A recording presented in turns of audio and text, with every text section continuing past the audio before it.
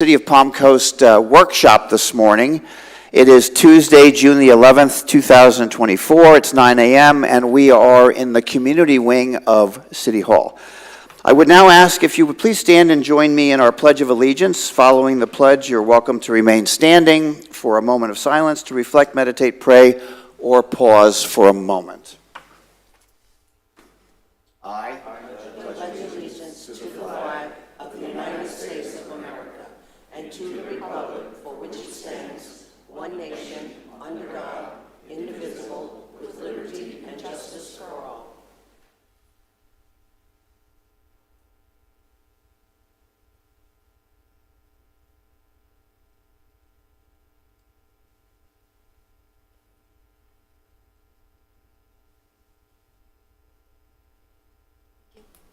Thank you, everyone, and please be seated.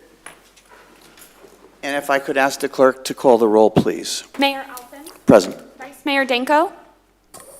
Here. Councilmember Hyder. Present. Councilmember Clufus. Present. Councilmember Pontieri. Present. All members are present. Thank you. And for those that are listening virtually today, Vice Mayor Danko is participating virtually, so you'll hear him on the speaker.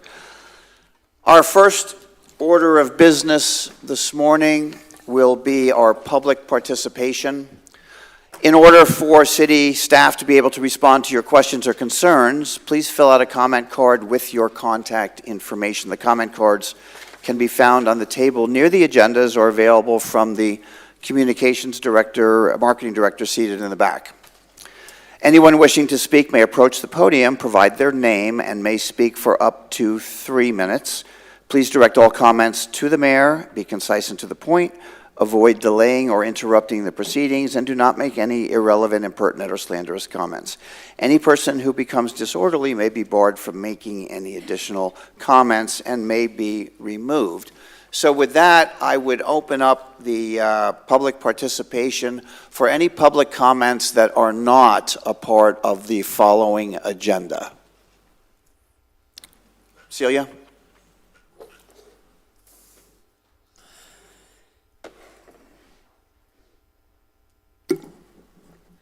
Good morning, Mayor and Council. Thank you for letting me speak. I attended yesterday the county meeting regarding, my name is Celia Puglisi and I live in Palm Coast since 1991. I attended yesterday the county meeting regarding the intended county-wide tax. Looks like we might, outside of the barrier island, we might not be openly taxed. But they talk about the general fund, and the general fund is funded by us. Anyway, I've been always for preserving our beaches since I live here. Since I live here, hundreds of millions from the federal and state funds have been used after every bad hurricanes like Matthew to fix the beach. And I approve that, of course. These are taxes, but we need to preserve our beaches because it's the part of the tourism we attract here.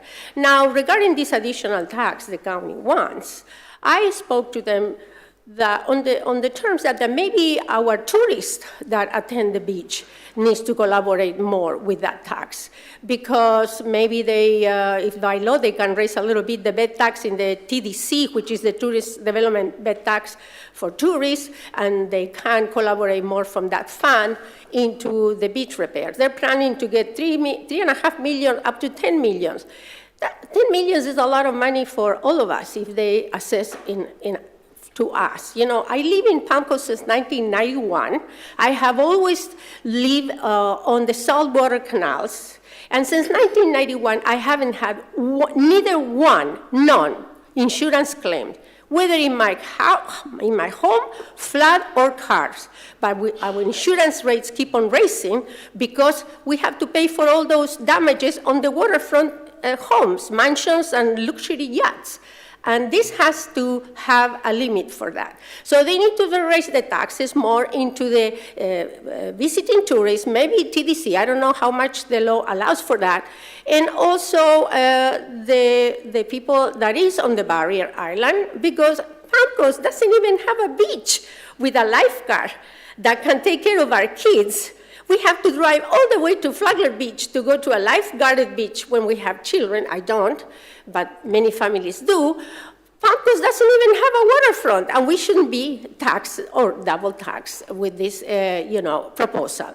One other thing that I will ask our city also is that to look into, again, the traffic timing lights on Palm Coast Parkway and the major highways. This is nonsense, this timing. I have to stop when I come out of my house in Palm Coast Parkway on every single red light. Thank you very much. Thank you for your comment. Is there another speaker that would like to address me at this time? Yes, sir.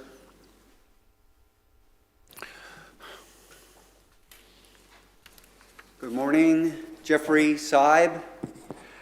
My comments today have to do with the presentation and public comments of last week's meeting dealing with Ralph Carter Park, the issues with homes bordering the park, and sports fields in general. It's commendable that the renovations to park lighting to lessen effects on adjacent homes and ending games earlier in the evening as an effort to reduce crowds, noise, and parking problems. But it's still a park. People will be there. In athletics, we cheer on and celebrate our team's efforts. In the limited area between the rear of the homes bordering Ralph Carter Park, even a dense vegetative cover would only muffle some of the noise, not all of it. I'm a little fuzzy about the neighborhood park concept mentioned by the speaker at last week's meeting. Many neighborhoods in Palm Coast, like mine, do not have a park nearby. With lighted sports fields at Ralph Carter Park, there definitely was a plan for evening after dark activities. I hope that the residents' real estate agent prior to the home sale didn't tell them that this is only a neighborhood park, nobody else allowed. I hope very much that it was no city employees or code enforcement saying that.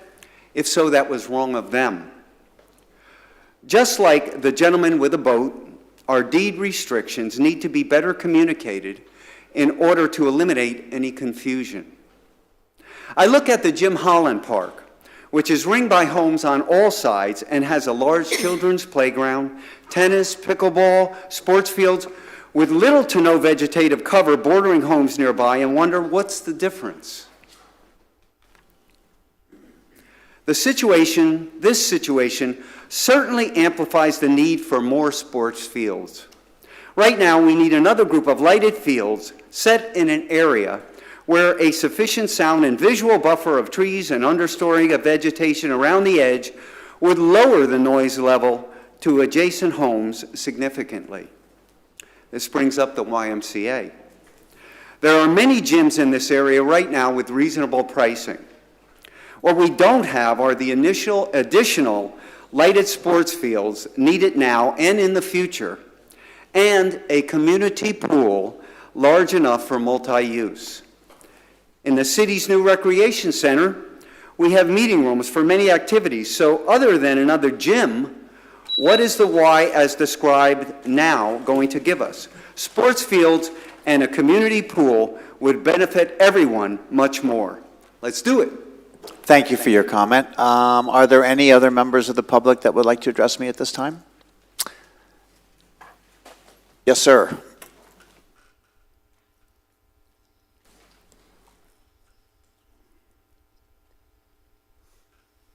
Good morning, Mr. Mayor, members of the council. My name is Greg Blasset. I'm president and CEO of the Palm Coast Flagler Regional Chamber. I wanted to quickly come up here and share that I'm looking forward to the presentation that we have coming up on trim and the budget and taxes and so forth. And as always, as I have for the last few years that I've been running the chamber, I wanted to come up here and just share that we remain concerned about infrastructure funding. In a recent meeting we had with city staff, we heard of issues regarding funding for $50 million in road projects, $135 million in water and wastewater projects. And so last year we went to rollback, and this is certainly a decision of you, but as you're considering priorities today, the chamber and the business community remain concerned about what's happening with road funding, repaving, and also water and wastewater, because those are big issues that are coming up on the horizon for a growing city. So I just wanted to share that, and thank you for what you do. Appreciate it. Thank you for your comment. Any other members of the public would like to address me at this time? Seeing no one come forward, let me close public comment.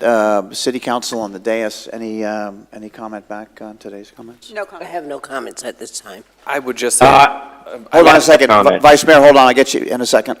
I was just going to say, I serve on the TDC, and it's Florida statute that the maximum tax that we can levy is 6%. Flagler County currently levies a 5% bed tax, so there is an additional cent that we could pull off of that, but it's not a ridiculous amount of money considering they want somewhere between like $7 to $10 million annually. There's a million ways to get there, but that's a great recommendation, Celia. I would also say that the difference between Florida Park and Ralph Carter Park, I think, is the fact that it's lit at night, and Florida Park is, or Holland Park is not. So I think that would be the biggest difference. Thank you, Councilman. Vice Mayor, did you have a comment?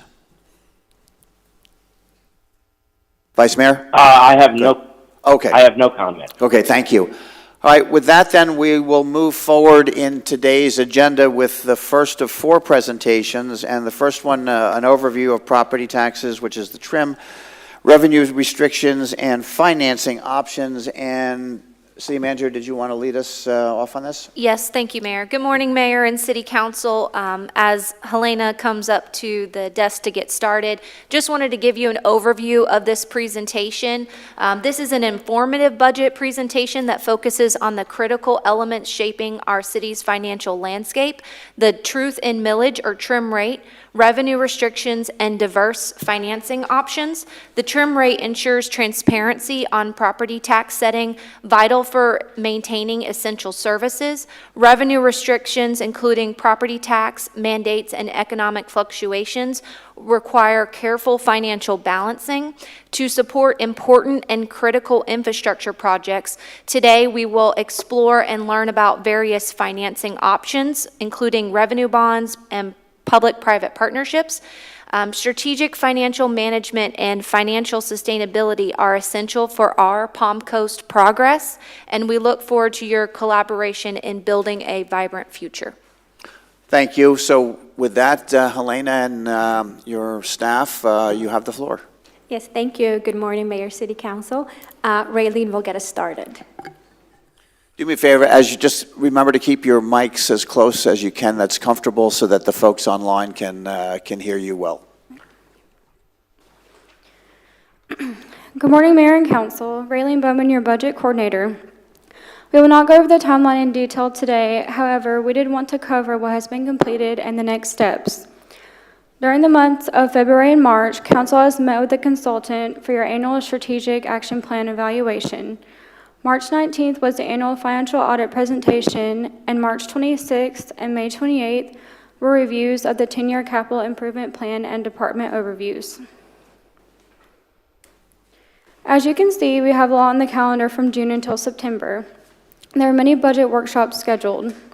We will come back to Council on July 9th to review the general fund, facilities, and information technology budgets, and again on July 16th for the adoption of the maximum millage rate. We will now move on to the truth in millage. Truth in millage or TRIM establishes statutory requirements. All taxing authorities levying a millage must follow requirements for the full disclosure of rates and amounts of taxes prior to levying the taxes. The City of Palm Coast submits a package to TRIM for evaluation to make sure that we have met the requirements, and once verified, we receive a certification letter. All taxing authorities follow these same rules.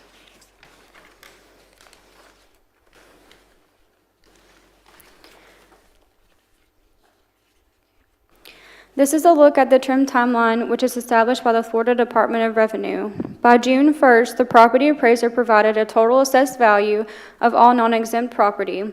The City of Palm Coast received an estimate of $9.8 billion, which is an increase of 12.98% from the previous year of $8.7 billion.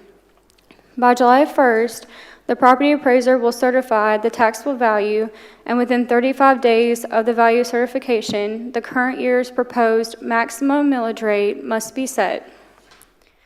As noted earlier, on July 9th, we will present the general fund budget to City Council. On July 16th, Council will adopt the maximum millage rate. As a reminder, the assessed millage can be reduced, but cannot be increased after this point. The process of determining property taxes involves 3 agencies: the property appraiser, the tax collector, and the city.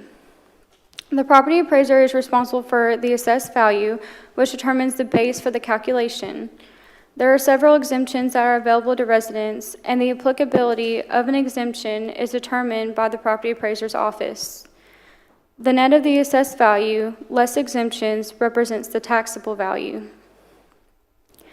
City Council determines the millage or tax rate, and the millage rate multiplied by that taxable value gives us the ad valorem tax amount. This calculation can be found in detail on the revenue sources handout provided and is also available on the city's website. The third agency involved is the tax collector, which is then responsible for collecting taxes from residents and distributing them to the various taxing districts, including the city of Palm Coast. Because Florida is subject to the Safer Homes Act, it is not unusual to have a significant difference between the market value and the taxable value. This act establishes a limitation cap in the form of a homestead exemption for the taxable value of a homestead property. The cap restricts increases of more than 3% of the assessed value from the prior year or the consumer price index. This means that as market values increase, there could be a significant gap in the amount of tax that is due from a resident who has held property for 10 years versus the next door neighbor that just moved to the city. Additionally, the taxable value for non-homestead property can only increase 10% per year. The property appraiser's website has a calculator that can help prospective residents calculate the applicable property tax due for a particular address within the county. This graph is an illustration of that gap, and as you can see in year 1, both the taxable and the market value are the same. If the market values were to increase by 50%, the taxable value could only increase by 3%. As the years pass, this gap becomes more significant. This illustration offers a quick look at how each dollar of tax collected is allocated between the taxing authorities. Flagler County receives 45 cents, the school board 29 cents, and the city of Palm Coast 23 cents, and other taxing districts receive the remaining 3 cents. This distribution is based on the millage rate set by each authority. I will now turn the presentation over to Gwen to explain the trim notice.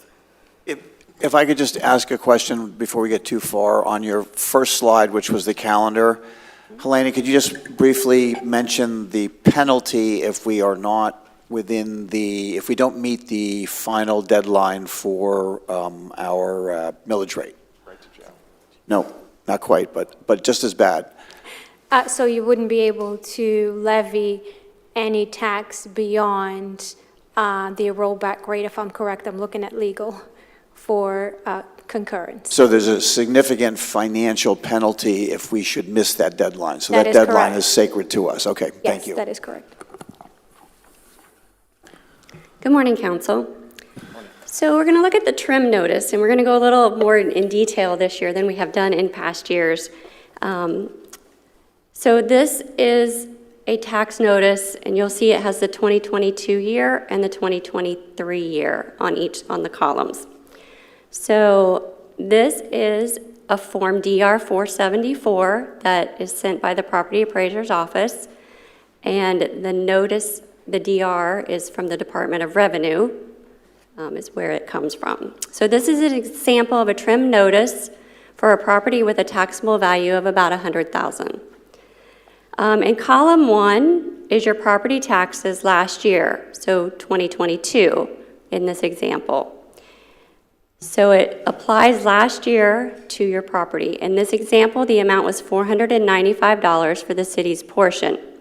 These amounts were based on budgets adopted last year and your property's previous taxable value. In column 2, it's your taxes if no budget changes were adopted. In this example, the amount would be $477. So it shows that your taxes will be this year if the taxing authority does not change its property tax levy and is based on last year's approved budget and your current assessment. In column 3 is your taxes this year, which is 2023. The example, if the proposed budget change is adopted. So since the City of Palm Coast adopted the rollback rate in this example, you will see that the amount in this column stayed the same as in column 2 at the $477. And this is out of the $2,210 of the total property taxes that were due. It shows that your taxes will be this year under the budget that is proposed by each local taxing authority.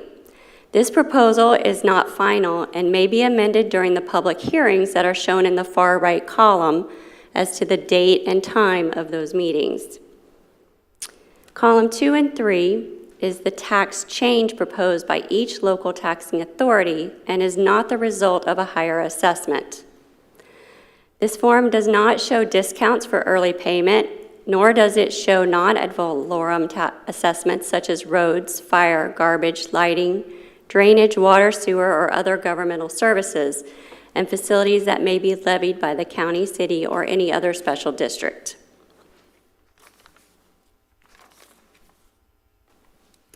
So this chart shows a history of the millage rate, the property values, receipts collected, and population.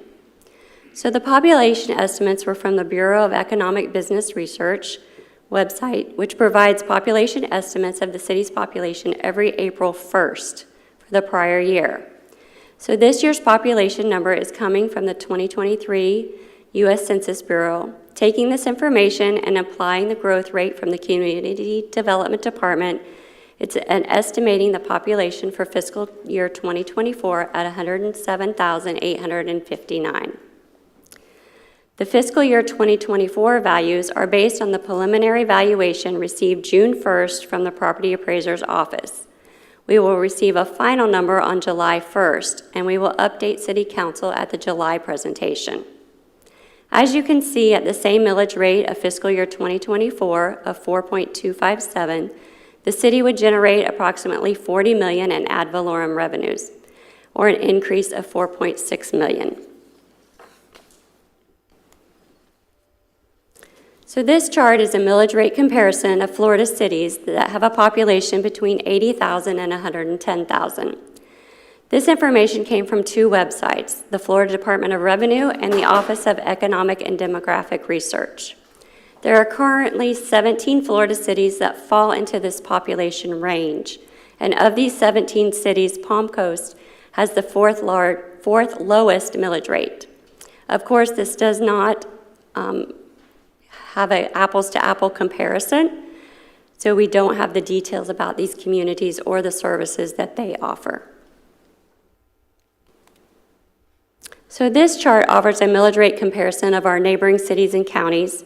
Population, Palm Coast has the third lowest millage rate with one of the highest populations. Same as the previous slide, communities are all different, and so this doesn't represent an apple-to-apple comparison. So there is a cap on the millage rate, correct? A universal cap, it can't exceed Yes, 10%. 10%. Any questions before we proceed?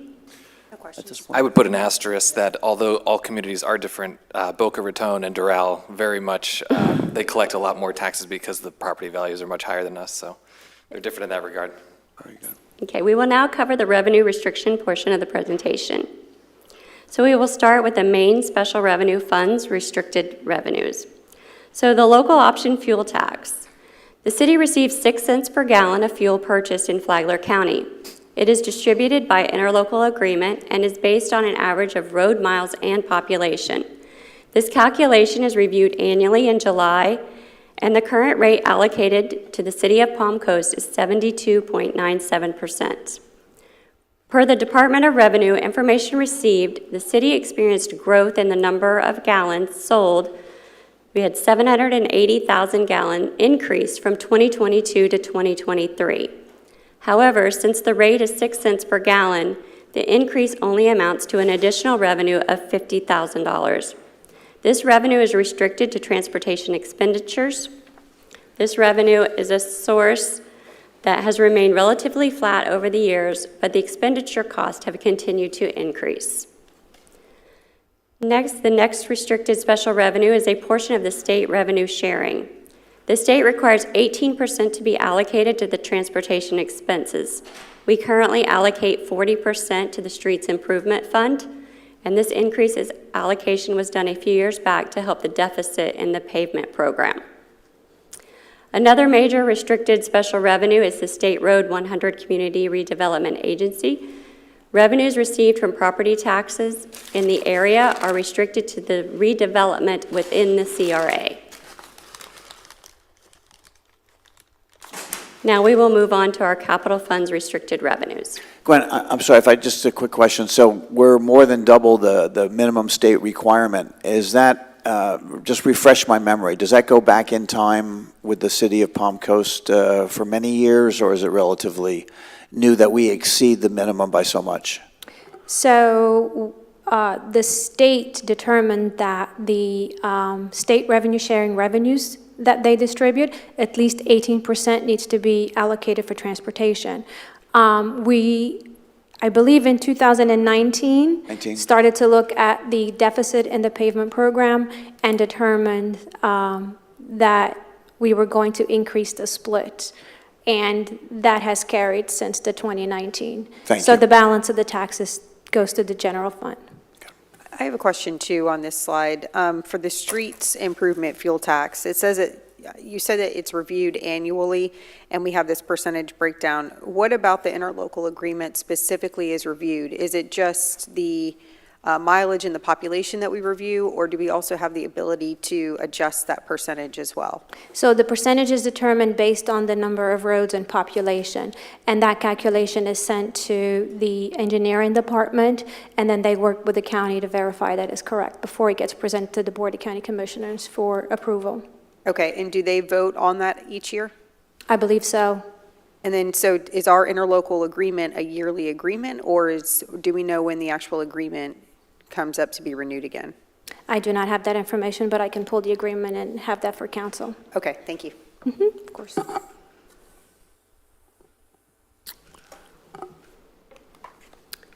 Okay, so now we will move on to our capital funds restricted revenues. We will start with the small county surtax, enacted by Flagler County in 2012 and set to expire in 2032. This represents 0.5% of the 7% sales tax collected in Flagler County, allocated to the different districts using a state formula. It is committed by City Council to the construction and improvement of public facilities. This revenue is accounted for in the Capital Projects Fund and is currently being allocated mainly to rehabilitation and renewal projects. It is being used to fund the non-impact fee portion of impact fee projects and the design and construction of the maintenance operations complex. Our next category of restricted capital revenues is impact fees. The city currently collects impact fees for transportation, water and wastewater, recreation, and fire. These revenues are restricted for growth-related projects. These funds can only be used for new capacity and cannot be used for existing system deficiencies or operations. May I stop you just for a moment? The impact fees, two questions. One, when do we reassess the fire impact fee? When is that up again? I believe that is 2026. Okay, Yes. looking for confirmation? Yeah, I think that's correct. Confirmation from Coral. Yep. It was renewed back in 2020. Okay. Yeah, there's two impact fees that are up in 26, I believe, the fire and park impact fee. I believe the fire one said it could be done sooner upon direction of City Council. Okay, so You could do it every 4 years, because that's the state statute on those increases. So we could readdress it now, and I only ask because we have Fire Station, which, we can't use it for Fire Station 22, but we have some projects that are because of capacity, so legally we could address it again this year. If it's outside of the 4-year limit, though. Yeah, they both could be done in 25 if that's council's direction, rather than 26. Got it. And then, thank you, Carl, I appreciate it. And then my other question was, if you could share with the public the impact fees that we collect but that pass through to the county, because I think that's important as well to share. So through an interlocal agreement with the county, we collect impact fees for police services, emergency medical services, and the library. And for the school board, we collect school board impact fees. Thank you. You're welcome. Anyone else? Okay. No question. Good questions. I do have a question, just to reinforce the use of the impact fee with regard to water in particular. So if you increase capacity at an existing facility, that does not count, or it can count? That can count as long as you're increasing capacity. Okay. That You is just correct. can't improve the facility unless you're adding new capacity that you didn't have before. That is That's the decider. Okay, thank you. Yep, that is correct. So there are two main different fund types in governmental accounting. There's governmental funds and proprietary funds. Governmental funds account for functions that are primarily supported by taxes, such as public safety, fire and police, public works, streets, parks and recreation, as well as administrative services. Proprietary funds, they account for functions that are primarily supported by user fees, such as water, wastewater utilities, stormwater, solid waste, building permits. So funding of the capital infrastructure for the governmental functions can be a challenge since it involves the need for upfront construction costs. Examples include fire stations, streets improvement program, the public works fleet facility, and the projects that have been identified in the Parks Master Plan. So, as you can see on this next slide, we have a list of projects that are proving difficult to fund. The city's historical approach to funding these has been a pay-as-you-go approach, meaning the funds need to be saved in order to move forward with the project. So this type of approach is very beneficial since the city avoids the interest cost of carrying debt, but it's difficult to implement since project costs are increasing at a faster pace than what we're able to save. So the pay-as-you-go philosophy also doesn't put any of the tax responsibility on the future residents either. The liability seems to fall on the shoulders of the current residents. Yes. Yep. So currently, we were very fortunate that we received ARPA funds as well as legislative appropriations for the construction of fire stations 22 and 26.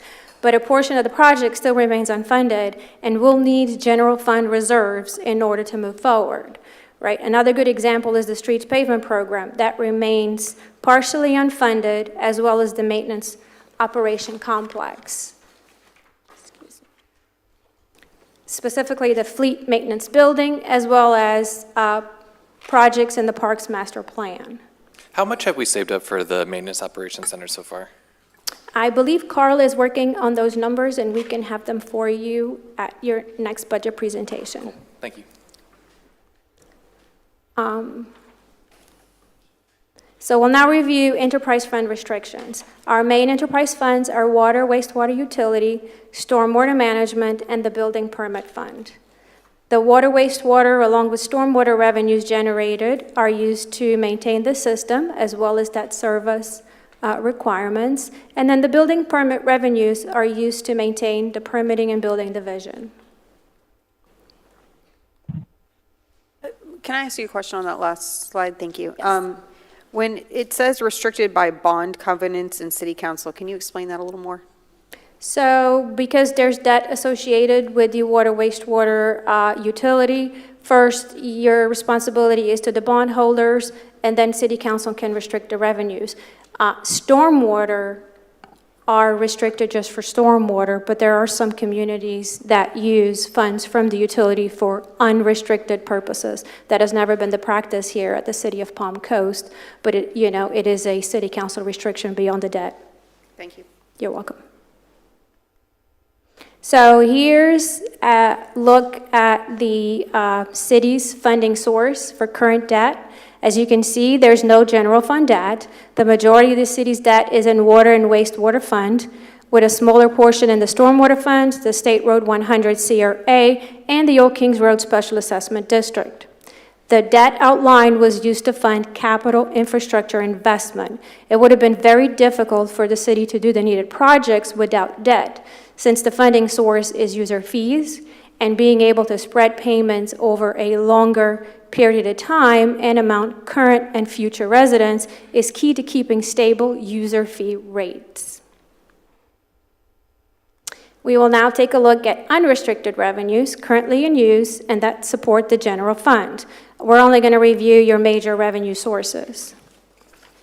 So ad valorem is the main revenue source for the general fund. It is based on the taxable value of property. Council has adopted a millage rate of 4.2570. The property tax process is governed by TRIM, and it establishes strict guidelines for local governments to follow. The communication service tax is 5.22% applied to telecommunications. This encompasses voice, data, audio, video, and any other information or signals transmitted by any medium. Historically, this revenue has remained relatively flat with minor growth. The half-cent sales tax is a portion of the 6% sales tax collected in Flagler County that comes back to us from the Department of Revenue. And we also have the state revenue sharing, which is a combination of different taxes that gets turned over from the state to the municipalities. So that state revenue sharing there is the 60%, because 40% right now is going to the streets improvement program. We will now look at major sources of unrestricted revenues that are not currently in use. As you can see, there are two available to the city: the electric franchise fee and the public service tax. The electric franchise fee is an agreement between a municipality and the electric provider, in this case, Florida Power and Light, essentially for the use of the city's right-of-way. It's Danko. I just want to stop right there. This council went through this Florida Power and Light franchise fee thing last year, and we gave our city manager direction. We gave consent to come back and make sure that if any council, including this one, ever attempted this again, it would have to go on a ballot. I would like to ask our city manager, where are we with that? So, Vice Mayor, this slide is just demonstrating the things that we do not do. So I think it's concurrent with what you're talking about, and you can go ahead and ask that question, but the slide is just showing the things that we are not I using. understand, but I just want to make sure that we set that in stone, that we've already given direction on this, and I just want to know when that's coming back to council for final approval. City Manager, do you want to answer that now, or? Sure, Mayor and City Council, the resolution was drafted by legal and it's under legal review. Okay. Thank you. And so that means what? How long are we talking here? I can't, Ed, I can't answer. That's City Manager on the I'm asking agenda. the city manager, Yeah. I mean, are we talking 30 days, 60 days? Is there a time Can you certain give us an that City Council approximation? would like it on the agenda? Ed, we'd have to go through City Council members and do some kind of a time certain, because I don't believe that was part of the original discussion. So happy to entertain that. Do you want I to just want to make sure that we're do you want to not put that on walking the, this. how about if we And ask that, City you know, Manager to put, the public does ask questions about this. I've had quite a lot of questions, so I'd like to know when we're actually going okay, to. I don't want to make interrupt the this- flow of the budget meeting for something that doesn't exist, but yes, we can, if we have consensus, and I believe we have consensus from everybody here, that it will be on the next agenda following legal's completion of their review. Fair enough? Well, except, I mean, how long does it take legal to review this? Can't It's been answer. sitting out there for quite a while. I'd have to ask the attorney. I don't know. We have a new attorney. Are you willing to forecast such a date? We can have it ready when the council would require. So if you would like it by next agenda, we can have it ready for you. At least have some opinion on the matter by then. Okay, we'll take your opinion. Okay, and so we'll have their opinion at the next agenda that the city manager can apply it to. So what I would ask you to do, Ed, have a meeting with the city. Stop. He just said next agenda. He didn't say next agenda that the city manager could apply it. Ed, you're interrupting the budget process right now, so what do you? I'm asking a question, David. Okay, yes, And it's a question the public has been asking me. okay. So I'm waiting for an answer. What is your question? My question is, what agenda will this be brought to us? What council meeting? City manager, do you Sounds like the want attorney's got it ready. Let's get it on an agenda. well, hold on. Hold on, wait. So I'm going to ask city council members right now. Do you have a particular agenda that this item should be brought forward on? So Teresa, I'll start with you. So I want to make a public records request to our clerk if I can, because I would like to know what meeting we got consensus. And the reason I ask is because I don't remember the specifics on the consensus. I remember that when this initially came up, I made a motion that if this were to be applied, it would be via referendum. I don't specifically recall whether or not we got consensus to tie the hands of any future council on implementing a franchise fee. I could be wrong. I don't know. That's why I'm asking for a public records request so that we can make sure that we are moving forward in the right direction, pursuant to our policies and procedures, because I candidly don't recall. So until I know what that was, I don't think I can answer your question, Mayor. I too don't recall all of the details of that situation. However, I would like to request information from council to find out when it would be possible for it to be put on the agenda, with gathering information from staff and council to make a decision on that. Sure. Well, it was clearly, we did reach a consensus that any future attempts to do this would go on a ballot. And that was back when this thing happened last year. And it is apparently being slow walked. And I think it's time to stop slow walking it and bring it to council as quickly as possible. I think our city clerk can give Councilwoman Pontieri the information she needs, since she doesn't recall this. But we did have consent from the entire council to proceed in this manner. So all I'm asking is, when can we put this on an agenda? So, Can I just comment in real quick? My recollection is we had the discussions around whether or not we were going to pass a franchise fee ourselves to pass some of the costs onto higher electrical users in our community.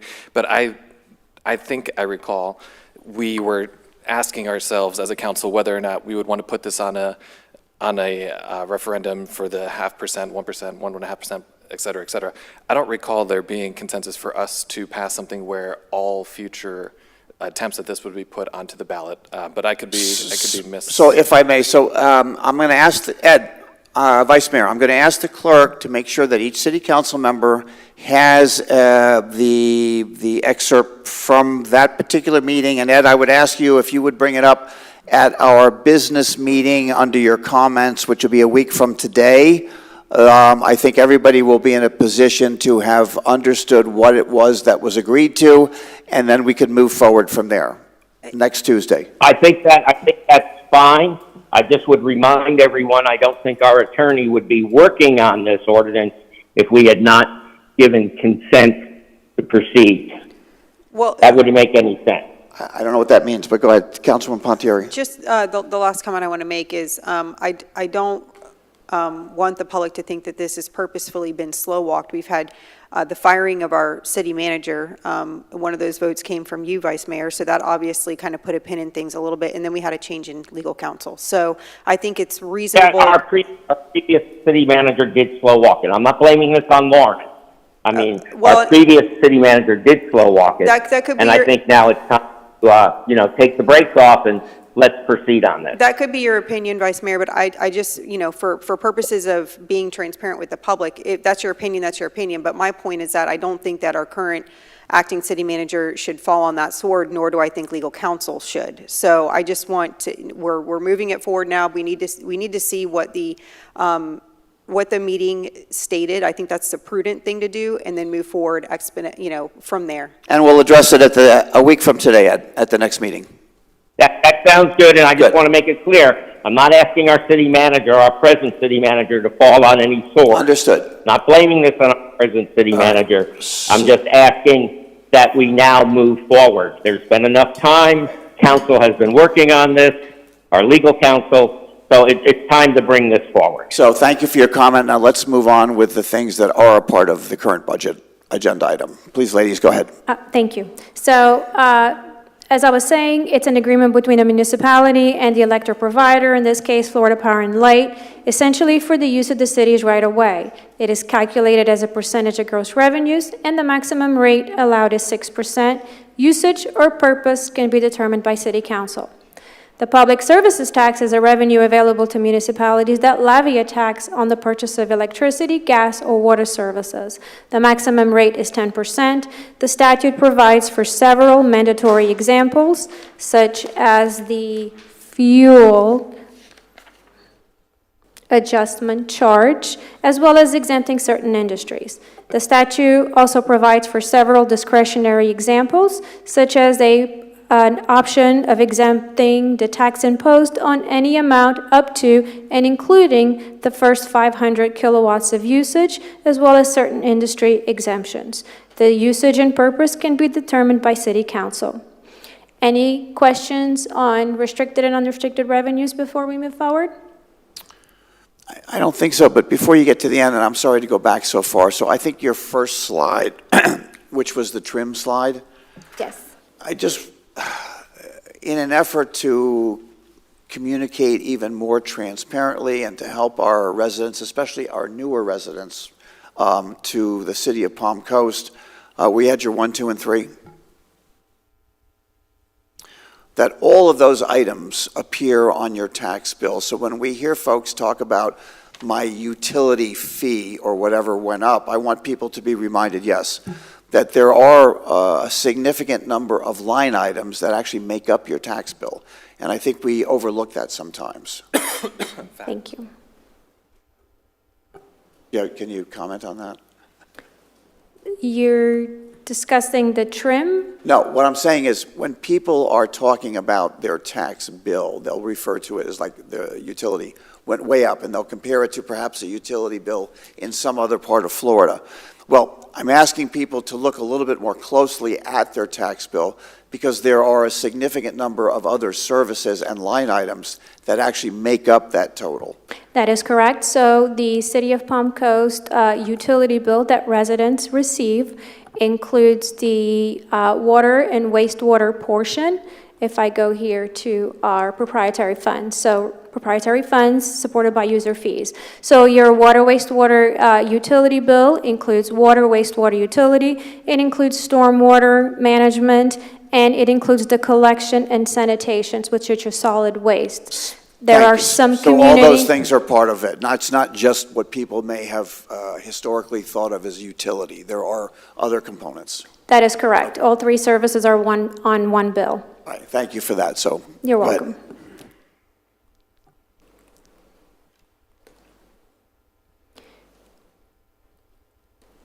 Okay, so now we're going to be looking at capital project financing options. We have not included this section in the past, but we do feel it's relevant to the budget process, as council will have several presentations on the 5-year CIP and respective funding needs. I have with me today Joe Tyndall. He's Managing Director with Hilltop Securities. His firm has been providing financial advisory services to the city for over 10 years, and he will be able to speak to the different approaches and answer council questions better than staff. So, Welcome. Good morning. Mayor, Vice Mayor, and members of council. Again, my name is Joel Tyndall with Hilltop Securities. We serve as financial advisor to the city. I'm going to walk through a few slides on capital financing options. prepared with the assistance of the city's bond council. So municipal financing and security. In Florida, generally, cities do not give a security interest in the asset being financed, i.e. a mortgage. Instead, cities designate a revenue source and pledge that revenue to the repayment of debt, typically. So that pledge gives the lender security interest in the revenue, which can be enforced by legal action. The debt and obligations that cities issue can take various forms, each evidenced by a commitment to repay, which could be bonds, notes, loan agreements, or lease purchase agreements. The borrowing in each case involves a contractual agreement between the borrower and the city with terms for repayment of the debt, as well as the lender's security interest in the pledge revenues. Municipal bonds and other obligations, including bonds, notes, and other obligations, are instruments issued by state and local government and other entities, and issuers borrow funds from lenders or bondholders to finance public projects. And debt can be either variable rate or fixed rate, and it's typically repaid from pledge revenues and other sources. The interest earned by the lenders or bondholders can be tax exempt or taxable, and that really depends on the facts and circumstances of the particular borrowing, including the nature of the projects financed. The next two slides cover kind of a couple general categories of municipal financing, one being general obligation, which is basically for a city full faith and credit secured by ad valorem taxing power. Oftentimes an unlimited ad valorem is used, which provides unlimited increases in the annual property tax levies necessary to repay the debt. In certain financings, the levy can be limited to a certain ad valorem millage rate. Under Florida law, the local general obligation financing does require voter referendum approval. The next general category is revenue debt. So that's generally debt that is not a general obligation, and a debt obligation secured by revenue source other than ad valorem taxing power. There's common security pledges. Here's just a few examples, including utility revenues, tax increment, special assessment, local surtax, and a common security pledge used in the state of Florida for local governments being covenant to budget and appropriate from legally available non-ad valorem revenues. State law does not require referendum approval for revenue obligations. However, some cities self-impose local borrowing limitations via charter, including referendum, though not required by state law. In certain jurisdictions, there may be exceptions for borrowing in response to emergencies, but some of the provisions can limit a local government's ability to respond quickly to unforeseen financial needs and market conditions. So as it relates to the city's charter provision, our charter includes a provision in Article 6, Section 3E, that specifies the city must obtain referendum approval to enter into lease purchase contracts or any other unfunded multi-year contracts which are greater than 36 months or greater than 36 months in length or more than $15 million. This, in discussion with bond counsel, they didn't see a specific provision related to emergency, so that may be a limitation as well in the language.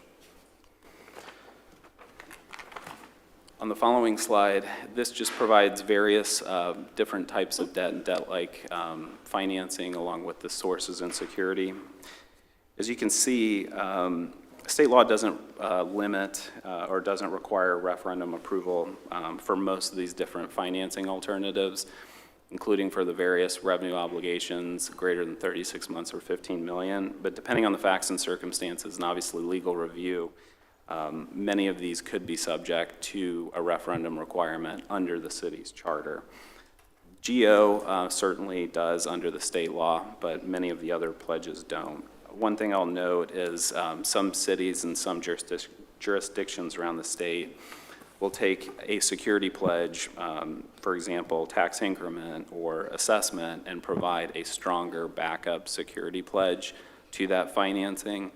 While assessments in and of itself here might not require referendum approval, obviously subject to legal review, providing that additional security pledge might subject it to legal review, or to referendum, I'm sorry, requirements.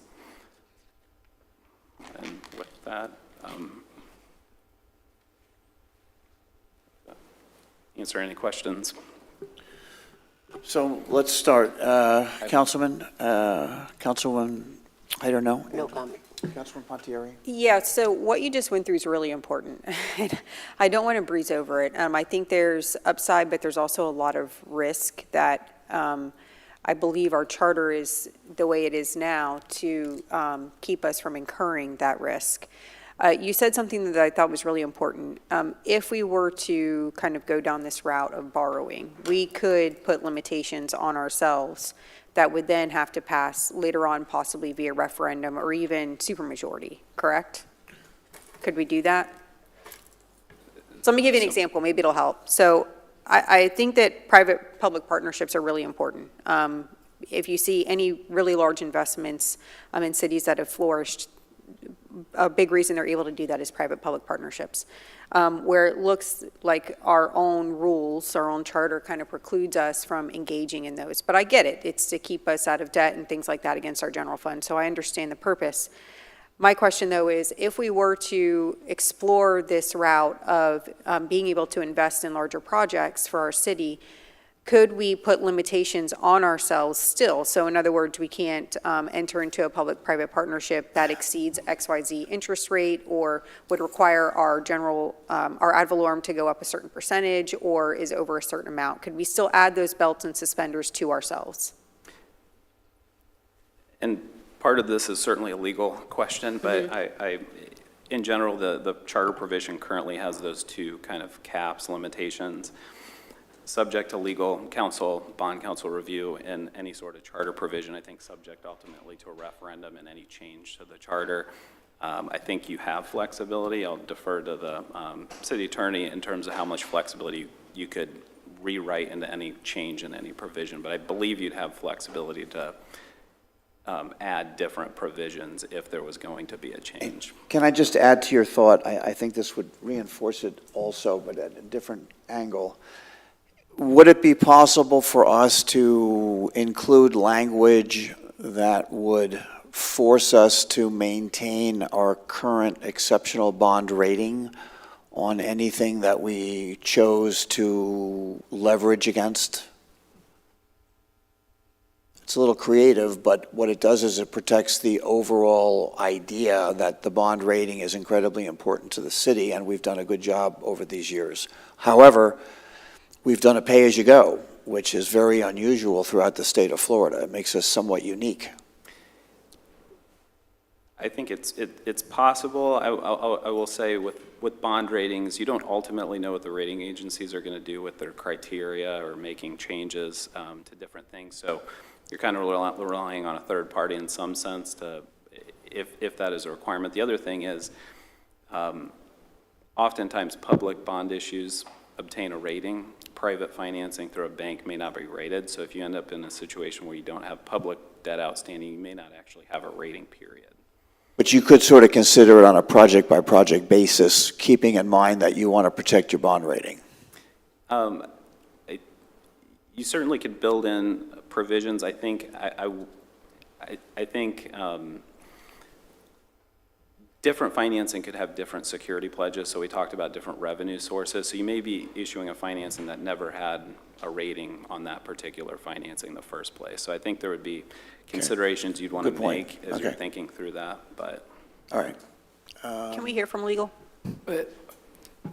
Sorry, Councilwoman, there were so many questions going back and forth. no, I Can know, you it's kind of readdress loaded. what question you're looking for? Sure. So I'm curious as to kind of what limitations we can put on ourselves, because I don't want this to be the Wild West of borrowing, right? So right now, our charter is written to kind of protect our general fund from being borrowed against, which I agree with because it can keep our ad valorem low. Because as we know, when we're looking at utilities and stormwater, all those things, we have to look at those rates in accordance with our debt.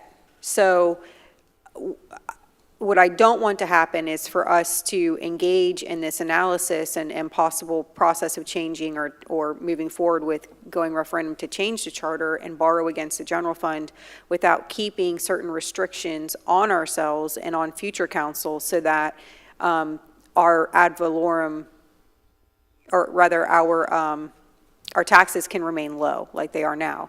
So are we able to work those in via our charter or some other mechanism if we go this route? I think from a general perspective, the answer is yes. Obviously, I'd want to look into everything, but I think to give you from the 100,000-foot view, yes, I think generally you could go that route. And Ms. Pontieri, just for clarification, if you are borrowing against ad valorem, no matter what, that has to be a referendum. That's a GO bond. It's indicated on this slide in front of you. So you could not borrow against ad valorem unless you went out to referendum. I believe the conversation is pointing in the directions that is outside of that. So if you were going to do any borrowing outside of the general fund, your charter excludes you from that opportunity, like public-private partnerships or industrial parks, et cetera. So, but outside of the general fund, if we were to engage in borrowing, where would that money come from to pay it back? Because we have enterprise funds, but we know those enterprise funds they're restricted. So where does that money come from when we're looking at the debt?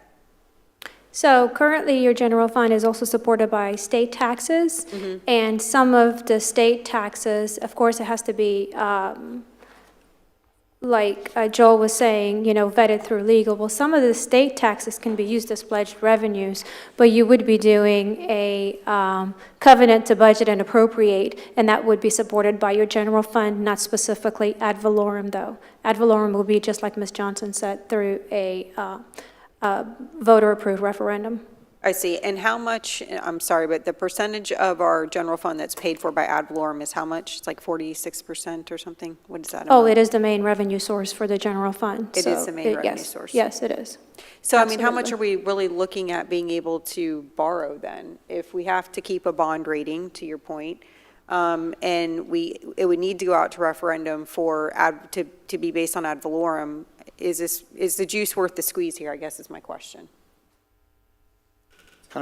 It's kind of a tool, and I'm not sure the answer is in front of us right now. In other words, picking a number arbitrarily, like the number that's in the charter now was probably put in there arbitrarily just because they put a number, and it's not been addressed in 25 years. Yeah. So I'm not sure that answer is. I'm thinking of it as a tool which we probably should come back on to be able, because until you frame or address the magnitude of the number, I mean, what does it really mean? Yeah, I can appreciate this being in this presentation, but I think we need a workshop on this subject because I do think we are handcuffed by not being able to enter into private-public partnerships, big time. I mean, we really are handcuffed project-wise. I mean, the pay-as-you-go just for the operations complex alone, I feel like we're never going to get there, realistically. And by the time we do, maybe it has to be updated again, who knows? But, so I think that this is something that should be explored, but this is a very, very important decision with a lot of implications. So I would ask for consensus to have a workshop just on kind of this subject and this option specifically going forward. As an agenda item on a Yes. future, okay.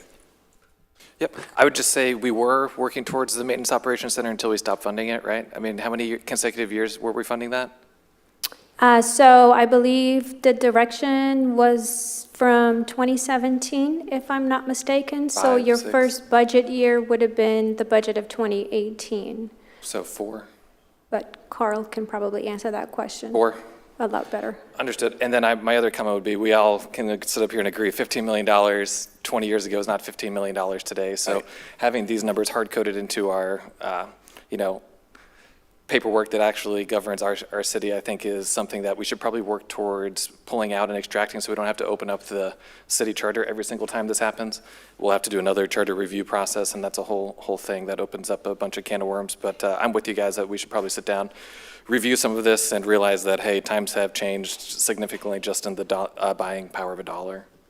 Vice Mayor, are you good for this to be on a future workshop to be determined? We don't have a date because I don't know how much data collection the attorneys need to pull together. So are you good with discussing this at a future date? Absolutely. Okay. Absolutely. Thank you. Very good. So, City Manager, you have you have consensus to make this an agenda item on a future workshop to be determined by your calendar based on the data being available. Sure, Mayor. Just for clarification, so we as staff know our marching orders. You would like a presentation on the various capital projects that are unfunded and then the different financial tools to help fund those projects, including funding sources and different debt options. Agreed. I'd also like to see an introduction on some number of other municipalities and where they are, just as examples.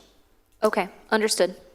Councilman Pontier, do you want to add to that? No, I don't want to add to that, but I do have one other question based on this. So if there's anybody else that wants to add to it before we move on. No, go ahead. Okay.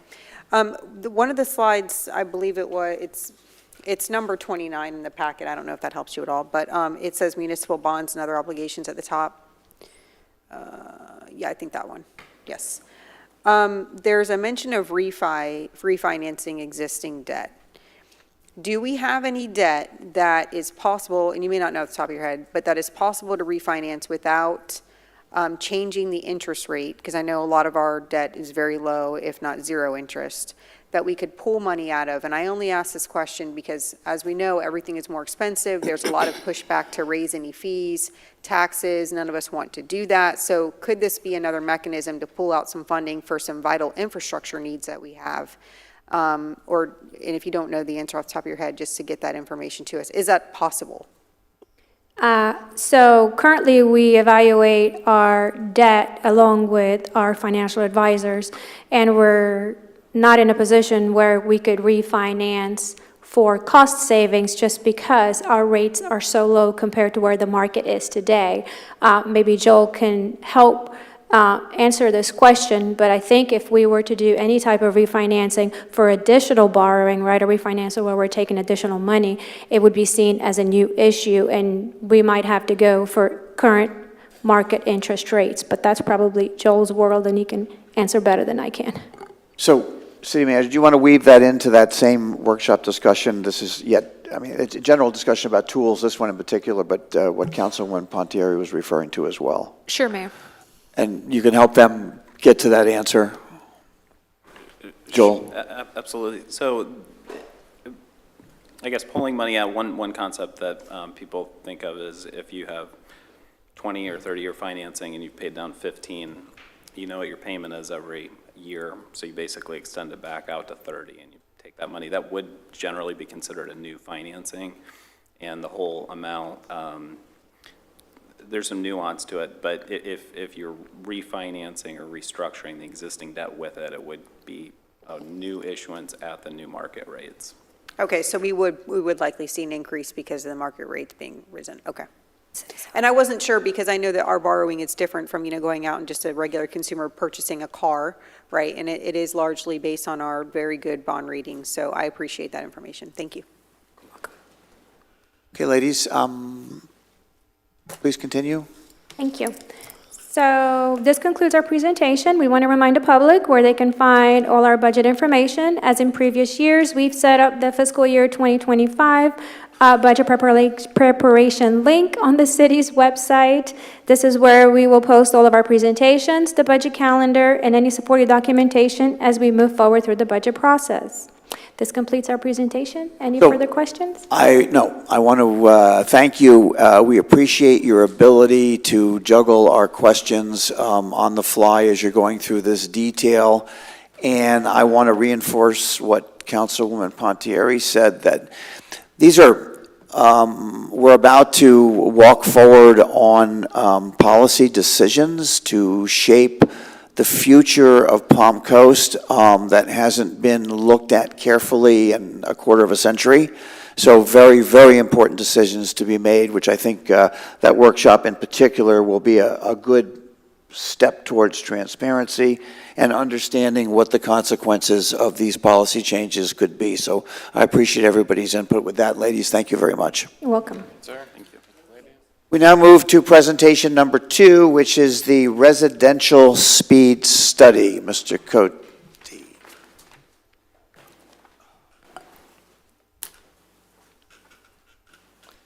started here for you.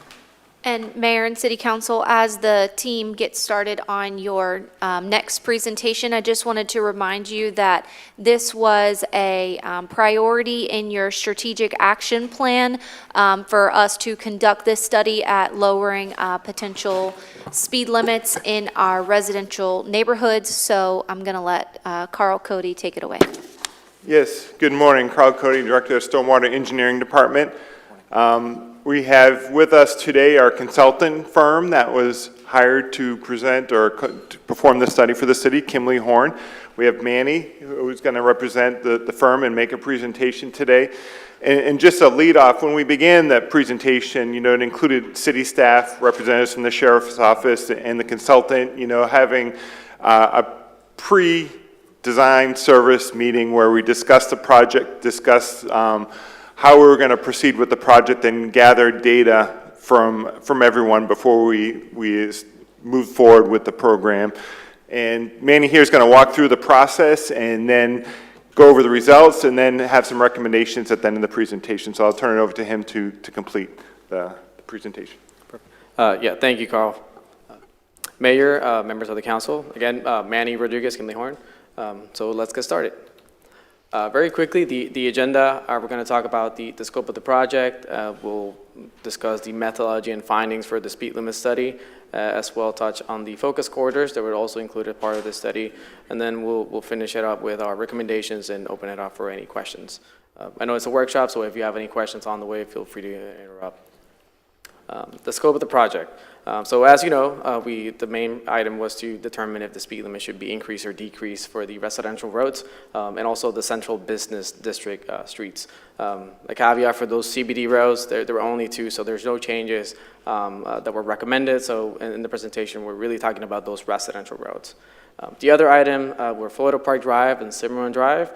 These were asked by staff to be included in the analysis. We did a deeper dive into these 2 roads, looking at the speed in more detail, the crash history, looking at the options if we can install stop signs along the corridor, as well as traffic calming that could be implemented. And for Florida Park Drive, we also looked at the cost estimate of some traffic calming that was previously designed and if there were any impacts on those treatments. As a reminder, why we're here, we have to follow state law. So before we make any change in the speed limit, we have to do an investigation, right? The statutory speed limit is 30 miles per hour. So an agency, city, county may change it to 20 and 25 on residential roads after an investigation determines that this limit is reasonable.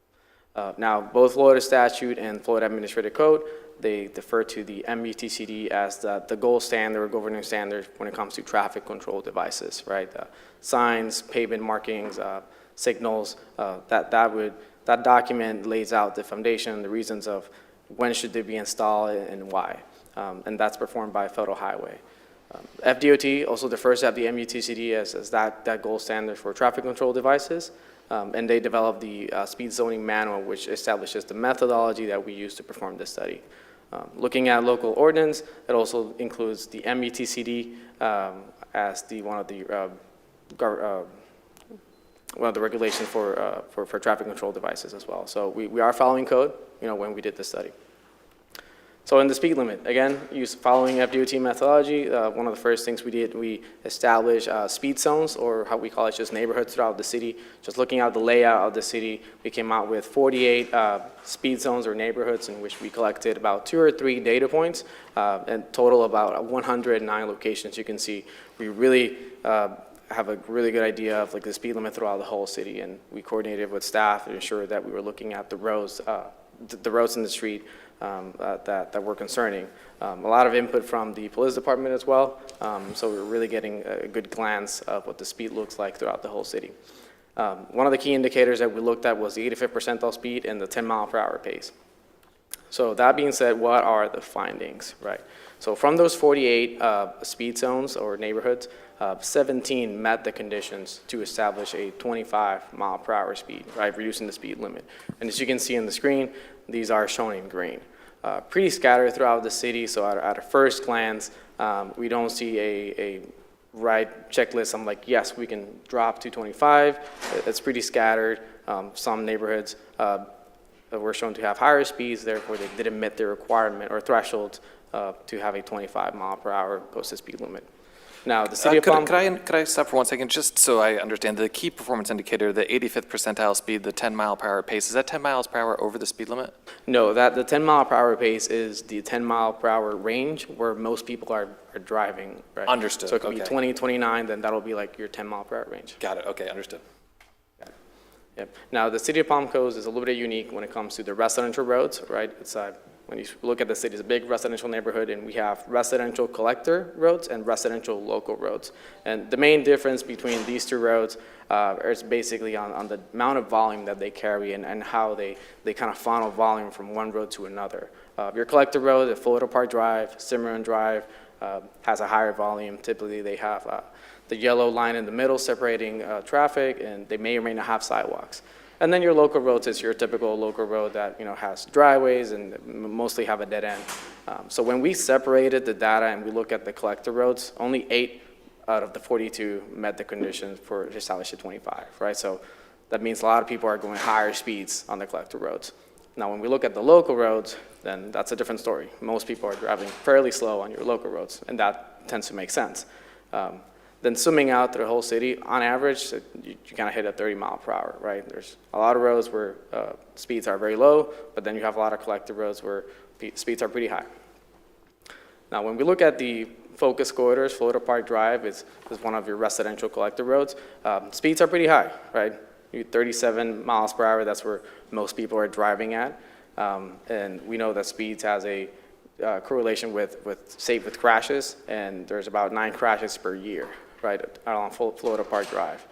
Most of these were concentrated on the south portion of Florida Park Drive, and that's where most people are going fast, right? Makes sense. We look at the traffic calming and see if there's going to be an impact in terms of detours. There's really not a whole lot of parallel roads that people can use other than Old Kings Road. That's going to be widened in the future. So by default, people are going to go to the path of least resistance. Florida Park Drive still has plenty of capacity. So putting traffic calming wouldn't really affect detours or vehicle along Florida Park Drive. Therefore, we recommend putting traffic calming. And then one item was to see if we can install a stop sign along Florida Park Drive. We look at that as well. The MUTCD, again, established the requirements that we need to follow to see if we can put stop sign. One thing that's very important, the MUTCD states that stop sign cannot be installed as a means to reduce speed, right? That's key. But there are other items that we looked at. We looked at Fleetwood Drive and Forest Hill. Those were 2 intersections that we evaluated, and there are 5 warrants that need to be met, as you can see in the table from A to E. There's amount of crashes that need to occur that are correctable by installing a stop sign. That was not met. The sight distance, if you're coming from the minor street and you can't not see the oncoming traffic from Florida Park Drive, then that would warrant put a stop sign. Again, fairly good sight distance. We know it's not going to be a signal along Florida Park Drive, so that's really not applicable. And then there's some volume thresholds that need to be met. They weren't met either. And then some other considerations that, again, were really not applicable for these 2 intersections on Florida Park Drive. We also look at how the intersections operate with the current condition without the stop sign, and then we look if we were to install a stop sign, how the traffic would behave. And when we talk about the level of service, it's a measure, a letter grade from A to F. There's really no change. There's going to be a level of service B in terms of delay along the Florida Park Drive. So no significant gains of making it stop control, very small delay at these 2 intersections. Now, there were some traffic calming treatments, Median Island, previously designed on 2 locations on Florida Park Drive. That's where the canal crosses Florida Park Drive. We did the cost estimate. That was about $250,000 each, so $500,000 for both Median Island. And this treatment, what it does, it just narrows the lane a little bit at a specific location. As shown in the screen, goes from 12 to 10 feet. Typically, these are not super effective. We only see a reduction in the speed limit about 2 or 3 miles per hour, no more than 5 in some instances. And well, you can see like the speed reduction and how much would it cost. It's really not a whole lot. But we also looked at where this has been implemented in Central Florida, City of Orlando has a corridor that has this treatment, as well as Gainesville. And the one thing that did stood out is that when they implemented this treatment, they have multiple median islands. And then we look at Florida Park Drive, it's about a 2-mile stretch. Installing these at 2 locations, then it doesn't seem to be worth it, right? You know, we're spending $500,000 to reduce the speed on 3 miles per hour maximum. It's pretty high. Now, for Cimarron Drive, we kind of see the same things, right? Speeds are pretty high, crashes are low, and that's mainly due because there's not a whole lot of volume in Cimarron Drive. The good things like no fatalities, mostly property damage only, not a big, huge concern. Traffic calming is recommended, right? Speeds are high, we need to get those low. And we also look if stop signs can be installed. And again, same story. None of the conditions are met. We look at Comanche and Cochise. From a level of service at these 2 intersections, it's going to rain at level of service A, very minimal delay. And one thing to note is, like, we did noted that there was a lot of bicycle and pedestrians, but most of these were just going along the road. There was nobody crossing the major road, so that really wouldn't warrant the need to stop traffic because there's just nobody crossing the main line. That being said, our recommendations for the speed limit portion, there's a couple options. Option number 1 would be to maintain the 30 mile per hour on all residential roads and perform a traffic calming plan. Now, the traffic calming plan would be a document that City Council will approve and would establish the process and the requirements of when traffic calming treatments should be considered. Typically, it will start as a request by the residents, and it will have the framework, and staff will review if, like, the speed hump, for example, should be implemented or not. It will have minimum threshold that will have to be met to consider the installation of such treatment, and so on. And again, the traffic calming plan could be a very simple document or a very complex document. It just kind of depends how the city want to proceed on doing this option. Option number 2 would be to reduce the speed limit on the residential local roads, which we saw that the speeds were low. They met the condition, but maintain the residential collector roads at 30 because they do not meet the threshold. Changing the signs, the speed limit signs for the residential local roads is about $1.6 million, and I think you have a presentation on that later on. I'm not sure if... No, we just added the dollars here. Excuse me first. Go ahead. Oh, go ahead first. Go ahead. I have a question. That 1.6 million was not a hard bid. That was based from DOT statewide averages for sign replacements. Just due to the number and quantity of signs, it's not something we would be able to perform in-house. It would be contracted out. There we'd be able to do some of them in-house, but I think what Manny was indicating on option 2 is people are already driving slow, so spending 1.6 million to add signs isn't going to have a huge impact because people are already going slow, below the 30 miles an hour. Hey, Carl. Go ahead. Hey, Carl or Manny, this is Ed Danko. I just have a quick question. On measuring the speed, I assume it's one of those signs that flashes and tells the driver what their present speed is. Is that correct? No, the data collection on the speed, which I'm pretty sure you're asking, is not performed that way. There's some tubes that they were laid out in the road, and the time and the distance, and that's how you collect the speeds. Okay, that's all I wanted to know because I wanted to make sure that we were getting a very accurate read, because I know when you see those signs that, flash and tell you your speed, people tend to slow down. So I'm glad to hear that we did it the other way. That makes it much more valuable, I think. Thank you. You're welcome. And then option number 3 would do to do option number 2, but also install traffic calming treatments on the residential collector roads that we noted that speeds were high.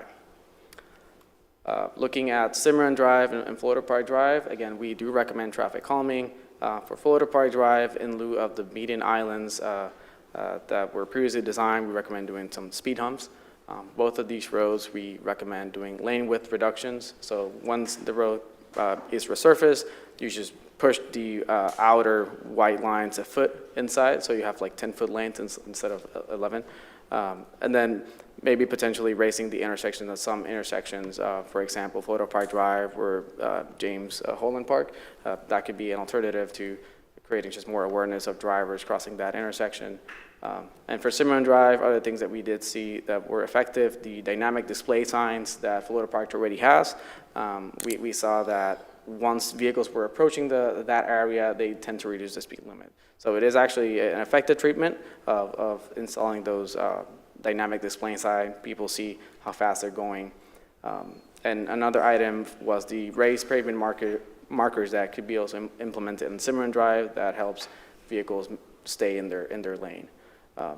And with that being said, that concludes my presentation. If you have So, Carl, I guess a question maybe more for you. So you've singled out two areas for this presentation, but going back in time, we're looking to either template or perhaps consider a precedent that could be applicable to another dozen or so roadways or areas within the city of Palm Coast. It may not be exactly the same, but it's not just these two. There are others to be considered as well. Is that correct? Yeah, I think we identified 42 residential collector roadways, which the results of this study, indicated that those are the higher speeding roadways where you have, obviously, higher traffic. They're fairly longer roads, and that's where you have the higher speeds on them. So, yeah, we do have 42 of those roads. But if we were to consider some combination or any of these options, we would hopefully be gaining experience, I guess, or data that we could then apply to solving whatever issues are with the other 40 areas. Correct. Each road's a little bit different, but Right. yes. But this would be part of a long-term capital improvement for safer roadways throughout all of Palm Coast. This is not a quick fix for these two roads. This is an ongoing project for the entire city. Right, and that's why, when you indicated as an option, coming up with a citywide traffic calming plan, which would be to set some criteria based on, and there could be a multitude of criteria. It could be based on the traffic count volume, the average, the 85th percentile speed. It could be crash data, so there could be other factors that we put in there. It could be, public participation or interest in having those items put in. Speed humps, speed bumps, you love them or you hate them. If you live right there, you're probably going to hate them. So sometimes some cities have a requirement that 50% of people on those roads, some of these aren't collector roads, so then, that makes it difficult. They may not pertain to our situation here. Cimarron may, because it's a dead-end road, and only the residents that drive that road use that road, or the people that service those homes. So all those things would have to be evaluated and looked at and put on the table and then brought before council to decide on, hey, what do we want to put into our citywide plan that we can use as a criteria for these 42 residential collector roads? And just one other point before city council weighs in is, and it's really not your area, but it's something that city council has to weigh in on, is that the word or the term enforcement was not used in the presentation. So I have to assume that's an underlying requirement for any of these changes in speed.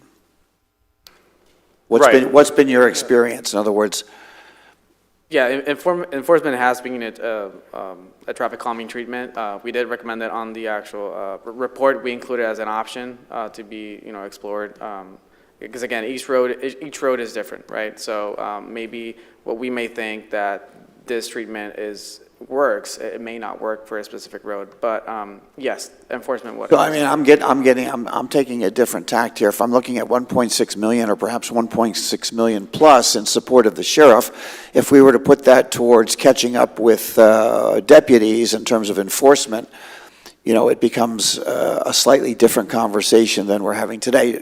You've done your job, I get it. We have to look at the other side of it as well. So with that, let me get some comments from city council members. Who wants to start? Do you mind? Thank you. I'll go ahead and start. Either way, All go right, ahead, Councilwoman. Teresa volunteered, but go ahead, since you're remote, we'll give you the first crack. Oh, okay. So you mentioned speed bumps, and I want to know if there's any concern from our fire chief about speed bumps, because I believe in the past there's been some sort of resistance to it because it delays our response time. I'm just curious if speed bumps are now back on the table. Hold on, Chief is going to come up and give us a quick answer on that one. Good question. Great. Thank you, Chief. Yes, sir. Good morning, Mayor and Council. Kyle Berryhill, Fire Chief, Palm Coast Fire Department. So anything that calms traffic calms emergency response. And so when we're talking about traffic calming options, we believe that speed limits and appropriate speeds are certainly best practice for safety, but anything that calms traffic also calms emergency response. And so for the council, it's my opinion that you have to make the tough decisions about how you balance that. When we do something that creates like a 10-second delay a couple of times on a road, we think about 30 seconds one time, but it won't be. It'll be thousands of times because we'll be making a permanent decision. But from that perspective, the fire department's perspective, and I'm sure that the sheriff's office would share that, and I know the county fire and rescue, the ambulance service would share as well, that if you calm traffic, you're also calming emergency response. And it's a delicate balance that I know you guys are trying to strike. So does that answer your question, Vice Mayor? Yes, and I appreciate it, and I'm glad you also mentioned for our sheriff's department, it is also an issue too.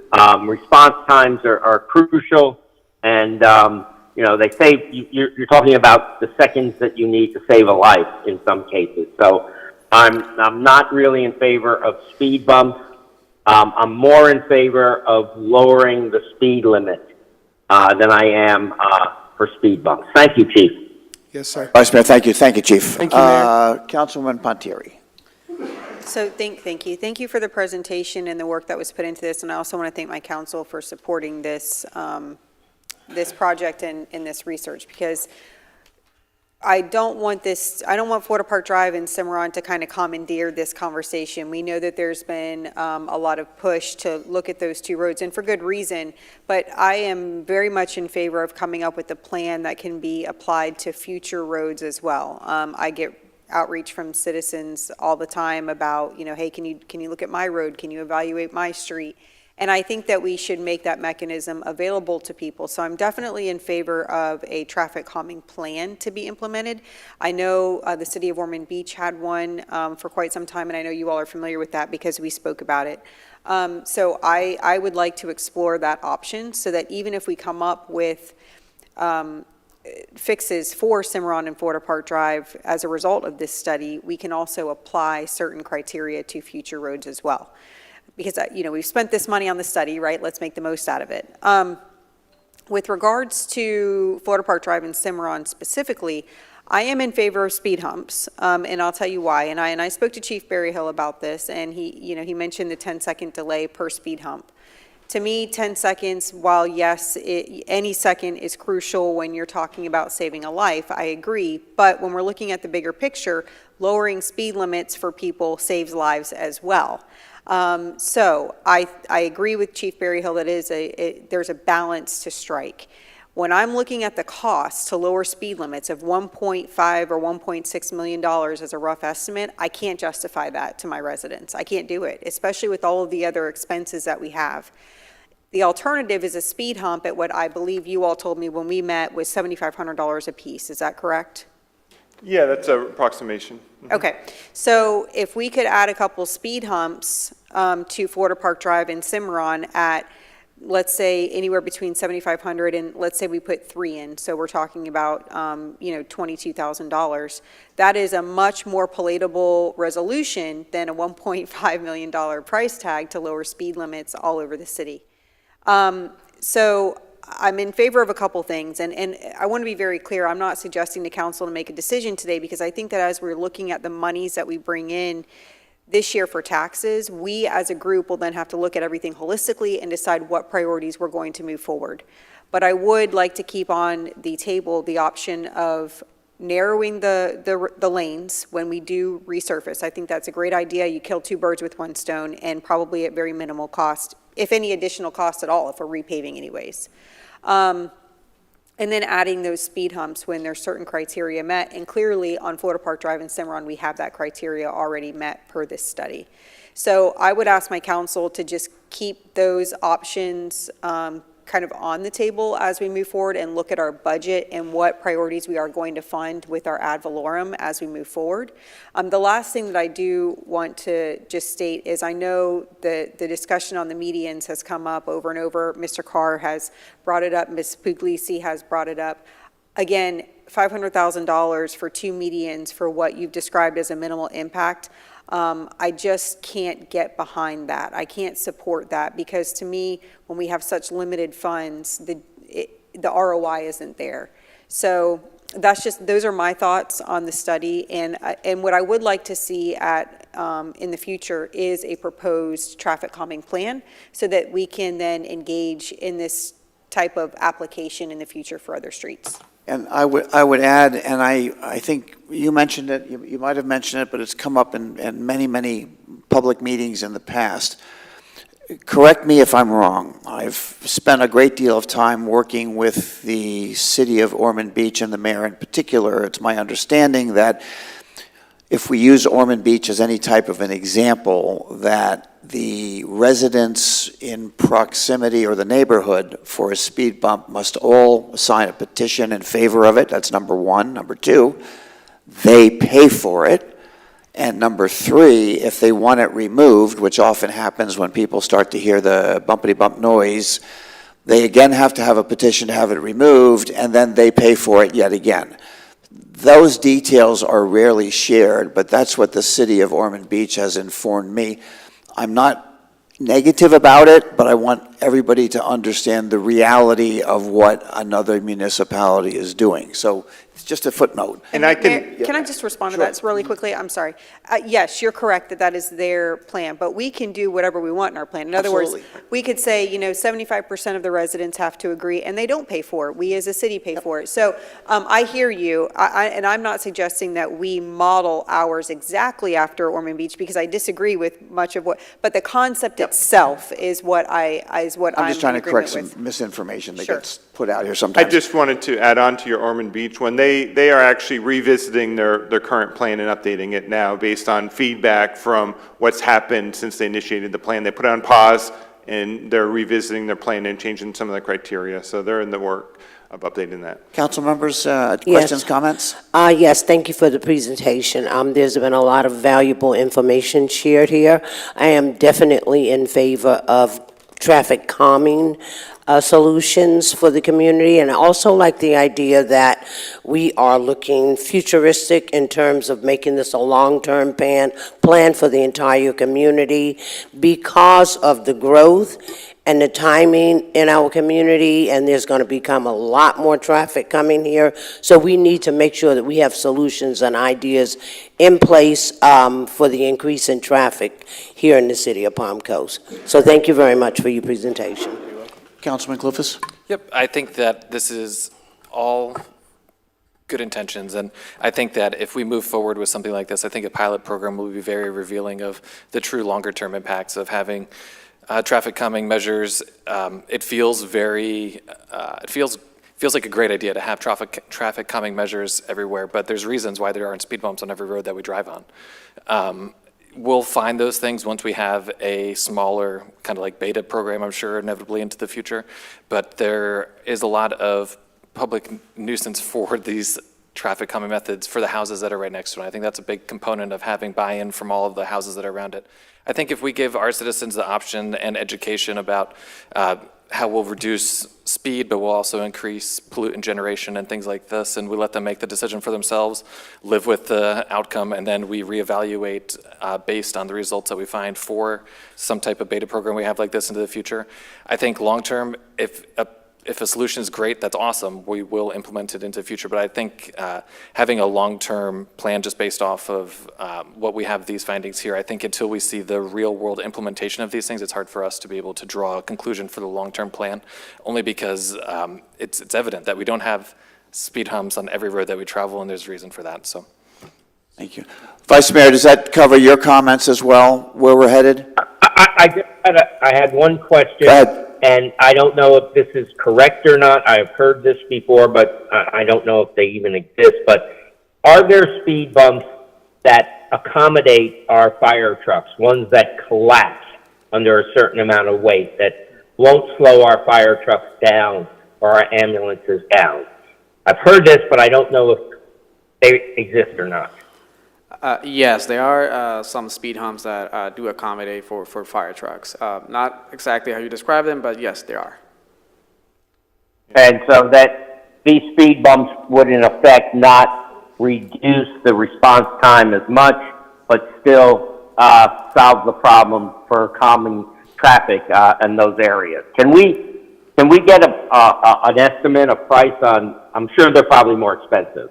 And I would just be curious to know the difference in pricing. There's probably no difference in pricing. Actually, what's provided are some gaps in it spaced out where they can adjust. They basically cross the yellow line and they're able to maneuver the two openings in the speed bump. So when there's no traffic coming the other way, yes, they can just slide over the yellow line, miss the speed bump, and continue on their way. So it just provides gaps in there. Now, you may get residents or trucks that try and do the same thing. So, that's the downside to it, but there are some benefits there. So it's something that could be tried. And just based on what I heard from council today, it seems like there's concurrence that in the capital improvement plan, you'd like us to include some money to create this traffic calming plan and do some pilot studies in the upcoming budget.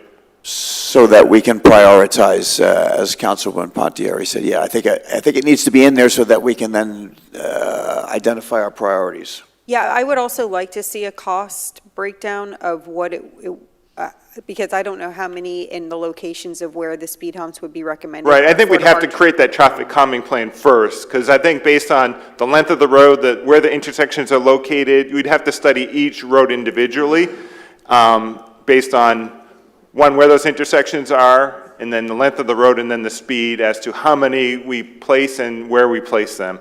So it's not something like we can say, hey, every road we're going to do them at 150 yards.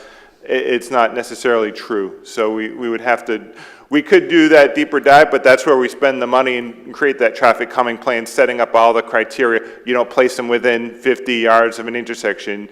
You don't, there's certain criteria that we're going to need to follow to actually implement that plan.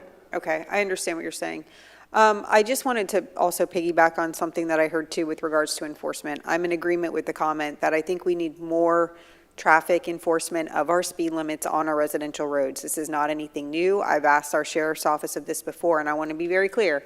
I think our sheriff's office does a fantastic job keeping our community safe, but traffic enforcement on our residential roads is so uber important because we don't have sidewalks. We have people on bikes, we have people walking, we have pets, kids. It is so crucial that we see an uptick in enforcement, and as we fund 9 additional deputies, possibly, obviously, during our budget process, we really, this is a shout out to our sheriff's office. Please, please, please keep our residential roads safe, because there's only so much that we can do with our funding, but to the point of, 20% increase is what the sheriff's office is asking for from its current budget. We could kill 2 birds with 1 stone, get our deputies, and see some stricter enforcement on our residential roads. Thank you for that. And I just have one other ask when you come back with the presentation is give us some indication as to what it may seem like a minor point, but the folks that are living within in close proximity, what kind of noise are they going to hear depending on the size of the vehicle? Because that has been a common comment. It's probably going to be more common with trailers and landscape equipment in those. Whatever it areas is, because it's louder. coming. So I just want to make sure that we're out in the open, that we know it's coming, it's not a surprise. Fair enough? Yeah, no, I agree with you, Mayor, but to that point too, we have a truck ordinance that I believe we need to see more enforcement on better as well. So if we can kind of have a campaign on that, that will cut down on that noise pollution, so to speak. I think, if we can see some stronger enforcement. It'll help, on but that. I'm also concerned about just regular passenger cars. Yeah, In of other course. words, at 2 or 3 o'clock in the morning, We'll when see if you've we can got find some traffic data. on the road, Yeah. you're going to hear bump, bump, I guess, throughout the night. Yeah, they have speed bumps, they have speed humps. There's different ones that Okay. may help with the amount of So we'll be able to noise share that with the generated, so- public on what the expectations are. That's all I'm asking. Good. I'd like to make one other comment. I know that it appears to be costly to make the sign changes to drop the speed limit on certain roads, but I think considering dropping the speed limit to 25 on some of our roads might be a good idea, because there too, along with what Councilwoman Pontieri mentioned, police enforcement is very important, but I think dropping the speed limit would also help in those circumstances. So it's my understanding, Councilwoman, because I initially advocated for that, but it's my understanding that we can't pick and choose. So it's kind of an all or nothing approach, which is why it's so expensive. Is that correct? Yes, that is correct. Like, we could change it on those speed zones that I showed earlier, but then you'll have like some neighborhoods with 25, others with 30. There might be a gap, so it could, from a driver's perspective, it may be confusing, right? You wouldn't really know. And you'd be dropping the speed where the people are already driving slow. Correct. So you're not going after those high-speed roadways, and that's where the traffic calming measures come into place of how can we lower the speed without lowering the speed limit? And, you know, those are some of the options with the narrowing the lanes, the speed bumps, speed humps measures come into play. So as you all have correctly identified, it's really a matter of ROI, return on investment, in terms of how much we spend to get a certain result. And it's clear there's no perfect solution, other than if we have perfect drivers, and then even then we probably have some issues. But we'll do as best we can with the resources that we prioritize in the budget to make it better than it is today. I do have, sorry, just one more thing that kind of popped in my mind while we're having this discussion. I know we are engaging in some pretty lengthy street improvement projects. We also have some microsurfacing going on, or that did occur this past year and hopefully will continue to occur. Can we add it as a consideration or criteria when we do know that we're going to be addressing certain roads, either from milling and paving or a microsurfacing, that a part of kind of the planning process is this a road that warrants narrowing? I think that would be a good criteria to look at, because then again, you're killing multiple birds with one stone. I was thinking about that in the pilot program, because, looking at that, if we do have some residential collectors that are in really good shape, a lot of them aren't striped, like, Pritchard, Pine Grove, they have it just striped at the very end where they meet Belterre. But if those roads are in really good shape, that may be part of our pilot study, is to stripe those roads, put those outside lines on in the center line striped, so we can have a narrow lane and then monitor its impact on the speed. Yeah, I think that would be wise. At least at that point, we can see, okay, is this something that we can do in the future and keep going to keep our roads safe and also not cost our residents a lot of tax dollars? And City Manager, since this is the continuation of a previously adopted strategic action priority, do we need to update that in any way, or are you good with today's comments, moving it forward still? I am good with today's comments, Mayor. I'll refresh my memory on SAP. It is coming back to you next week, just to include it in there for future progress. As a reference, I appreciate that. Thank you. Very good. Gentlemen, thank you very much. Thank you. Thank you very much. Mayor, I do have one question I do want to ask before we conclude here very quickly. And I agree with Councilwoman Pontieri on increasing enforcement of our present laws. I see a lot of people running red lights and stop signs and speeding. I'm sure we all do. But my question is, when the sheriff writes a ticket and a person is fined, do we as a city collect any of that revenue? Helena, are you able to answer that question, or do you need to come back to us? It's a long walk. Don't speed coming up here. I didn't mean to put you through No. Vice Mayor, Helena is going to come up and give us an answer. Okay. So yes, traffic fines within the city of Palm Coast city limits are collected by the sheriff's office, transmitted to the collected by the clerk of court, and is then transmitted to the city of Palm Coast on a monthly basis. So increased enforcement would be increased revenue for us then? It would, but is not a significant revenue source. I think we're talking under 100,000 a year. So can you give us a magnitude, or is that too hard to? I wouldn't be able to give you that information. Would you guess it's a lot of dollars or a little bit of dollars? So that revenue, it currently is under 100,000. 100,000. Yes. That's good enough for me for now. All right, thank you. Okay. Vice Mayor, does that give you a kind of an answer? Yeah, I just wanted to make sure that any increase in enforcement doesn't mean that we're just funneling money to the state, that it's actually coming back to us. So we're protected. there's an incentive. It may not be large, but say we double up our enforcement and we bring in a couple $100,000, that's not a bad deal. Yeah, but that would cost the local taxpayers probably, if it's a couple $100,000, that would cost them millions, right? So, I mean, I'm with you. Well, I don't know, that's why. Well, the sheriff is coming with his presentation in a soon-to-be enjoyed meeting, so we can ask those questions and drill it down on the detail, okay? Fair enough? Very Sounds good. All right, thank you. Gentlemen, thank you. We now move to presentation number 3, which is our comprehensive plan workshop number 1. Mayor, City Council, this is two things. This is part of your strategic action plan for the comprehensive plan and us getting started. This is your first taste of those goals, objectives, and policies as staff is preparing. The presentation is lengthy, and I assume there'll be a lot of comments from City Council. Just trying to prepare today's agenda. Would you like to take a break at some point today, or would you like to power through? Just wanted to get consensus on. Do you want to get to noon and then make a decision? Are you all good to sit through this until we get to noon, and then we'll make a quick decision if we need a break, or we want to, depending on how far along we are? Fair enough?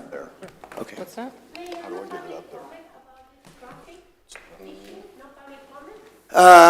You know what? I'm sorry. While they're getting ready, let me open up that item for public comment.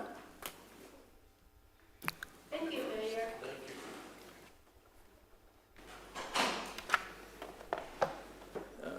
Steve Carr, Palm Coast. I noticed in the study it said that most on Florida Park Drive were driving 37 miles per hour.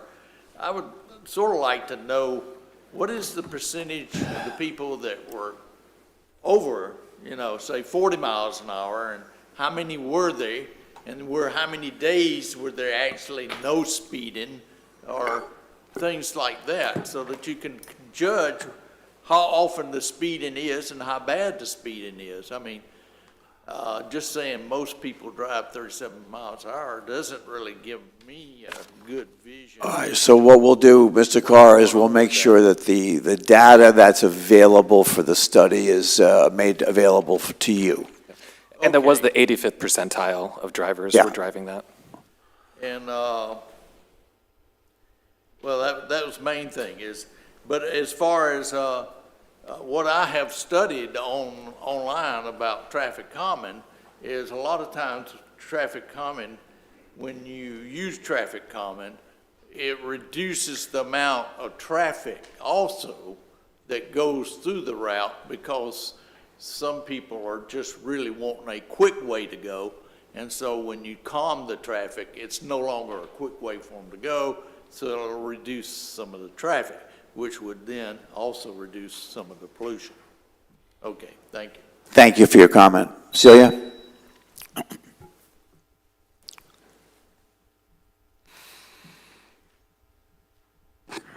Thank you, Mayor Celia Pancos, 1991. When I hear our administrator saying, oh, all those that drive slow, isn't our administrator lives here in Palm Coast, in the area of the C-section and Palm Harbor? Who drives slow? I live here since 91 and nobody drives slow. I had stopped walking my dog on Palm Coast Parkway, going across Palm Coast Parkway. First of all, going across Clubhouse Drive, because they go zoom, zoom. This is why it does move me not to have confidence in our staff, in some of our staff.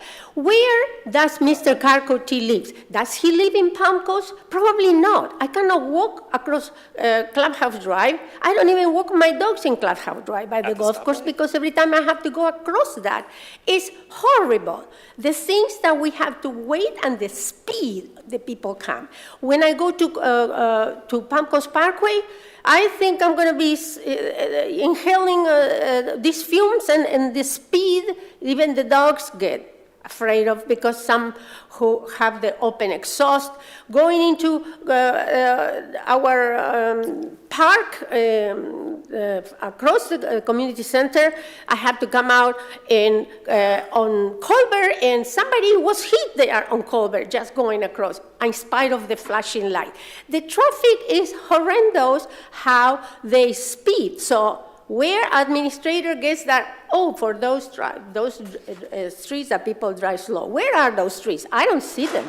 I go to Florida Park Drive. I don't have confidence, Mr. Mayor, if we're going to believe in some type of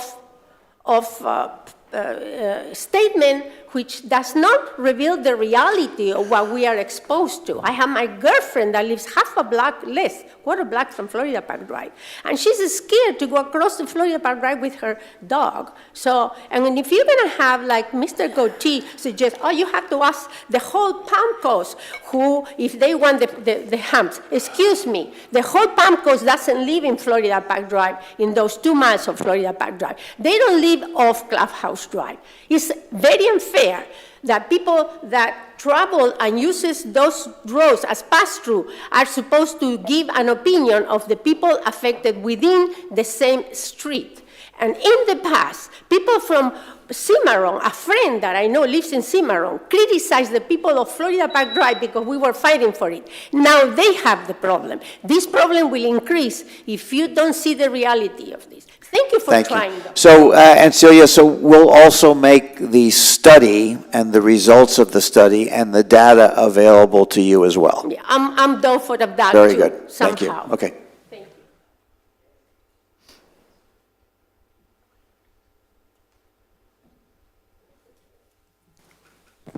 Peter Johnson, Palm Coast. I know we're busy today, so I'll keep my comments brief. In regards to what Chief Berryhill was saying, I would just ask, is there a major difference between speed humps and the 25 as far as in regards to our response time? So if we put in speed bumps, does it drastically reduce the response time as it would if we lowered it to 25 miles an hour? And the only reason I ask that is I know with our ISO ratings, a lot of that is dependent upon how quickly the fire department can respond to you. So I was just wondering if there's like a drastic difference. Go ahead and give him an ask outside of the meeting. Perfect.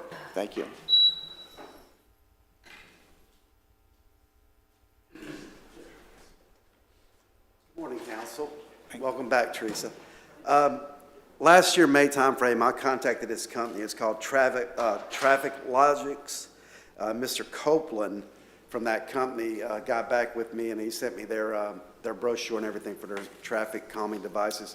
They have they have a variety of products, and this company, all their products are made of recycled rubber, and these are the type of speed calming devices, cushions, tables that can be shifted and bolted down in place so you can adjust as needed. And I've done a little bit of this in my past, but when someone said $7,500, that's crazy talk, because when I talked to Mr. Copeland last year, he said, Mike, they range between $750 and $1,200.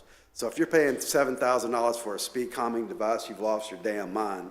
But that's a good company. I'll send his contact info to Ms. Cook, and she can pass it on to you guys. And also, as far as this company, Traffic Logics, their systems are designed for emergency response vehicles to be able to pass over them at 35 miles an hour. So I'm glad these guys on Cimarron and Florida Park are finally getting a little bit of vindication in their issues. And this is cost effective. This company is cost effective, and these can be moved and repositioned as needed. So I would suggest that you guys follow up with this company. Thank you. Thank you for your comment. Anyone else, public comment on this agenda item? Seeing no one come forward, we will, and my apologies for missing the public comment, we'll move on to the next agenda item.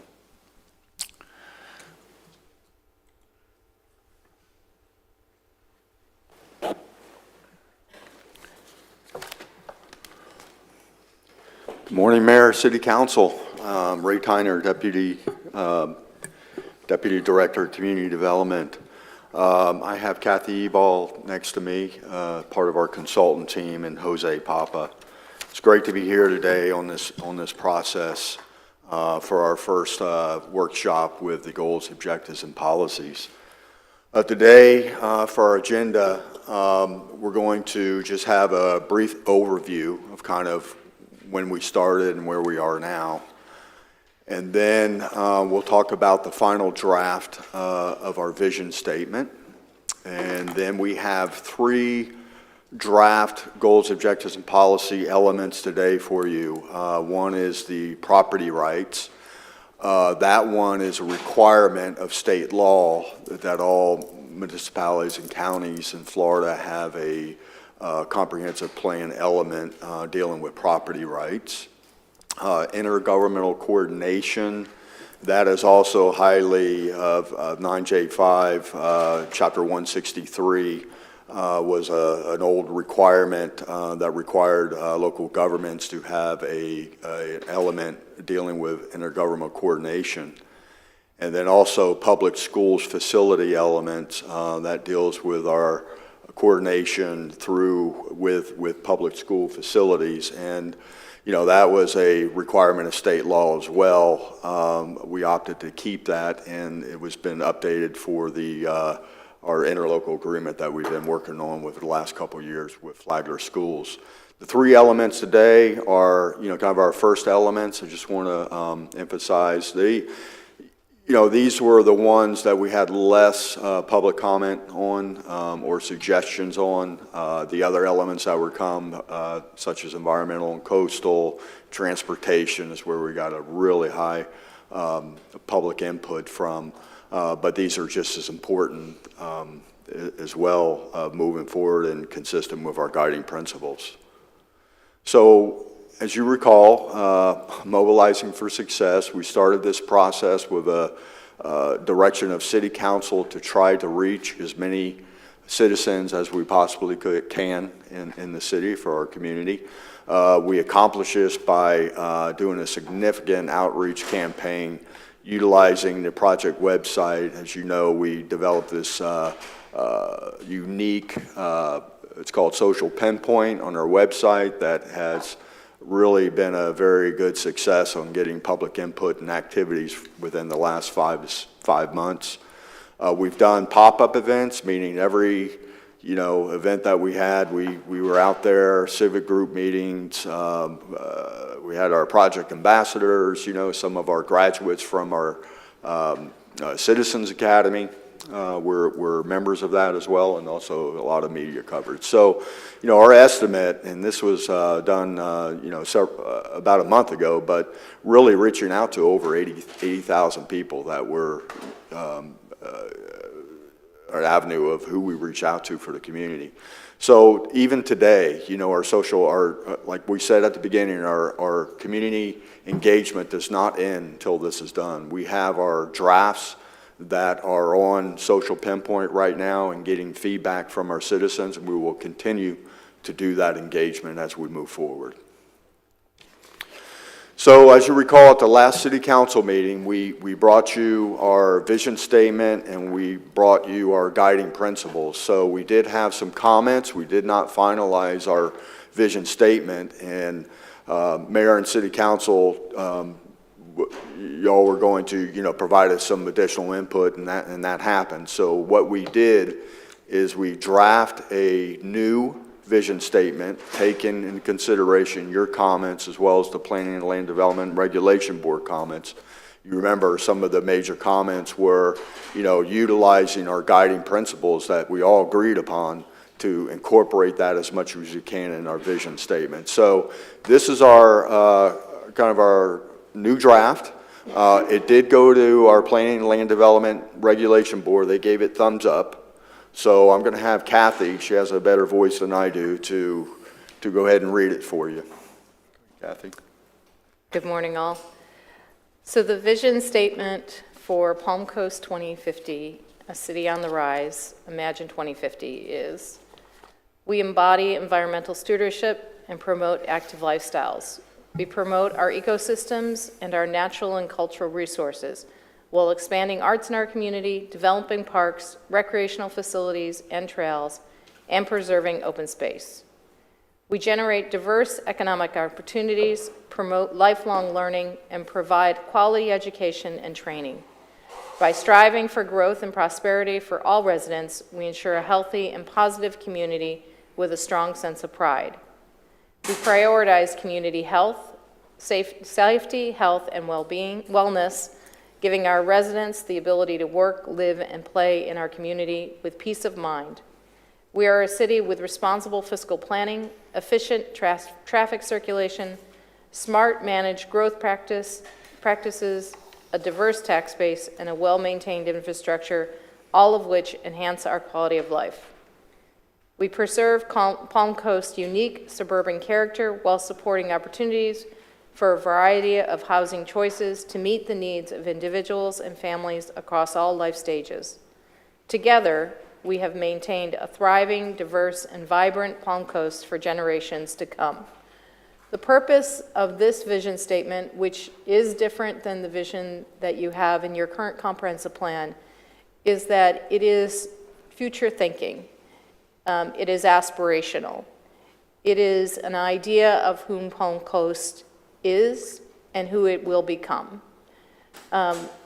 Your current vision statement is more like what we would consider your guiding principles, which I'll go over in just a second. So this vision statement is establishing a foundation and a framework for where you are to become and how you will use your guiding principles to achieve that through your comprehensive plan and then subsequently your land development code, as well as your capital improvement plan and other planning documents, your strategic plan, to achieve the community that Palm Coast wants to be in 2050. So to that end, unless you had something. No, I was just going to say, we can stop right here, Mayor, and get some feedback on this draft of the vision statement. So I guess first question, were there any comments from the planning board? No, they gave it all thumbs up unanimously. Okay. Yes. Councilwoman Pontieri, do you want to kick it off? No, I just thank you guys for kind of looking at this again and working with us and doing this. I think this much more accurately reflects what the guiding principles kind of reflect from the community. To me, this vision statement directly reflects what we've gotten from our community members, and that, I think, is the goal. So thank you for that. Councilwoman Hyder? We probably haven't gotten to this, but mentioned in the vision statement is how do we provide the opportunity for individuals to live, work, and play in a community with peace of mind when there are so many numbers who are not able to afford to even live in this community. And we're saying that we're going to provide them the opportunity to live, work, and play. And I can attest to that based on the experience that I had just this past week when I was alerted to the fact that there was a family, a young mother and 5 children living in a car here in the city of Palm Coast. And there were 5 children, a 10-month-old baby, the youngest out of 5 children. So those are things that I have really huge concerns with. When we say these things, and we have to be doing things to put them into action. So that's my opinion on that part of the vision statement. And I know you're going to elaborate more on it as we move forward, but just as we got here, that brought to mind the experience that I had just this past week. Yes, ma'am. So that concerns me.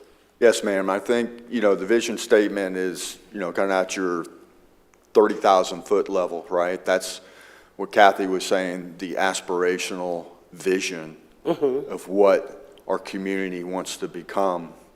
And then we have our set goals, objectives, and policies that will follow, or we have our guiding principles that I'll cover next. And then we have our goals, objectives, and our policies and our program as a holistic, comprehensive look on making this community compliant and aspirational to that vision statement and our guiding principles. And I thank you for that, Ray. Thank you very much. I would say I appreciate you guys taking the feedback from our last go-round and incorporating it into this vision statement. I think that we have to operate with certain assumptions in place that the macroeconomics are going to be the same across our geographical boundaries, and that the free market is going to determine what exactly is occurring at different economical, levels of people living in Palm Coast. And these vision statement bullet points are great, and I think they're aspirational. And I'm thankful you guys took our feedback. Thanks. And Mayor, if I can, just as a reminder, the affordable housing was in the strategic action plan that Dr. Saviak is compiling, and the housing element in your comprehensive plan will be on an upcoming agenda. Thank you. Vice Mayor, any comment on just the vision statement itself? Now, the vision statement is fine, and again, I agree with Ray, it's at 30,000 feet. What the future brings might be a different story down the road, but at least our goals are I think, well spoken in this vision statement. And on the affordable housing issue, it's very difficult, for us to control. I'm actually very concerned that we have workforce housing for our younger people, so they can live and work and play here in Palm Coast too. But Ray, thank you very much for that statement. I think it at least gives us a path to look forward to going down. That's all I have. And thank you, Vice Mayor. So well done. I just want to make sure that I'm clear. So when we talk about responsible fiscal planning, can I also interpret that as the long-term financial sustainability of the municipality? Yes, sir. So it will be one and the same. And I do understand that obviously the underlying steps are what are going to carve out the action steps, Kathy, to what, 30,000, and we'll get into the actual action items, which are alluded to here but not specifically called out. So I think we'll get there. All right, thank you. Please continue. And as you recall, at the last meeting, everybody, Planning, Land Development Regulation Board, City Council, and an overwhelming response from our public on our guiding principles. So these are our guiding principles, and I think we provided a copy of the guiding principles in front of you. So what's really key about this as we move forward with these goals, objectives, and policies in these chapters of the comp plan, what we tried to do is tie these icons to the goals in our comp plan and our objectives, because we really wanted to frame how the goals and objectives and policies are tied back to our guiding principles and our community feedback. So you'll see that throughout the elements. Based on the astounding input of over 80,000 comments. So your icon is your device to reinforce the fact that those were developed in response to all of those residents' input. Is that correct? So both developed, but also reflective. So some, as you're going to see as we get into the actual goals, objectives, and policies, some of these are modified, or some of them are even continued from your existing comprehensive plan. So what we wanted to do is make sure that they reflect these guiding principles, whether they're new, whether they've been edited and modified, or whether they've been continued from your previous document. Have you seen this form or format used around the state before? This is relatively new and kind of cutting edge as far as I can tell from a planning perspective. Yeah, it's pretty common. It is common? Okay, all right. So now we come to our first element, and that is property rights. We're not going to see a whole lot of visuals for these three chapters today, but coming in the future, we'll probably have some better visuals and some data analysis that support some of these goals, objectives, and policies. But what I really wanted to highlight here on this graphic is just to show that we have the historical Flagler County zoning map. This was an old map, hand done. And then we have our current Palm Coast zoning map that's probably to your left, the colored one, right? Digitized one. So basically, I just wanted to make the point, to our citizens or residents, because some people don't realize that, before we became a city in 1999 of December, that there was already zoning in the city of Palm Coast. You had zoning for the empty lots, the single-family lots. So you already had a future land use map and you had zoning in place. And then when we became a city in 1999 and we did our first comprehensive plan in 2004, you know, we had to work very delicately with the existing land uses that were on these private properties and correspond those to our equivalent zoning that we have in the city of Palm Coast. Those are the zoning and those individual property rights have all have been in existence for a very long time. So I think when the state legislature came up with the property rights, they wanted every local government to have this as part of the comprehensive plan. They came up with it, and the law was passed in 2021. And basically, they wanted the comp plans to recognize constitutional protected properties.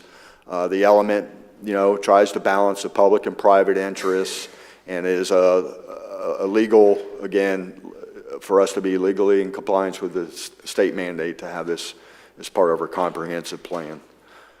So we have our goal. So as I go through these, okay, I'm going to read the goal verbatim, okay? So the people who are listening and the people in the audience will understand what our goals are for this element, and then I will read the objective. Now, the bullets that you see are the summary of the policies that will enforce the objective of that plan. So I'll go through this, and as we go along, I'll highlight some things to hopefully make it a little bit more interesting. So goal 10.1, this is in our chapter 10, the city shall consider and recognize the constitutionality protected private property rights of all property owners and seek to strike a balance between the interests of property owners and the broader public interest in land use planning with the intent of Florida statutes, the state comprehensive plan, and all other applicable statutory requirements. So underneath that in the plan, we have objective 10.11, which recognizes recognition of constitutionality protected private property rights, and policy supporting that. It recognizes property ownership, constitutionality, considers property rights and local decision-making, references a set of identified rights and decision-making. Then we also have another objective, 10.12, that protect the vested entitled rights of property owners. It ensures development rights are protected once vested, and it safeguards entitled rights of property owners and addresses changes to development regulations. We added some things that we have in our code, like nonconformity uses within to provide that. We also provide a mechanism for the appeal process for individual property owners, a due process. And it's a very short element, and we are here. We'll stop. Mayor, I guess we intend after every chapter to stop and to go ahead and ask for questions or comments or suggestions. So this ties back to this city council, if I'm not mistaken, signed off on a document that the state provided on respecting property rights. Is that correct? That's correct. So, and that was that back in 21 or 2, I guess? 2002, I believe. I forget. So that works with this. They dovetail with each other. Yes. Okay. So I have a question generally, or I guess a criticism generally about objective 10.1.2. To me, this is catered not to our individual property owners, our residents, but is catered to our developers. So I think that there needs to be a bullet point added that protects the rights of our residents, such as their view rights. So if somebody has water views that are supposed to be protected, golf course views that are supposed to be protected, things like that, that needs to be specifically mentioned, because what I see under 10 point, I guess it's kind of, sorry, it's a little long, 10.1.2.1, it says, it mentions development, and it says that we're going to continue in good faith for permits and things like that, but there's nothing that specifically says, hey, there's property rights of homeowners as well. And so I want that to be clearly stated because those should be equal. Yes, I agree, we need to look at legal non-conforming uses, we need to look at the rights of developers, but we also need to make sure we're protecting the peripheral viewer, water rights, whatever they may be for our residents as well. So if we can add that, and I don't know what that language looks like, I leave that to you all. So from a legal perspective, are we creating a new class of property owners with different rights? No, I don't think we're creating a new class, but when you specifically say, you know, you're talking about development orders and things that should be protected once those development orders are issued, but it's very clear that it's for the builders and the developers. It's not looking also at the residents' rights as well. So you're not creating a new class. We're just specifically stating that we're putting them on an equal playing field. So in other words, because I guess the big issue that I have is that one of these says, so in 10.1.1, it says the city shall recognize, and then it lists all these things. Well, we should be recognizing the rights of the residents as well. There should not be a shall, and then it has a list of rights that are only protected for those who are developing land. But we're still talking about property owners. Yes, but the way it's written, and Mayor, I just challenge you to, not challenge you, but encourage you to look at the specific objectives. Yeah. It is very clear who these apply to. And so I'm just saying that we should add a bullet point that applies to also the rights of our residents, because that is not clearly stated. And it's my opinion that as we're looking at approving certain developments, we shall also consider those rights on equal playing field that we're considering the other rights as well. Yeah, I think I hear you, because I could tell you 10.1.2.1, you know, really can't apply to all. I mean, it really, the intent, and we'll make it more clear, the intent is even a single-family property owner who comes in for a permit or development or puts up a shed or does anything on their property, it really is trying to pertain to all property owners and all rights. That was my point. And we will go back. This is exactly what we're looking for great suggestions, and we'll go back and we'll make revisions. Okay, I appreciate that. And just as an overall observation, but so I don't forget, for future workshops regarding the comp plan, can we get a red line version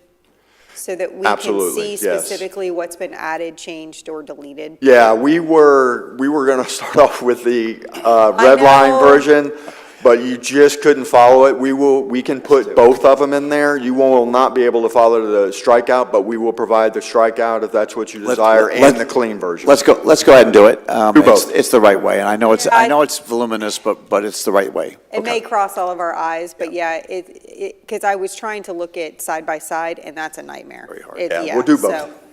No problem. Councilwoman Hyder, any comment at this point? And Councilman Clufus, anything at this moment? No, I think understanding the property rights issue is delicate, to say the least, because you have different perspectives that we're coming from. And I think some of the things that were enumerated that we want to try to protect are hard things to actually tie to a specific property.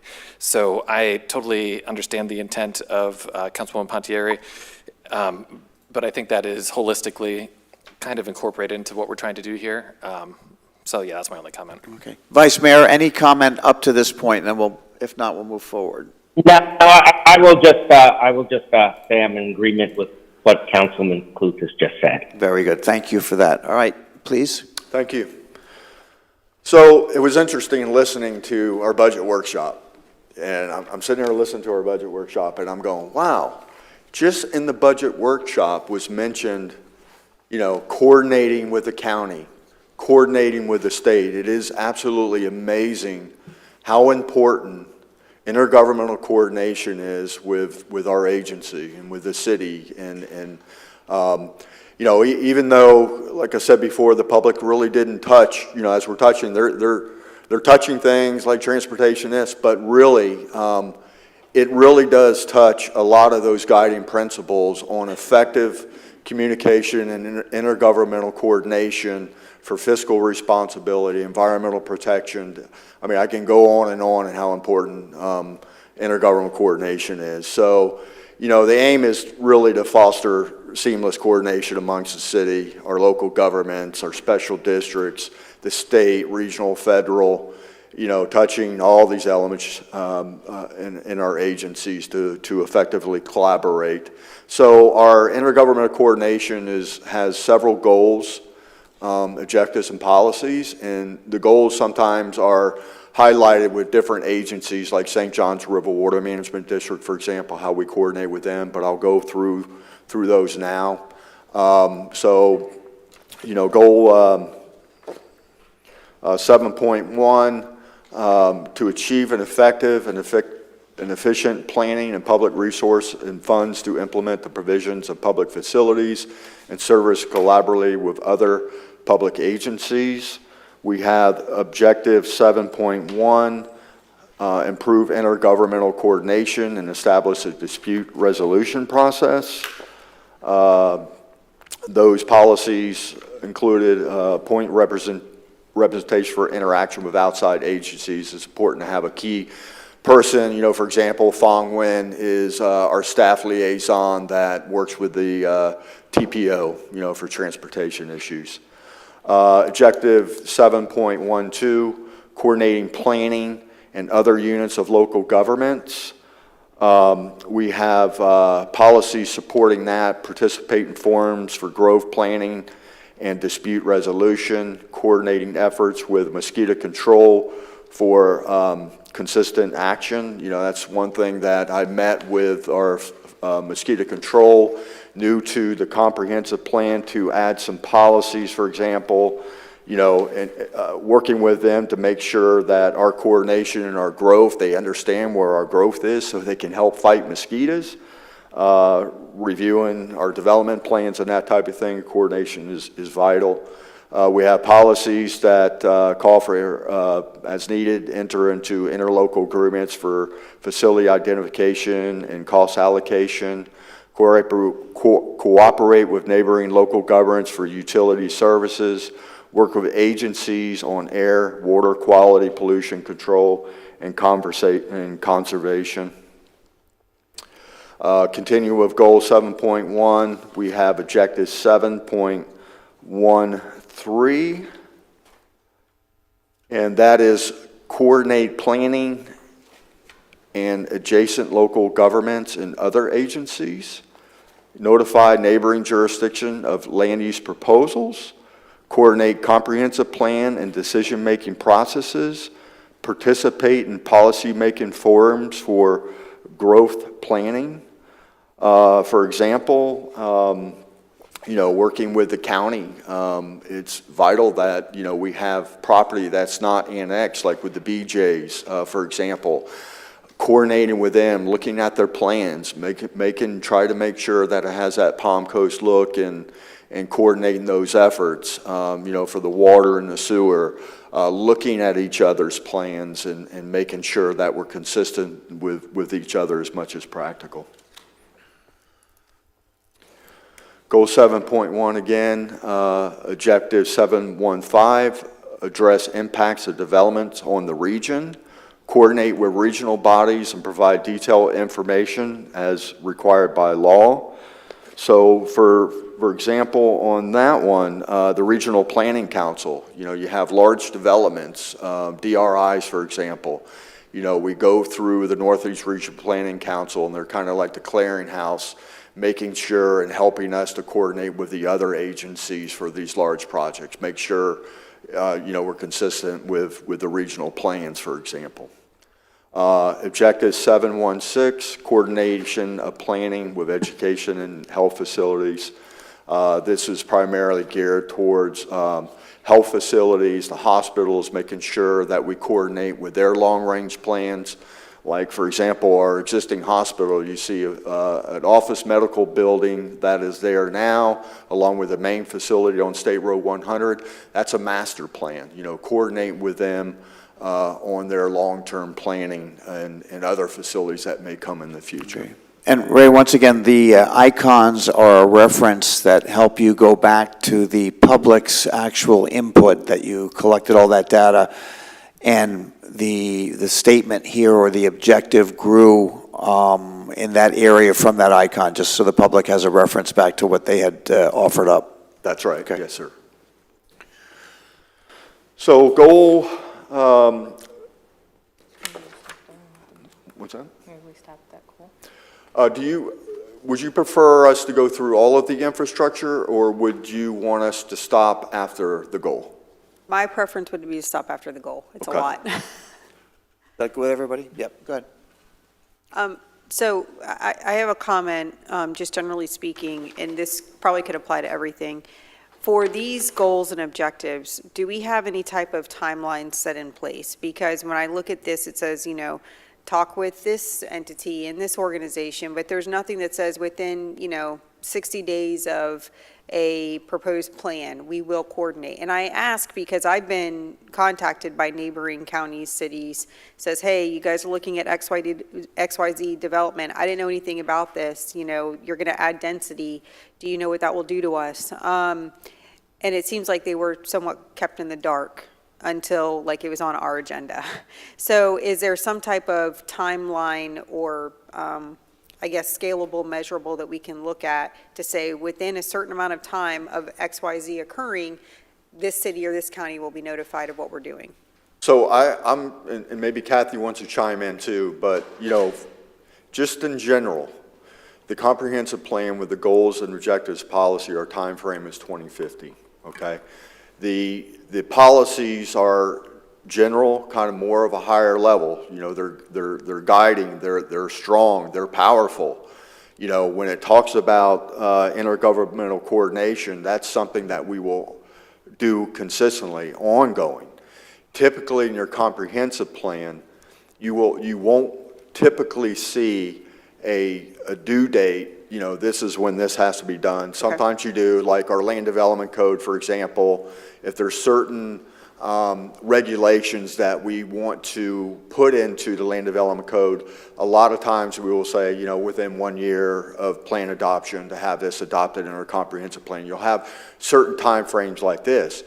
But, you can also use like some of these as we move forward in some of the other chapters or some of these significant objectives or policies, City Council, I can see this moving forward of utilizing some of these goals and objectives and policies as you move annually to your strategic action plan to maybe take some of those goals and utilize that as, hey, this is what we want to accomplish this year. So I see that it really is a comprehensive growth management tool that you can utilize. If I can add to way. that, I attend the Northeast Regional Council monthly, and in my comments, I make reference to the fact that we are undergoing this Imagine 2050 Comprehensive Plan review at each meeting, offering the 5 counties that are members of that council the opportunity to contact you for information that they might, have interest in. And that was my next question was, so in relation to the comp plan and the LDC, it seems to me that, again, yes, these are your broader general guiding principles, but we use the LDC to get to the minutia, so to speak. Yes. So then I guess my follow-up question to that would be, have you all already determined, based on the changes that we make to this, what needs to be updated in our LDC? And that should that analysis come into play while we're looking at these to say, hey, maybe we should update our LDC to provide certain timelines so that we make sure we are following these guiding principles better? Yeah, that is we're doing it as we go. I mean, that is something that we have intended on doing from the get-go, from the start. Mm-hmm. Once we get the finalized, 'cause it's still a work in progress, right, for the comprehensive plan, we definitely are going to evaluate where in the land development code do we need to update to make sure that our comprehensive plan that's adopted is consistent with our land development code, or our land development code, I should say, is consistent with our comprehensive plan. So, for example, we may talk about compatibility standards or, environmental resources or protection of trees. When that comes up, sure, we're going to have to go back. We may have some land development code regulations now that we may need to supplement. We may need to modify in order to be consistent with the comprehensive plan. So we're anticipating absolutely that our next step after this process will definitely make sure that the land development code is consistent with our comprehensive plan. So underneath your goal 7.1, it mentions efficient planning of public resources and funds. I don't know if you all feel it's already been adequately addressed, but it's my opinion that underneath this goal, we should specifically be looking at countywide impact fees and appropriations from both the county, city, I shouldn't say both, but from all a county, city, and regional perspective each year. Because when we are looking at planning, we should be looking at what impact fees are covering now and in the future on a countywide basis, specifically as we look through pass-through impact fees like the police fund and appropriations asks. So do you feel that's adequately addressed in the objectives? I don't feel it is, and I don't know if that can be added somehow. I don't. So would that be, we can't dictate what the county or another municipality could do. No, but we can work with them. But we could make it a requirement that we address collaborate needs to the best of, with our intention. Well, and I guess the reason this is so top of mind to me is because where we're at with the sheriff's office right now. You know, if we had engaged, and I think if we had engaged the county previously, years ago, in planning, we would be in a much better spot than we are now. So as we're redoing this, to make that a specific objective moving forward, I think is worthwhile. But I don't know if, in your opinion, you feel that's been adequately addressed. I don't feel it has, but I'm looking for, feedback. And I would ask you, go to city manager for a minute. So in your regular collaborative meetings with the county administrator, this is something that you could sort of market and sell for us so that it could become a part of the plan that Councilwoman Pontieri is hoping to add. I think that's a real plus and a positive, and I can't imagine anybody would push back on it. It only makes sense. Sure, Mayor, we can do that. Are you guys good with that? Yeah. Okay, thank you. The one thing I will say about the specificity, while you and Ray were communicating back and forth, there are a few times in this objective 7.1 or this goal 7.1 where there are specific timelines that are shorter than the 2050 general planning horizon of the plan. For example, 7.1.2.9 talks a number of times about annually updating something. And annually evaluating materials. So it isn't there, it's a balance between things that need a longer horizon or are more of something to be coordinated either through the land development code, or in the case of this element, often it would be through an interlocal agreement or a similar type tool, a joint use agreement. So I guess I'm just trying to say that generally your comprehensive plan is at a higher level, is at the 2050 or whatever the planning horizon for the comp plan. In this case, we would be 2050. But sometimes it is more specific, depends on the needs of that specific goal, objective, or policy. And we can certainly evaluate this to see if there are ones that need more specificity. In terms of your evaluation of the impact fees, we may want not to be as specific on just impact fees and more of a general funding one. Again, your comprehensive plan is meant to be something that provides for a lot of different opportunities. You don't get so specific in the comprehensive plan because things change, circumstances change, community conditions change, and if those changes would require the goal, objective, or policy to become inconsistent, that's not something you would want. So, and people forget that level of specificity is in your comprehensive plan, and so something changes, the comprehensive plan doesn't change, and now you have a policy, a goal, objective, a policy that is inconsistent with your actual actions, and that's not a place that you would want to put yourself in the future, especially for a document whose planning horizon is about 20, 25 years from now. Mm-hmm. So we definitely, we can look at these and see if there are ones that deserve and should be more highlighted. And when it comes to the evaluation of working with the county on funding items, I would recommend not you being so specific as impact fees. Maybe you say such as, but you allow for other funding resources to be evaluated at that.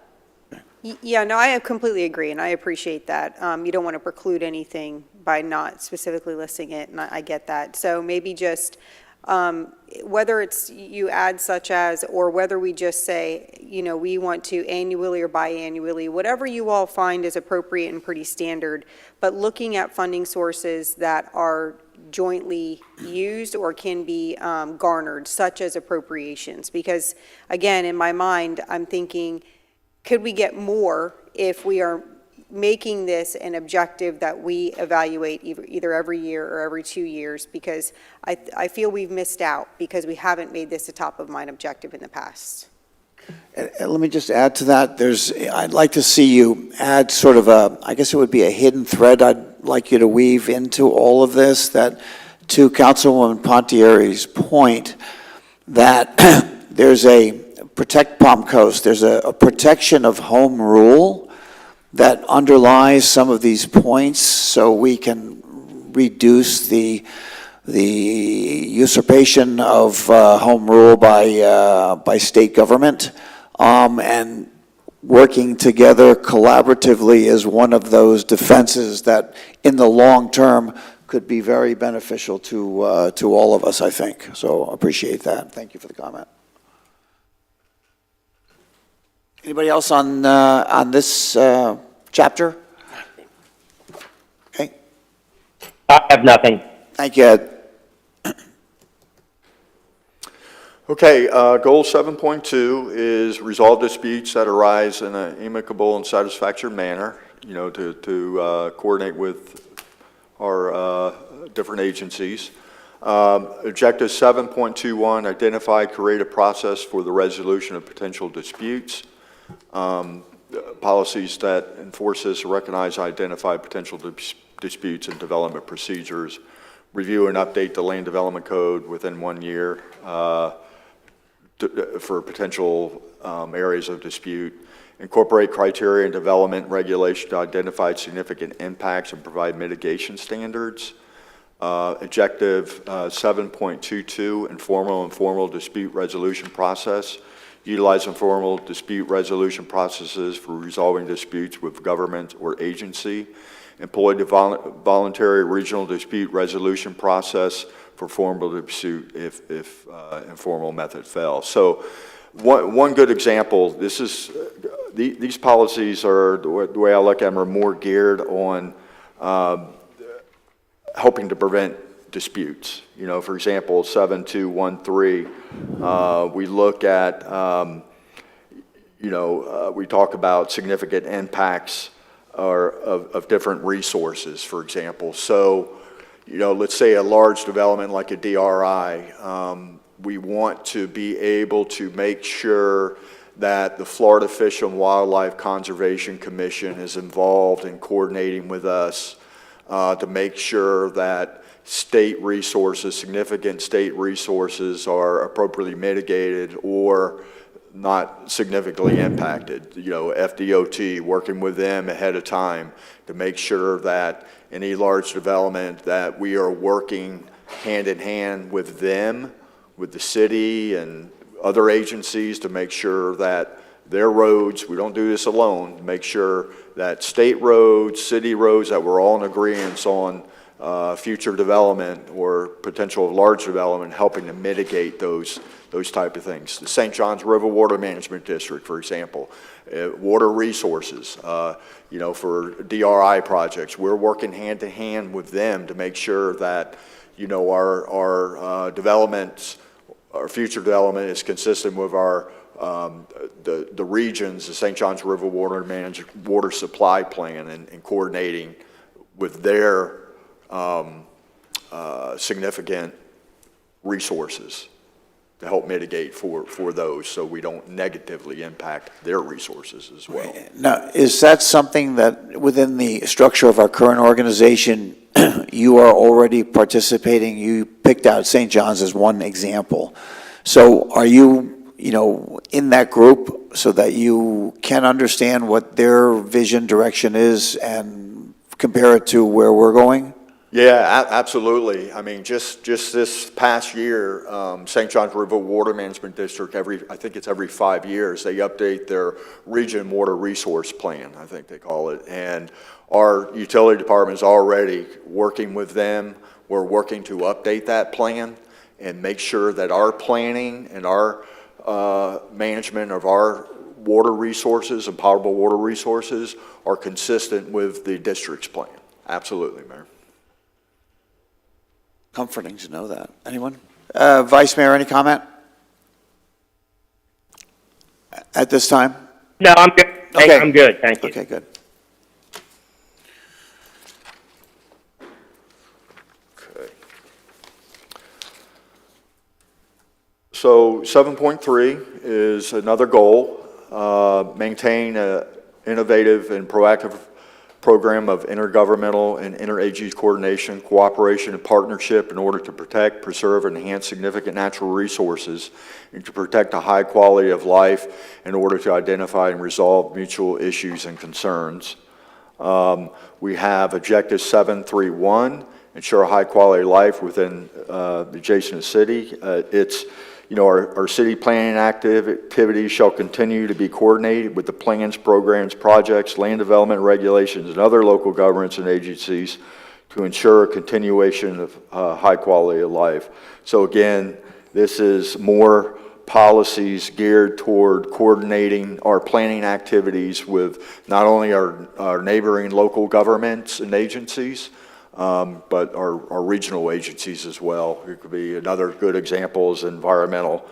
Sometimes wetlands and large preserves don't just stop at the county line. You want to make sure you're working with the agencies, you're working with local governments to protect these natural resources as well as a good example. So just to ask a question, I'm not trying to open up a conversation on the county commission from yesterday and their meetings, but is what you're referring to here would bring the city of Palm Coast closer into the decision-making or the vision that the county is going through with the other municipalities in terms of beach renourishment, things like that? Is that fall in here? Is that an example? It goes both ways too, I would imagine. Right, that's what I'm asking. Coordination is working with some of their issues that could impact the city and vice versa, with common interest and making sure that we're coordinating on a variety of different topics. That's why this chapter is probably one of the largest chapters, because it really covers, different opportunities and different goals and objectives to work and coordinate with the different agencies on a variety of different topics. So that could be one, yes, Mayor. All right, so it works against the concept of us and them and brings us all together. It's about all of us, okay? It's about all of us. I have a question. How are we kind of memorializing our accomplishment of each of these objectives and goals? And to your point, when you were speaking earlier, some of these probably are appropriate to do annually or maybe every 5 years, but how do we actually, is it a checklist kind of format? And the reason, and I'll tell you the specific one that kind of made me think of this was 7.3.1.7, and it has to do with, it says, the city shall coordinate with the Department of State, Division of Historical Resources on DRI's CDBG site reviews to maintain and update the Florida Master Site File with an inventory of known cultural resources located adjacent to and within the city. And then it says, you shall find grants, things like that. So for things like that, where there's, these are actual tangible things that we're trying to look for, ensure we're inventorying, things like that. What is it that we can say, look, this piece of paper shows that we're complying with our policies and objectives? Great question. So every 7 years, we do it's by state law, we could do it sooner too, at council's direction.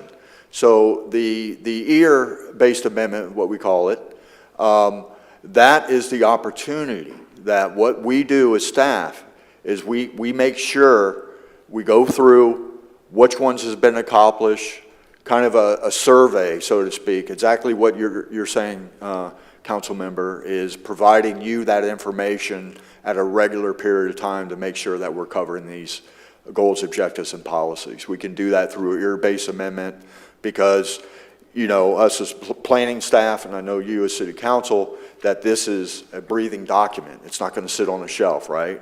So absolutely, we can come in on a regular period of time during the ear-based amendment to make sure that we are accomplishing these things. So right now, you said that's done every 7 years? Ear-based amendment is done every 7 years by state law, but we can do it.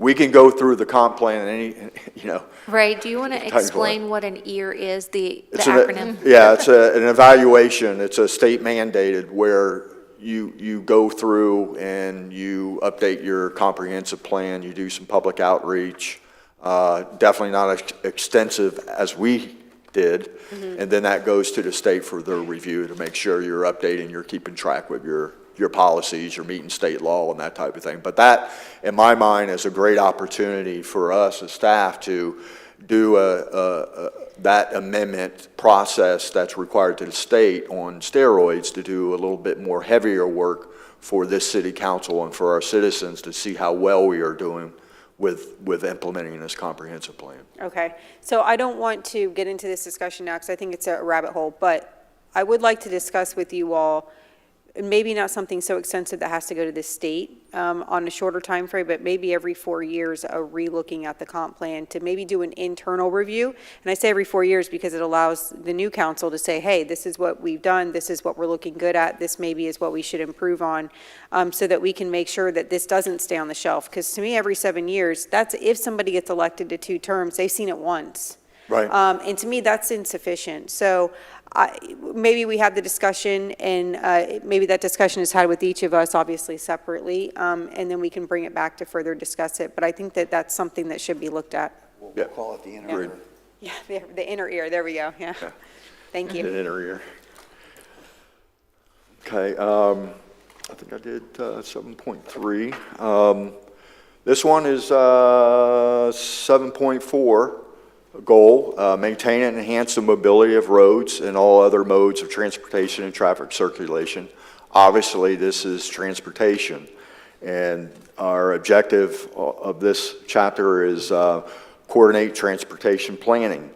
Some of the policies that enhance the objective is enter into intergovernmental agreements to improve traffic circulation and alternative transportation. Coordinate planning activities with FDOT, Flagler County, and the River CTPO. Develop transit alternatives and funding sources with Flagler County Community Transportation. And I tell you, you know, some of the, you know, information that we got from the public, of course, was a lot of transportation. So these policies and details within these policies, the key objective is really to coordinate with all that's involved with our transportation network and to improve it for funding and so and so. Would it be appropriate to identify rail in this section? Because rail is, you know, it's a different animal, it's a different universe, although it's still transportation. We can, Mayor, and I want to remind folks too that this is our intergovernmental coordination. So when we touch on transportation, I don't want the public to think that this is the only area that we are going to be touching transportation. We have a whole chapter element just solely on transportation that will be coming to City Council in the future for a workshop. But Mayor, we have your suggestion. We Only can try because to do I some see the rail. word road there, and I don't know if that's Yep. limiting or not, but I'm sure it's covered later on, but just for Yeah, your, we for your can thought. definitely intergovernmental coordination, coordinating all those modes of transportation, not just our standard widening of the roads. Yes, sir.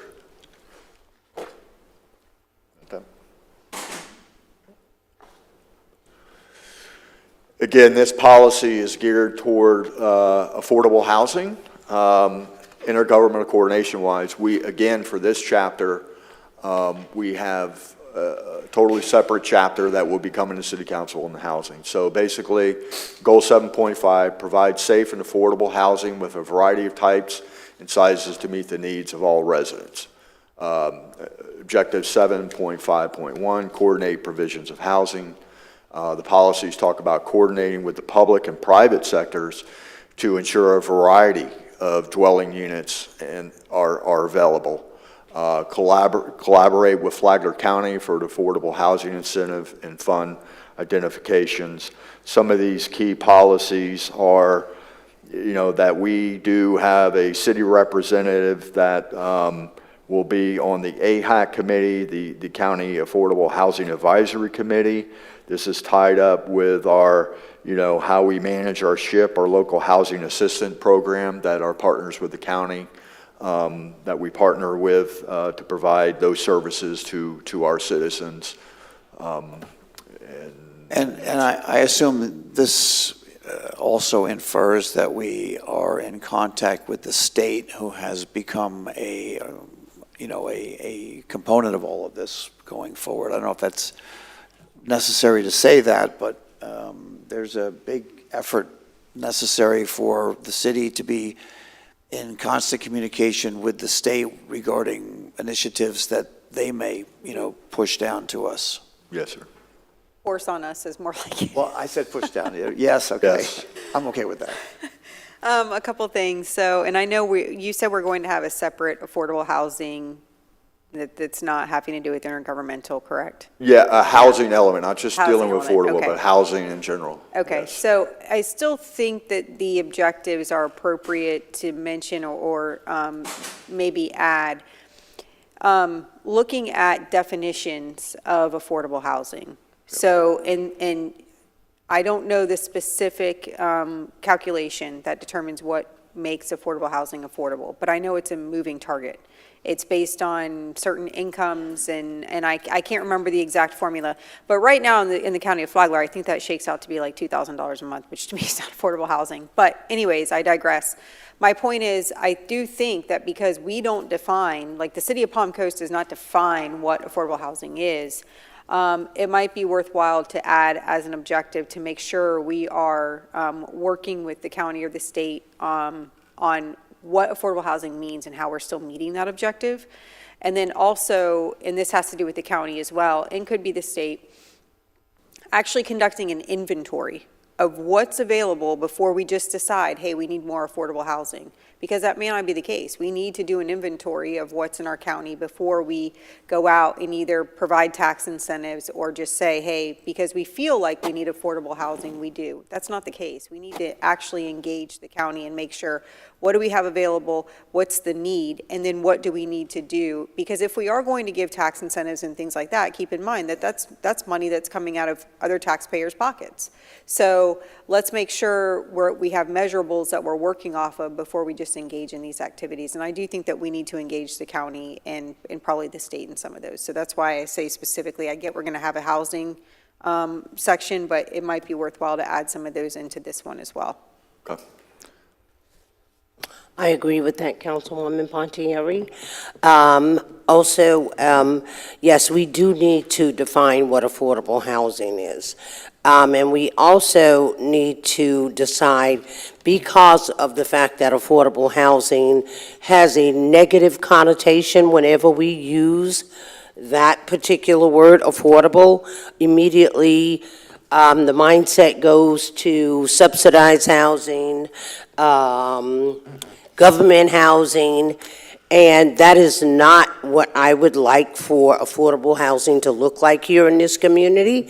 What I would like for it to look like is workforce housing or life stage housing, as we have discussed in the past, whereas housing is available to those individuals who are working class citizens that live here in this community and want to do, as we say in our mission statement, live, work, and play here comfortably without having to struggle, without having issues with housing that they can be comfortable in to live here. So those are things that I do feel that we need to engage with, getting with the county on also, as Councilwoman Pontieri has mentioned, and really looking into maybe possibly changing the codes on what type of housing we need. Because as I've discussed with you, everyone doesn't need a 3 or 4 or bedroom home.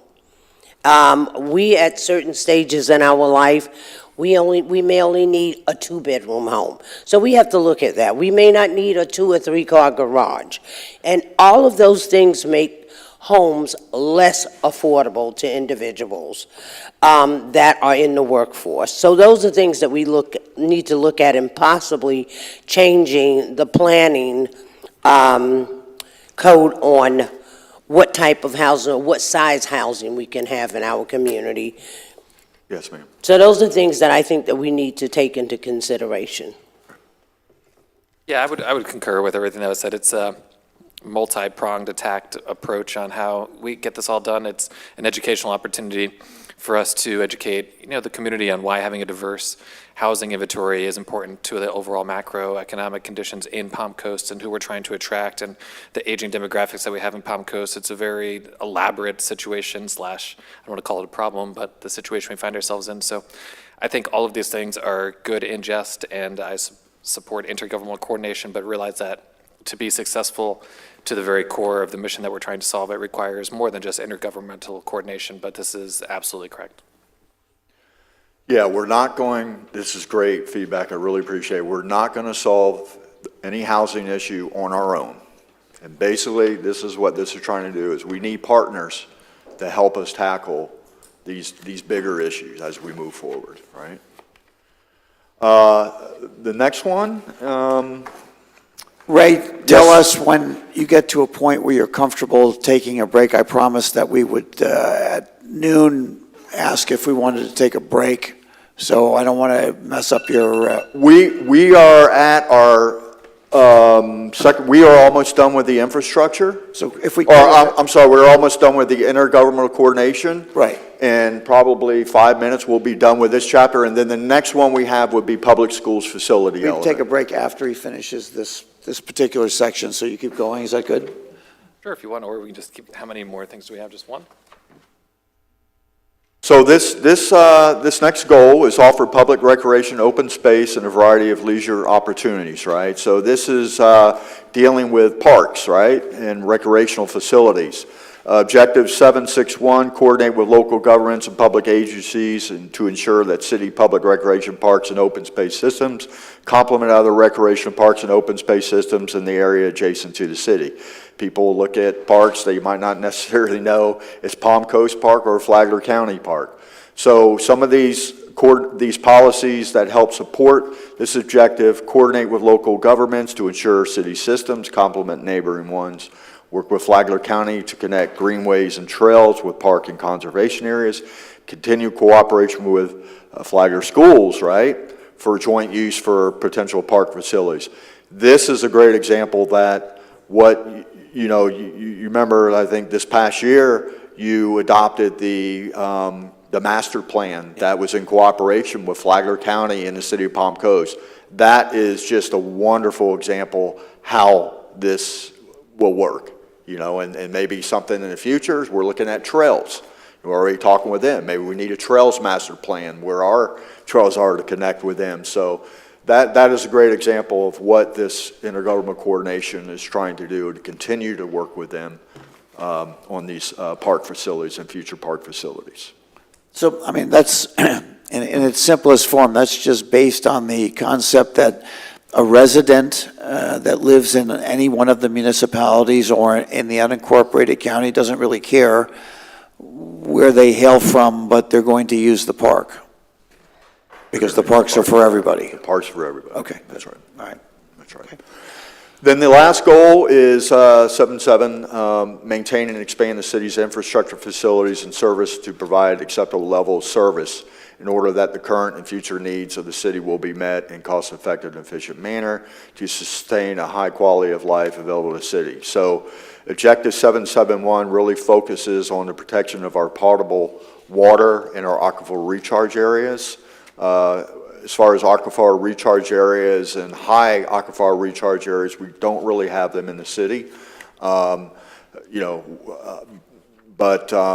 We do protect our potable water resources, and our policies that support the Objective 771 ensure that I mentioned this before, our wastewater facility work plan aligns with the long-term water supply strategic plan for St. John, making sure we're aligned, making sure that our plans for their water resource, long-term planning, that we're consistent with them.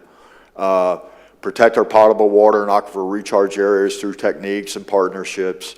Conduct water supply studies for orderly development and conservation. We have Objective 772, maintain steady and contiguous solid waste collection and disposal service in a cost-effective manner. We have a policy that talks about continual coordination with Volusia County to make sure that we're coordinated. We're under contract with them right now.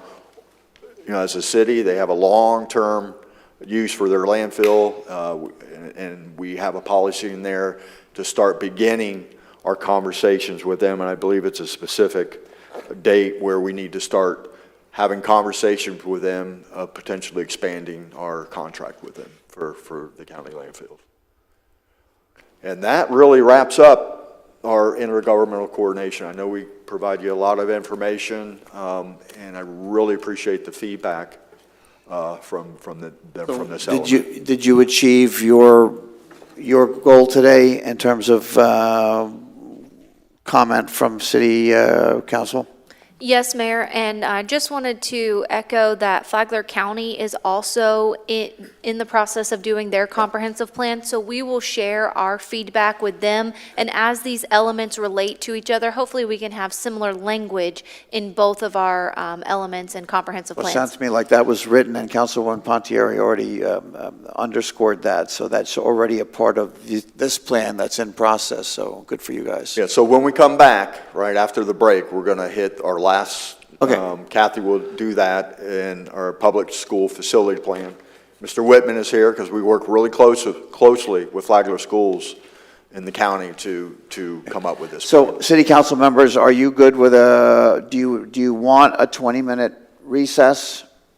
Lunch is not here yet, so if you were recessing around that, it is not here yet. You have a forecast for me? 12:40, 12:40. yes.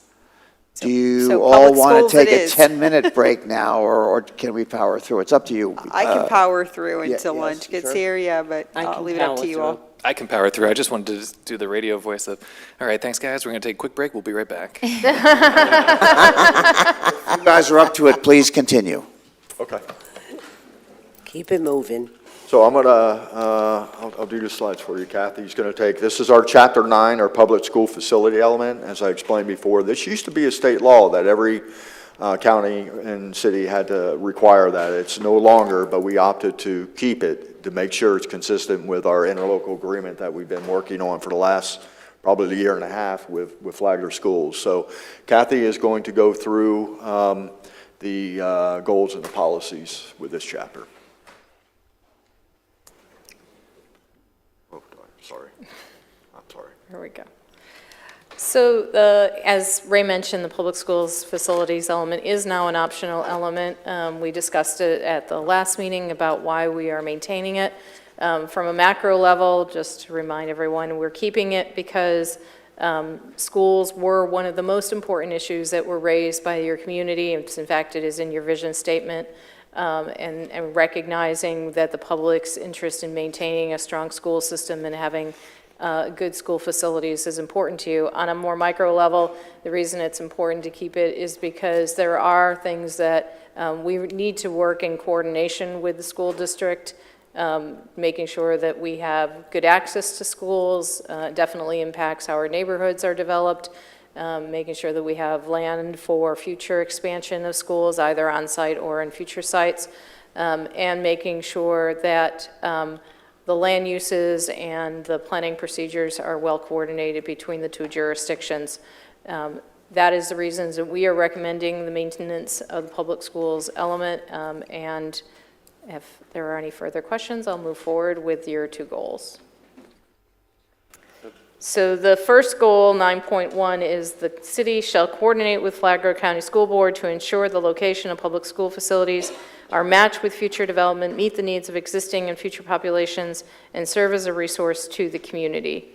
And the objective deals with joint meeting meetings and coordination, coordinate with Flagler County School District and local governments to discuss school-related issues such as the sharing of information and facilitation of amendments to and implementation of the school facilities element.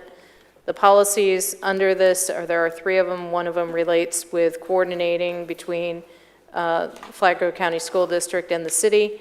The next one deals with facilitating discussion of information related to the city and school-related issues and implementing the amendments of the school facilities element. It is in this section that we deal with the issues regarding your interlocal agreement for public school facilities and ensuring that your future land use and zoning categories are well coordinated. Also making sure that the school district receives information about how growth is happening and changes in demographics and population, which impacts the way the school district then is able to provide public school facilities to your citizens.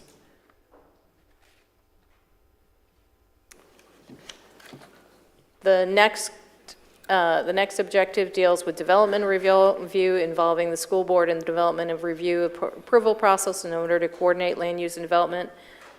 The policies here deal with ensuring that there is development review by the school board on projects that are happening in Palm Coast. Flagler County Schools, by participating in that development review, is able to ensure that they have capacity now and in the future.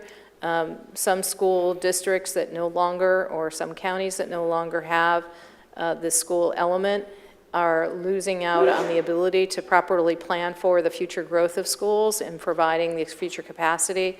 And so making sure that the development review process is strong, is intact, is an integral part of providing for future school educational facilities. And that's what this objective deals with. The next objective deals with participating in the school board and public school facility planning. So this is the opposite side of the coin. The first objective, 9.12, deals with making sure that the school district is involved with the planning activities that happen at the city. This objective deals with making sure that the city is involved with the school planning activities that are happening at the district by reviewing their educational facility plan, ensuring consistency with the comprehensive plan, and coordinating infrastructure availability to future school sites. Now, y'all have, during city council meeting, I'll just add, with objective 9.12, right? We had conversations, city council had conversations about, and I remember, specifically Councilmember Danko, right, and all y'all, really concerns about school bus stops. Where's the school bus? How's the children going to play? So this is where this objective comes into play. We have Mr. Whitman that sits on our, Planning and Land Development Regulation Board. Not only does he just sit there, but when we go through that development process now, we're implementing this now, to tell you the truth. He is, or his representative will be looking at our plans alongside when we look at them too. So this is just a good example of how we implement just the details of that objective as well. You might make reference to the ILA committee as well. Absolutely, Which yes. may or may not be meeting soon. Big part of the interlocal, part of our committee and city staff, and coordinating with them on our future plans and how we provide, our growth reports is very important to Flagler schools on how we coordinate that and where we're growing. And that brings the county, the municipalities, and the school district all together in one regularly scheduled meeting. Which we have a meeting tomorrow. Yes, we did. So with regards to this objective, 9.1. I think there is one more objective in this goal before we. So the final objective, 9.14, deals with public school facilities as a community resource, recognizing that schools are more than just educational facilities. At times they are needed for education, emergency shelters. At times they are needed to be the cornerstone of neighborhoods and communities. There's strong research that shows the more connected a school is to its neighborhoods and communities, the more all people, whether or not they have students at that school, take ownership of that school and see it as a valuable resource. And to the maximum extent possible, ensuring that public funds are well coordinated and that duplication of projects and programs is avoided between the city and the school district, and therefore looking for opportunities to share facilities and programs. And at that, I'm sorry, I just wanted to make sure we had gotten through that full goal before, there's one more goal. One more goal. But are there comments on this goal 9.1? Okay, thank you, on 9.1.2, and this is, I will tell you, this is nitty-gritty, but is there any way we can remove the subjectivity out of 9.1.2.3? It says, for any future land use map amendment, development of regional impact, development order, or rezoning that has the potential of affecting public school facilities, the city shall consider the following essentially. So, and I know this, keep in mind I'm an attorney, right? So I always look at, how could somebody, and I'm not saying that we want to try this, but when we're looking at enforceability of our own comp plan, to me, this is subjectively avoidable. Because maybe somebody could say, well, this certain amendment, whatever, does not have the potential to impact the schools. So can we remove the subjectivity of this requirement somehow? I'm not saying that we need to look at this long list of items for every single DRI amendment, but somehow, even if it says for any of these things that affect residential density or something to that effect, to where it's a pretty measurable thing. If we could do that, I think that would be great. So I'm going to put my school planner hat on. I think you all know that I also do school planning.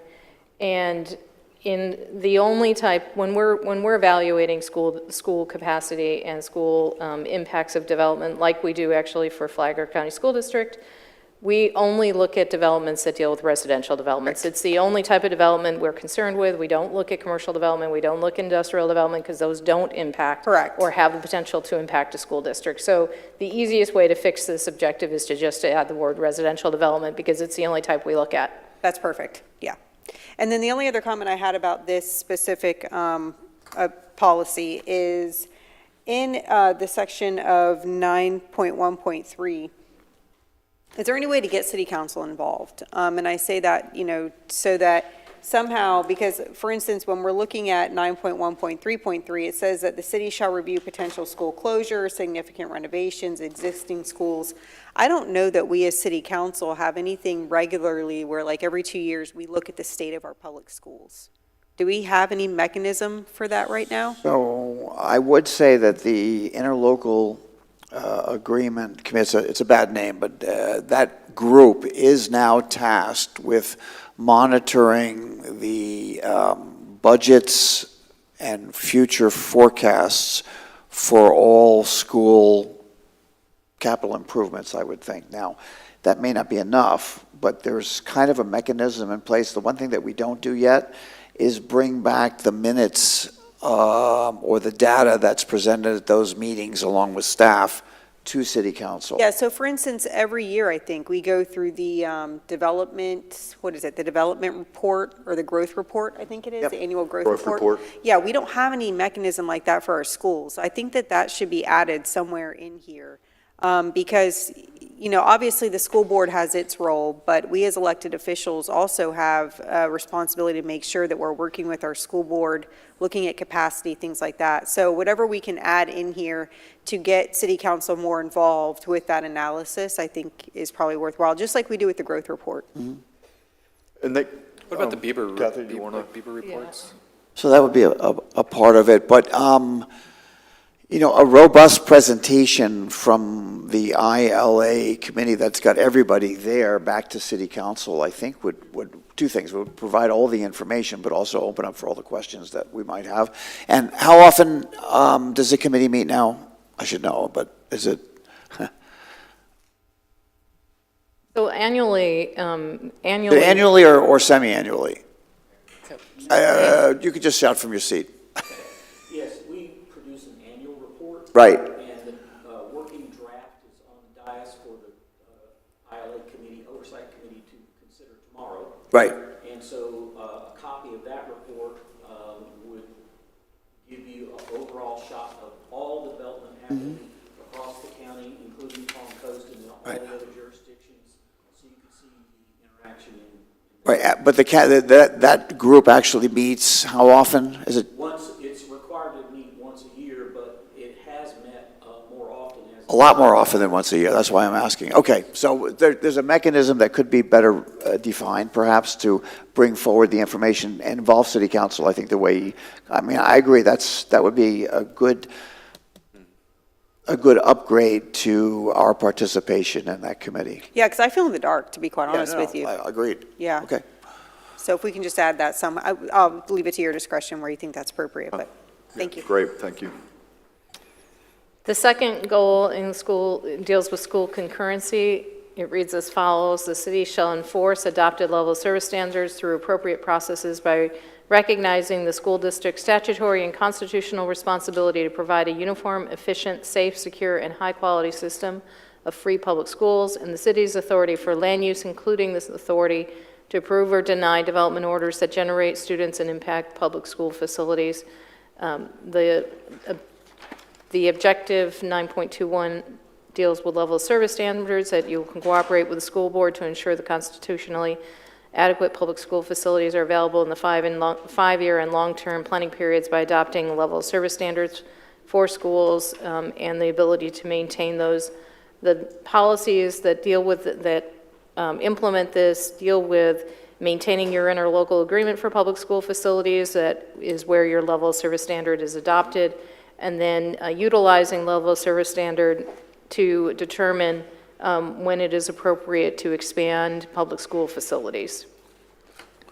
So based on your expertise in this particular area, can you just give me an example of what would qualify as a service level that we might adopt?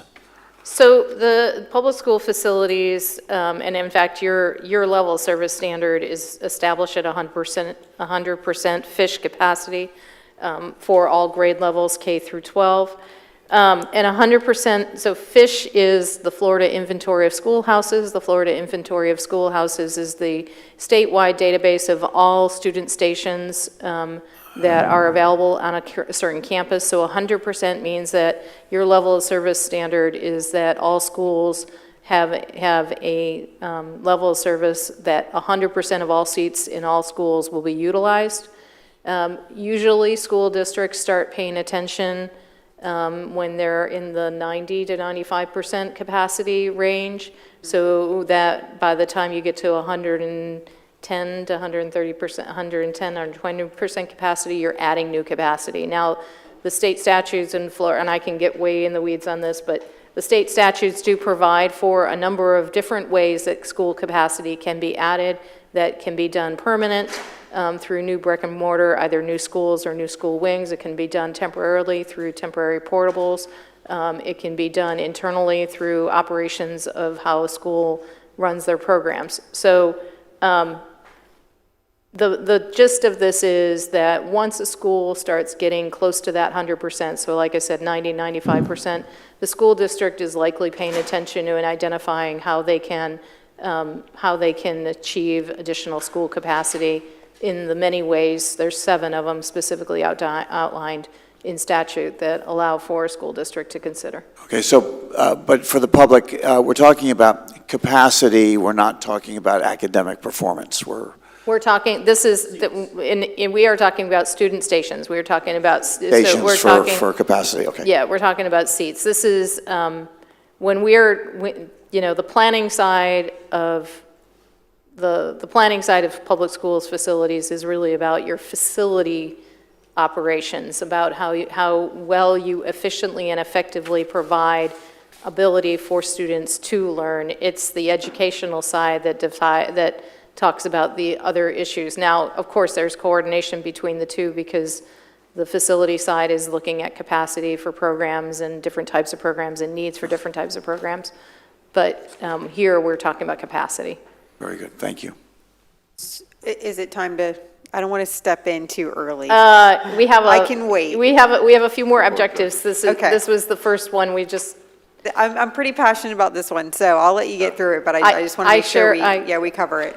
I share your passion for this particular topic, so I think. Go for it, though. I don't want to interrupt you guys. Okay, so the next objective deals with school currency implementation, and that's implementing the school concurrency process that we just discussed through your interlocal agreement. It's ensuring that the information is shared between the school district and Flagler County so that the school district can ensure that they are monitoring and understand when new school capacity needs to happen and tools to ensure that that capacity is provided. The objective 9.23 deals with mitigation, and this deals with how to identify opportunities for mitigating through the development process impacts that development may have on schools. And that is the end, and now we're open to comments. Anybody? Okay, I'll start. Fire when ready, Griffin. Okay. So I'm glad you explained the fish, because that was a question, and I had a feeling that's what it was, but wasn't 100% sure, so thank you for explaining that. I'll be honest, and this might be something we need to work with the school board on, but I have a real problem with these, with the capacity, I guess, marks that we have here. To your point, most schools start looking at this around 90 to 95%, and we've got 100%. I think we're doing a disservice to our students and our teachers, quite frankly, by putting the fish at 100%. But then also, if you look below that in 9.2.1.3, we say that it's okay to be 20% over the fish for 5 years. And I think that's unacceptable. So we have an opportunity now to improve this. I don't think that this should be done, though, without a discussion with the school board. So I think it needs to be done in coordination with them. But I would suggest that we would lower 9.2.1.2 to 90 or 95%, and then down below that, maybe a 10% over, or even if it is 20% over capacity, but not putting it at 5 years. Because then if you flip to the next page, to your point, where it says, the city in coordination with the school board can consider other capacity options, such as a number of different things, but one of these says virtual school. Well, we know what virtual school did to our kids during COVID, and it's not acceptable. So I just have a problem kind of working in these, I'll call them safeguards, but I think they're cheap outs to not keep our schools up to par, if I'm being quite honest. So I don't know what your thoughts are on that. Obviously, you do this more than I do with regards to comp plans, but when I look at this, I'm a little offended at how, to me, we're allowing too much capacity for too long, and then allowing possibly virtual school or trailers if we're not properly planning for capacity to buy us more time. So first of all, I think 100% is acceptable, and it is consistent with the state policies. Again, I said that most school districts, including Flagler, start looking at capacity at 90 to 95%. So they know when they're getting close to that 100%, and then looking for opportunities and understanding how to appropriately plan for getting over the 100% threshold. So I don't think that you necessarily need to change your level of service standard from the 100%, because that means you're full. 100% means your school is full, and I know that the Flagler County, because we're a consultant to them as well, the Flagler County Schools does look at capacity issues before they reach that mark, and are very proactive about planning for their future. The second thing I would say, you were commenting on the 20% over for a period of 5 years. Remember, I said that in state statute, and again, this is Florida state statute for education policy, and if local jurisdictions think the state has something to do with them, they should be a school district, because they have a lot to do with school districts. And there are 7 specific ways that a school district must look at capacity, and portables are among that tool. So a school district must look at things like portables. They must look at things like redistricting or busing. They must look at opportunities regarding co-location of teachers or utilizing teacher space more effectively. So, for example, if you're a high school and you have an open seat, you're a high school and you are a teacher and you teach 7 periods and you're in an 8-period school day, that 8th period is your teacher planning area. Well, the state would tell you that that teacher needs to be able to move around, so that open space that is the teacher's planning time does not necessarily happen in their classroom. Teachers don't like that idea, but that's part of state statute, that those type of things need to be looked at. So I understand your concern, Councilwoman, but it is in state statute that a lot of this and a lot of the tools that are in here are from statutory requirements. So I'm not sure how much can be done. So let me just say. Hold on, I'll let you jump Yeah. in there, Ray, but in response to that, I understand that there might be some things that have to be looked at, but to me, we're saying this is the absolute minimum and we're only going to meet that minimum. And when it comes to our kids and our schools, I think that when you have better schools, you have better education, you increase property values, you have a better community, we know that. So, and feel free to jump in, Mr. Whitson, too, at any time here. But, to me, I say, okay, fine, if we want to keep the 100% fish, keep it. But then why are we allowing us to go over, 20% for 5 years? And again, this is probably something that needs to be looked at in conjunction with the school board and not a decision that we're making today, but definitely something I think needs to be looked at for the future of our schools. And if it's an adjustment to one of these things, then that's what we need to do. But, Florida statute 163.3180 says that for every development, we should be getting a statement from the school board saying that that development's not going to add capacity. And I've yet to see a development come through where we've had a statement from a representative from the school board stating that. So if we're going to state, yeah, we have to abide by the Florida statutes for one thing, then we should be doing it for the other.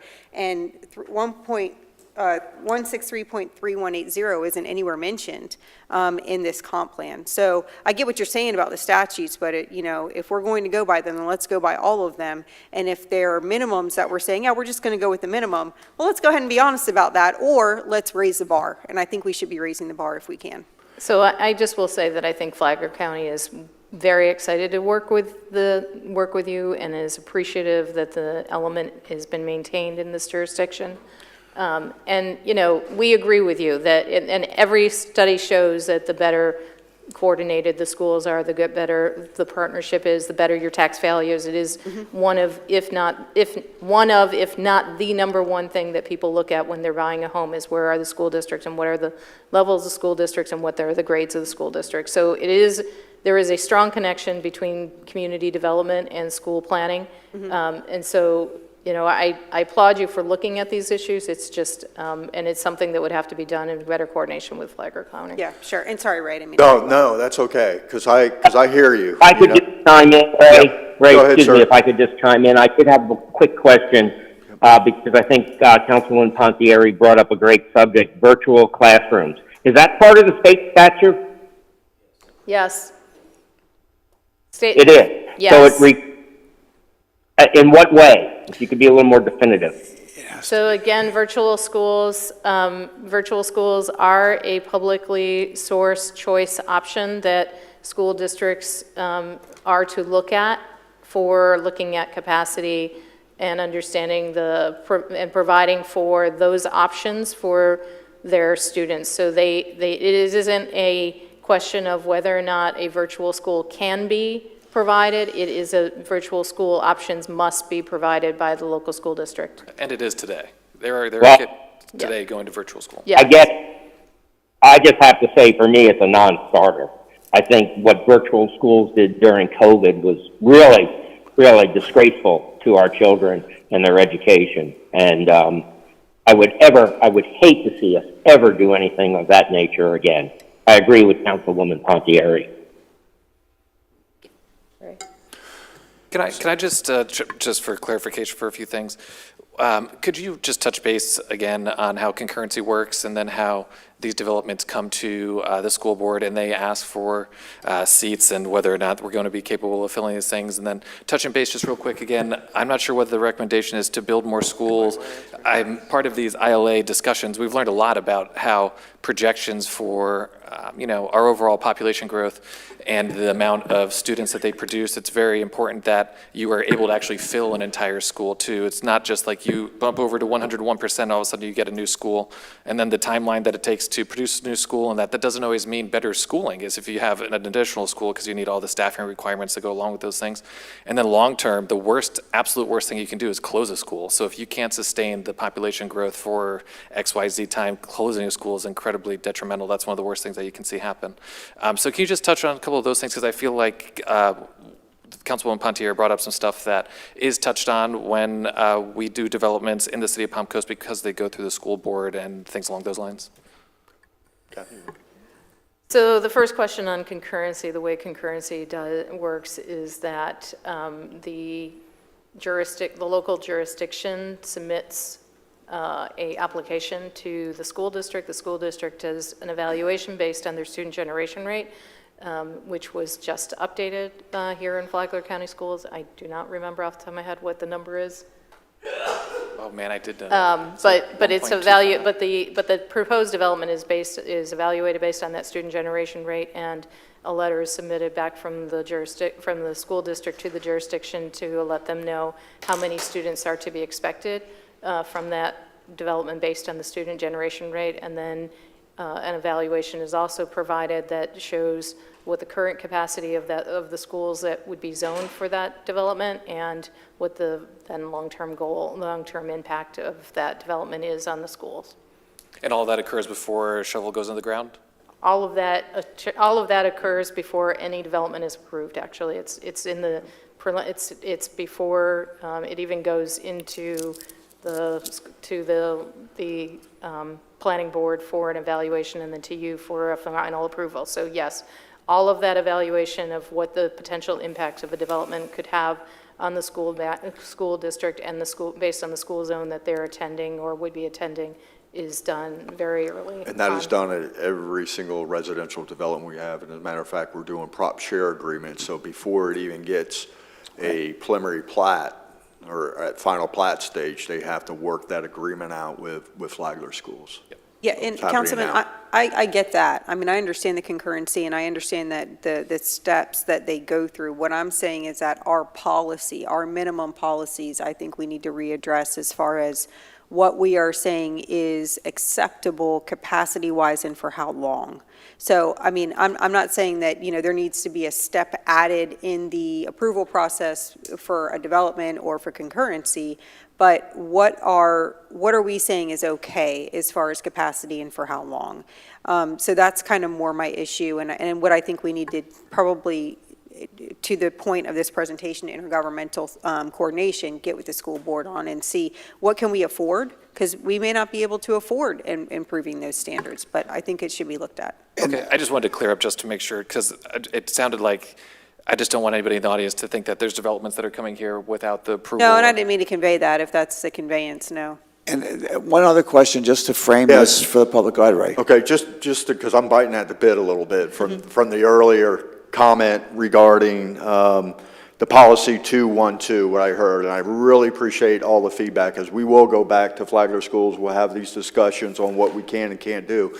And what I hear, I mean, reading this policy 100%, 100%, 100%, and what I think I'm hearing is, man, we really need something. We can't wait till the school's full to start planning ahead of time on where we're going to have these future schools or working on capacity. In reality, we are working on that. So I think what I'm hearing is we'll go back with Flagler Schools to help address some of those concerns that, yeah, we may have these state requirements for 100% fish and this and that, but what I'm hearing is maybe we need to have some supplemental policies that help geared us towards long-term planning, not waiting till we get 100%, Correct. but have these policies to help support us, that we start this process now.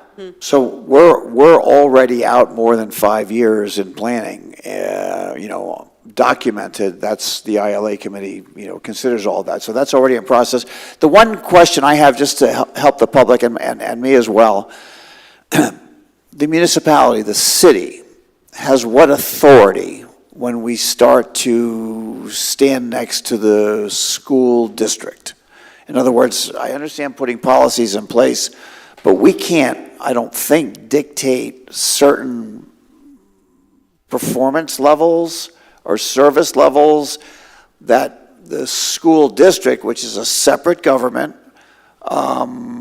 applies. In other words, I don't want the public to misunderstand what our role is or can be.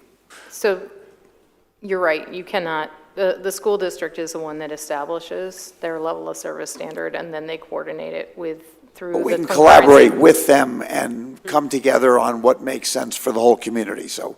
That's right. Okay. But to your point, the school district, and just so that everyone understands, the school district also has its own planning tools that it has to establish. They have to do a 5-year, 10-year, and 20-year plan that has to be submitted to the state on an annual basis. So these things are not being done overnight. These things are being thought of long-term, well thought out in advance, and are submitted to the state annually to address, as the state provides the school district the projected capacity enrollment, and the school district has to show how that long-term enrollment will be met for the long term. I think what I'm hearing is the biggest thing that might be helpful for this city council is for you to hear the information that the school board presents to your interlocal team, because a lot of the questions that you have are addressed in that. It shows what your current student generation is, it shows what development impacts they've had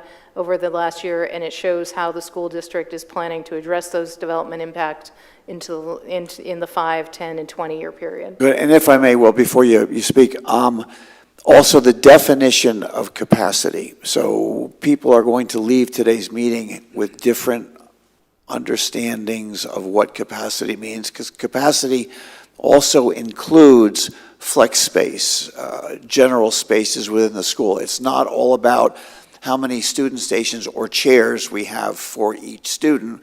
There are a lot of other components to the school structure itself that are considered in the capacity calculation. Student capacity numbers are generated by your student seats. So generally, your elementary, middle, and high school. Elementary is allowed 18. Your middle school, which is 4th grades through 8th grade, are allowed 22 student stations, and high school is 25.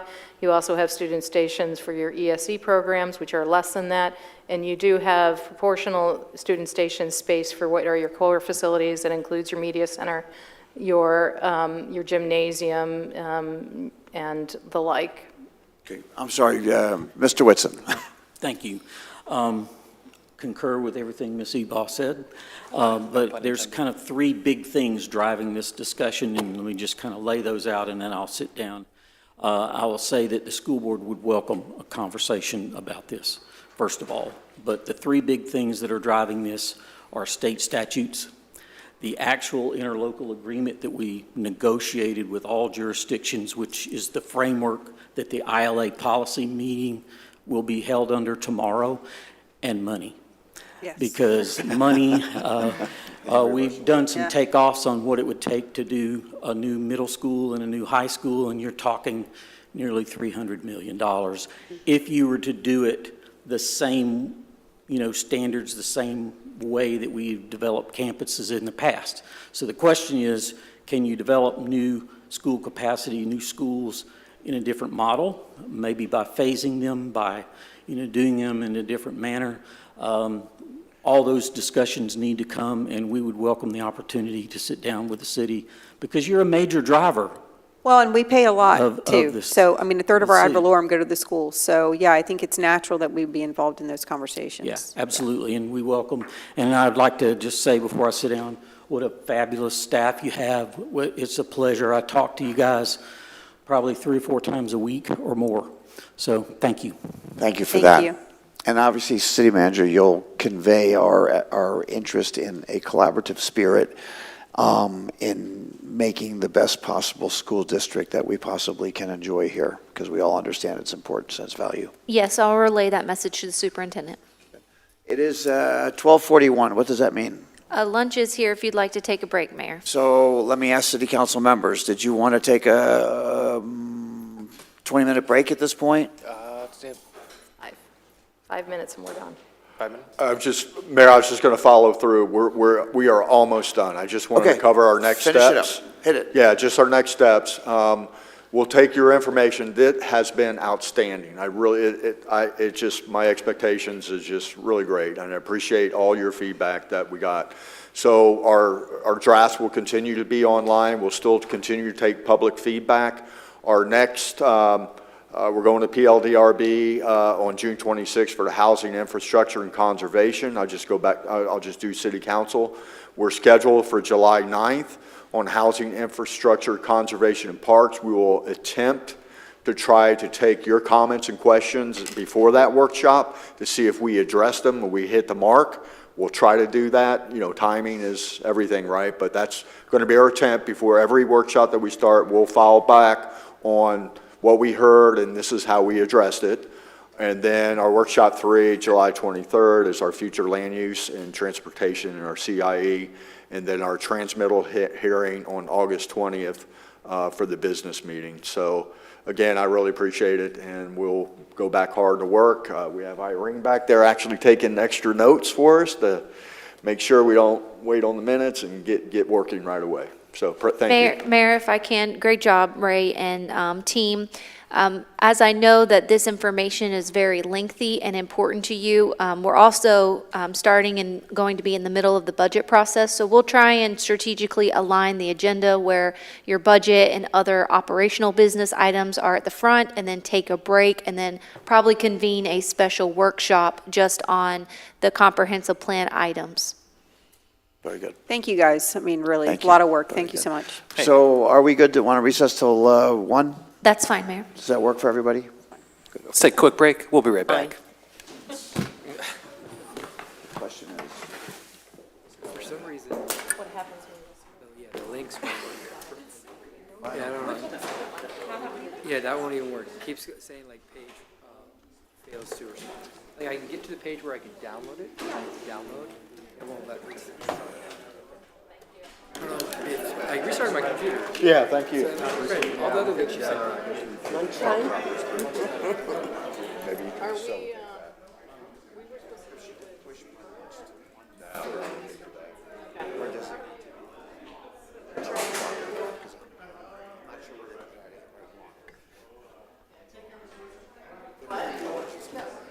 That went good.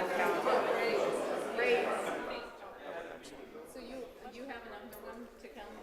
Yeah, so do you want to? Do you just want to touch base tomorrow? I have, thank you, no problem. I have nothing. Lauren real quick. I don't want to be, everyone's smart.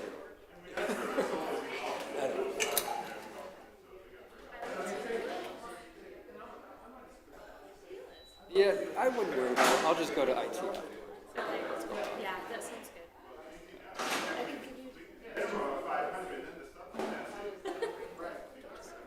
Yeah, it's probably safer.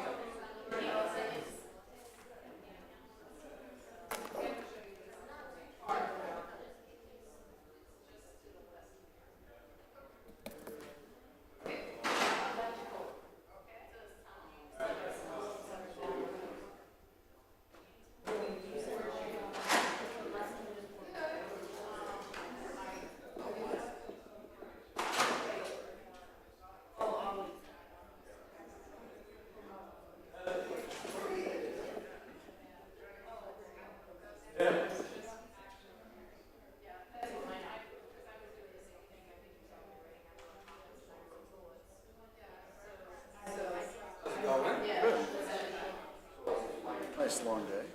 Yeah. Got one of these, and then I got another one tonight. So Do you really? yeah, I have to, one of our attorneys is the city attorney.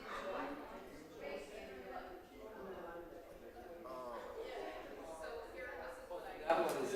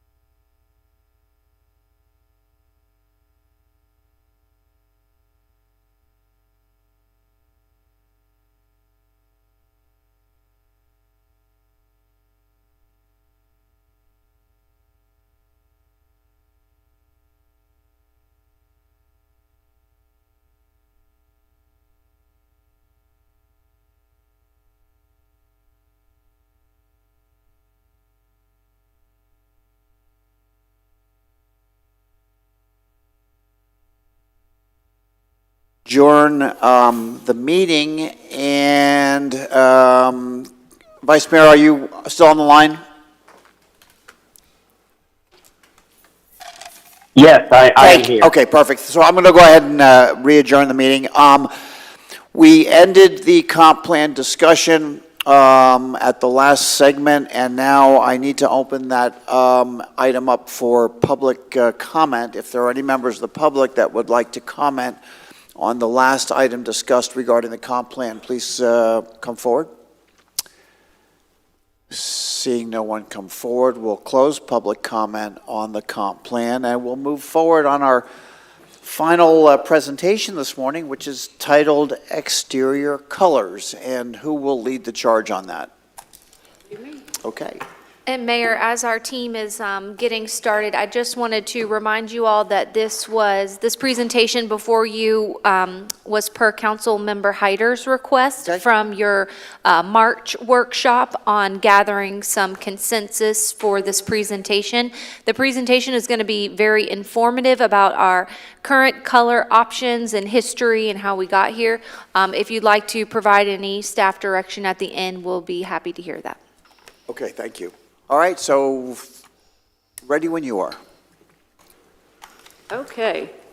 Good afternoon, not morning anymore.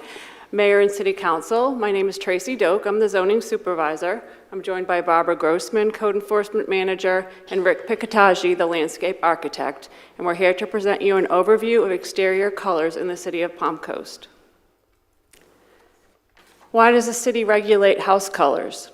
When Palm Coast was developed by ITT in the early 1970s, it was created as a master plan community with deed restrictions on all the land to include the 47,000 residential lots.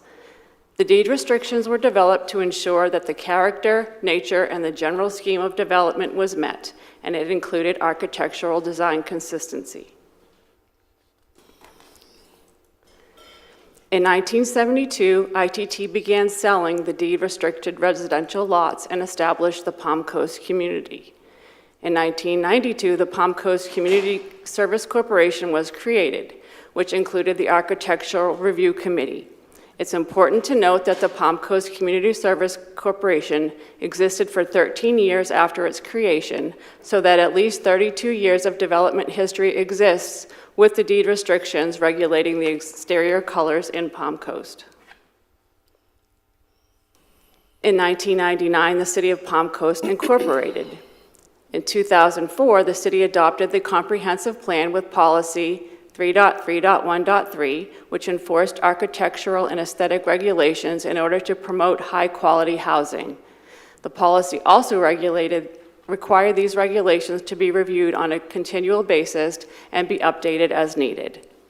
In 2005, the city acquired the Palm Coast Community Service Corporation, which was the enforcing agency of the ITT deed restrictions.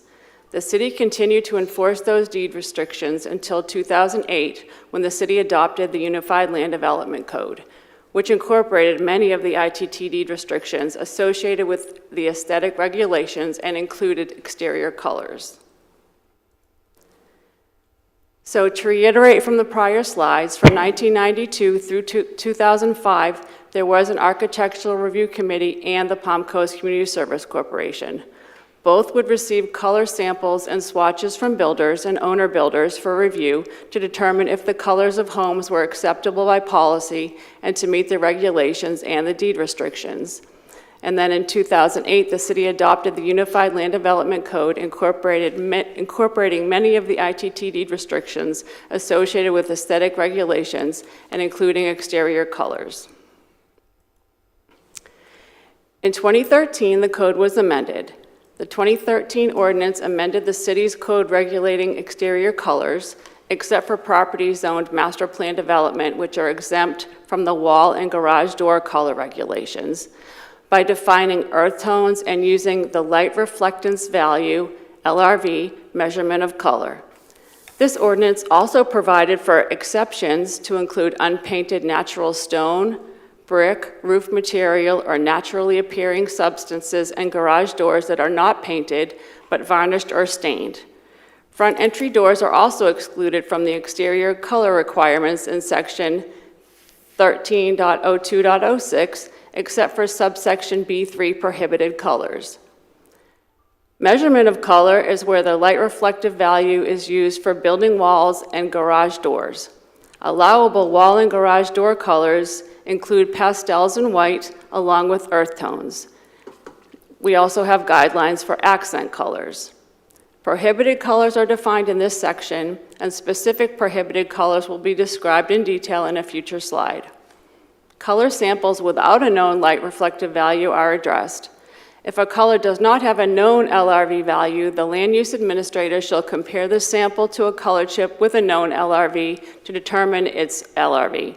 Today, this rarely happens, as the majority of the paint manufacturers provide a light reflective value on their paint swatches. We also have guidelines for building color combination, roof color, faux building features, and repainting. In 2017, the state law changed, and the statute stated that local governments may not require an owner to obtain a permit to paint their homes. As mentioned in an earlier slide, the city uses the light reflectance value, LRV, scale to assist in determining if a color meets the code in order to be less subjective in the decision process. LRV is a measurement of visible and usable light that is reflected from a surface when illuminated by a light source. Simply put, LRV measures the percentage of light a paint color reflects.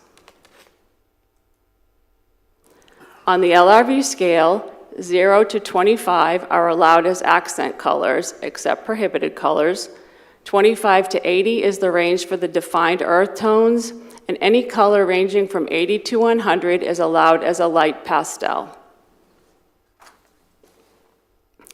The LRV scale goes from 0, which absorbs all light and we would know as black, to 100, which reflects all light and we would know as white.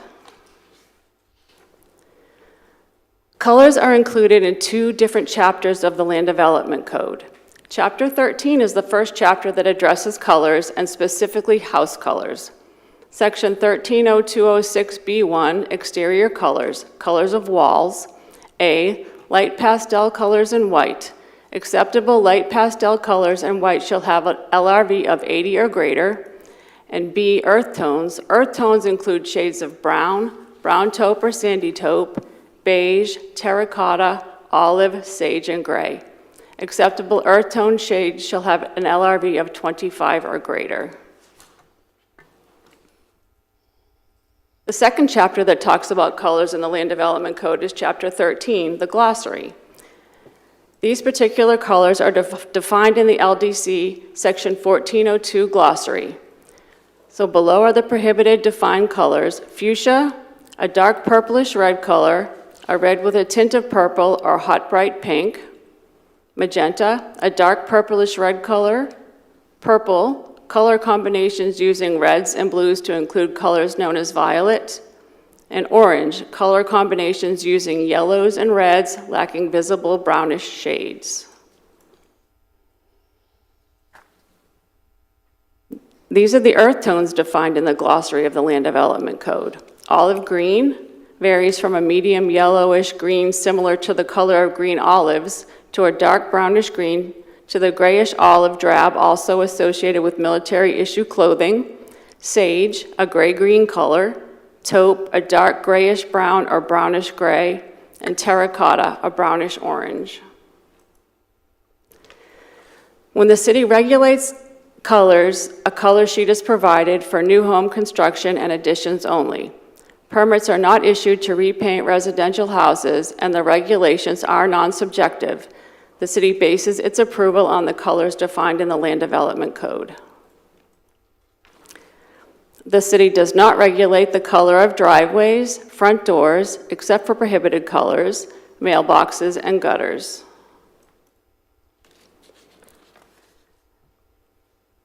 The next few slides show colors that are not allowed on the left, and then the allowable counterpart, either the earth tone or a pastel, on the right. When staff looks at a color, their first step is to determine whether it is defined as an earth tone. If it is an earth tone, then we look at the LRV number to make sure the LRV meets the LDC. So on the left, you'll see not an earth tone, it's more like a teal, and then on the right, you'd see an earth tone. Same on this slide. On the left is an orange, and on the right was one of our defined terracotta colors. And they don't look exactly the same on the computer screen as if you were to see them in our palette. These next few are for like the pastel colors. On the left, you'll see a non-approvable color, and on the right, you'll see the acceptable pastel. I'm just going to go through them.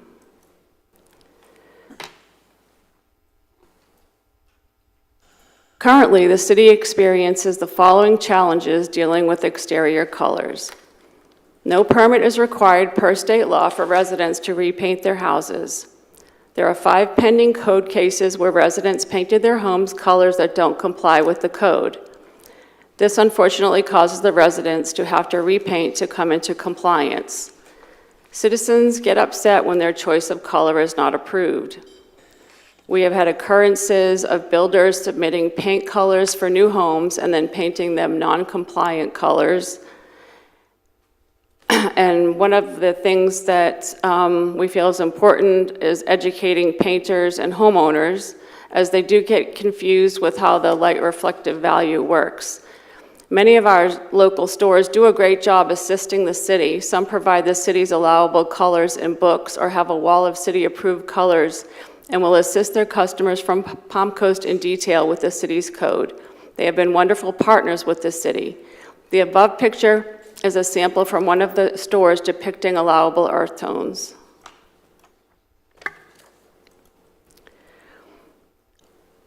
So this is one of the challenges we face. The property owner came in and originally had a color of kindling wood, and when they applied for a permit for an addition to their home, the new color sheet indicated the color would match the existing home, no changes, as well as the garage door to remain the same. However, the home color was then changed to a color not approved within the LRV scale. This prompts a complaint by residents, which brings a response by code enforcement. And on the next few slides are our complaint-driven code cases for houses that don't meet our code.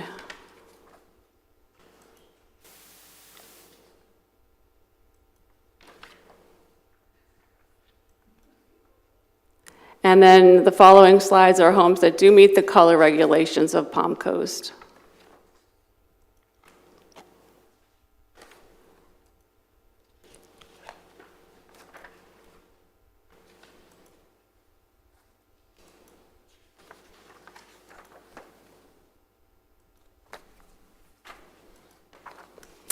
And that would be it. Any questions?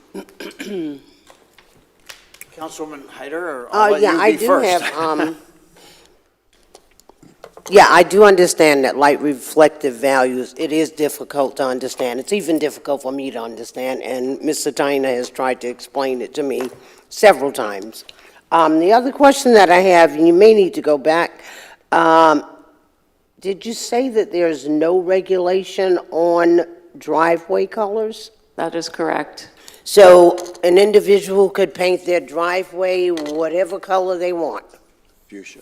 and there's no restrictions?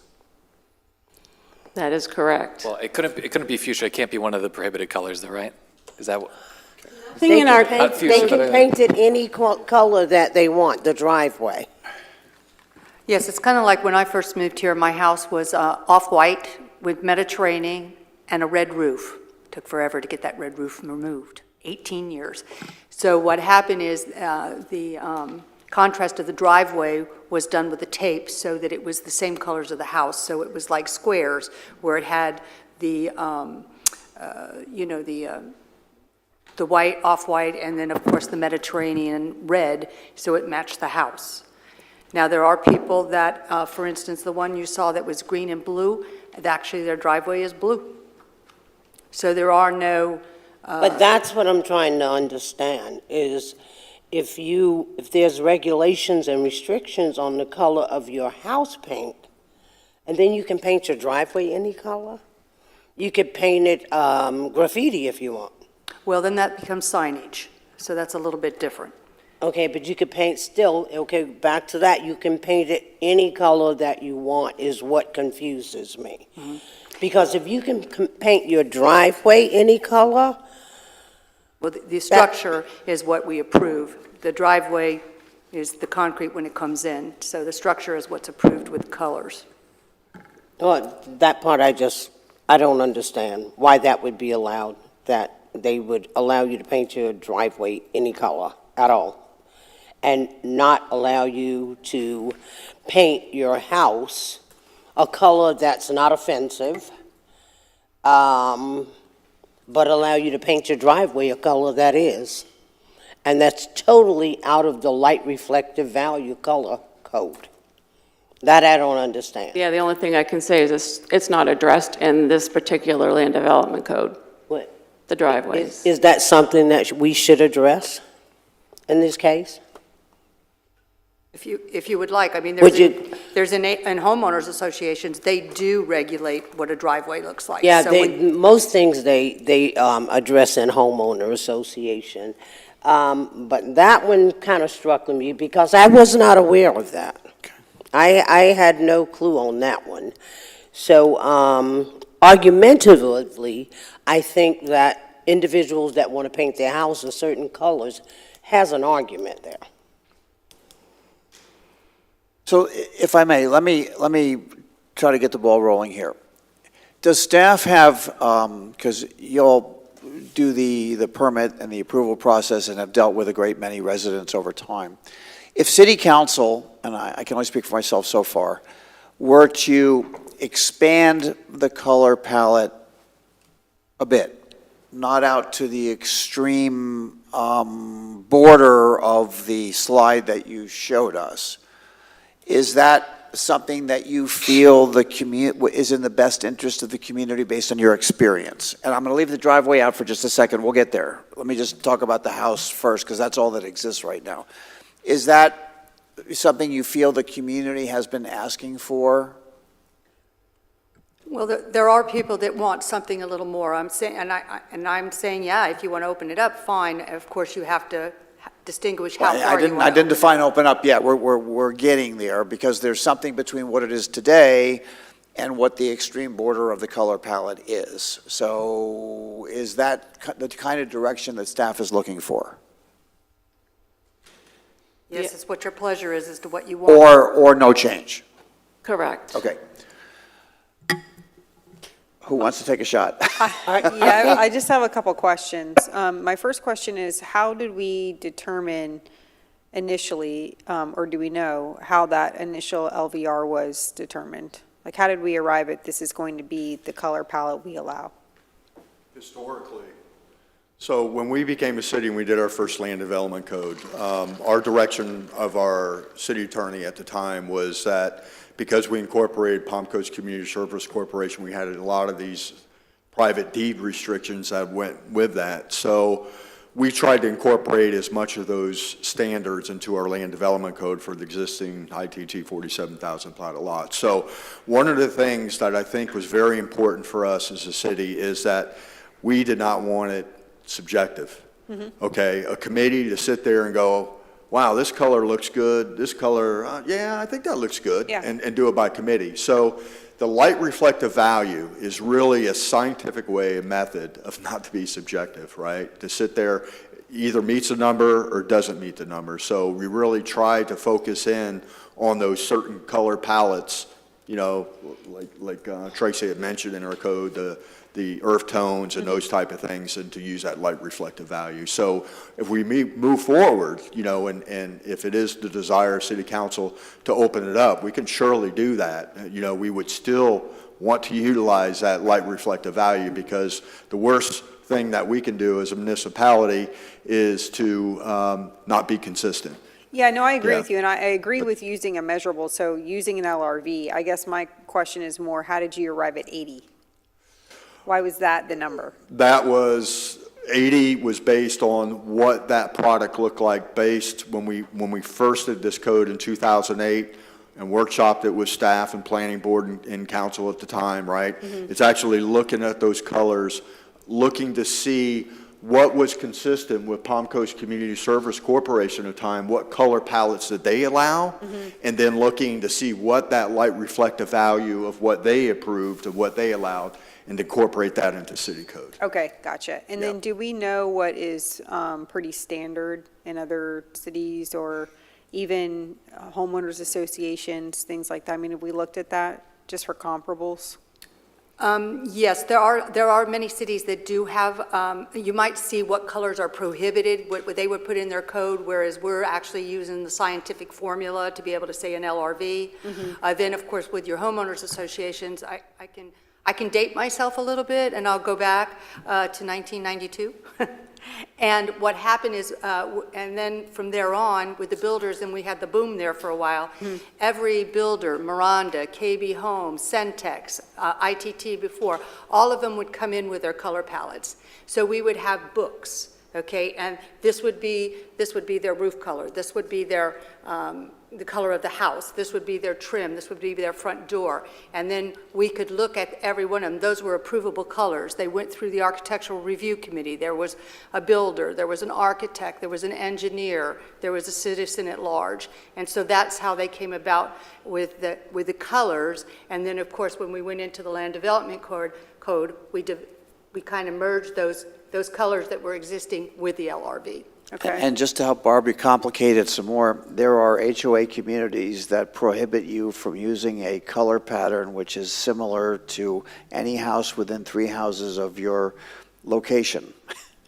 That's correct, and we also have... The only reason I bring it up is you can get really deep into this. It's like, wow. Yeah, in Grand Haven, it's the 5 neighboring homes around I me. didn't say it was them, but yes. But I did, and they told me that my proposed color was too close to all 5 of the houses around me, and I said, well, then how did any of them get approved? Yeah. It's the crossings. The first time I ever went into the crossings, I said, boy, I can never have a drink going in there because I can't tell which house is mine. They're all the same. There are only 3 models and all the same colors. Does staff have a suggestion if we're going to go outside, and if you don't, that's fine, but if we're going to go, venture outside of what we currently have as a restriction, is there any, because I don't know anything about LRV, like I don't know if you go, if there isn't even a such thing of going from 80 to 75. So do you all have a suggestion as to how we can broaden this but still remain reasonable and keep in the same, because, Or maybe if we adjusted the LRV by 5 points or 10 points, can you help us understand how many additional colors that would kind of bring into the mix? That's a good question. Yeah, I think, and I'm not a color expert, but with the light reflective value, we could surely go back. I think like for beiges and for pastels, it's kind of all different. So a 10 on this color range may mean this much, and an earth tone may mean this much. So I think if it's the direction of City Council, we can go back and look at some of these colors, right? So yes, we've done that in the past, because this had come up several years ago, and then it was kind of, I guess, that the particular council back then changed their mind. But we've spent, staff, Barbara, probably 6 years ago, and we went through a whole one of these, and we tabbed colors that, like, we added peaches, and they were maybe went down to a 70 of an LRV, but it just added that much more color, blues, greens, nothing extreme, but it just added more color to all the colors that we already have existing. And, if you wanted to move forward and see that presentation, we could possibly do that at another time if you'd like.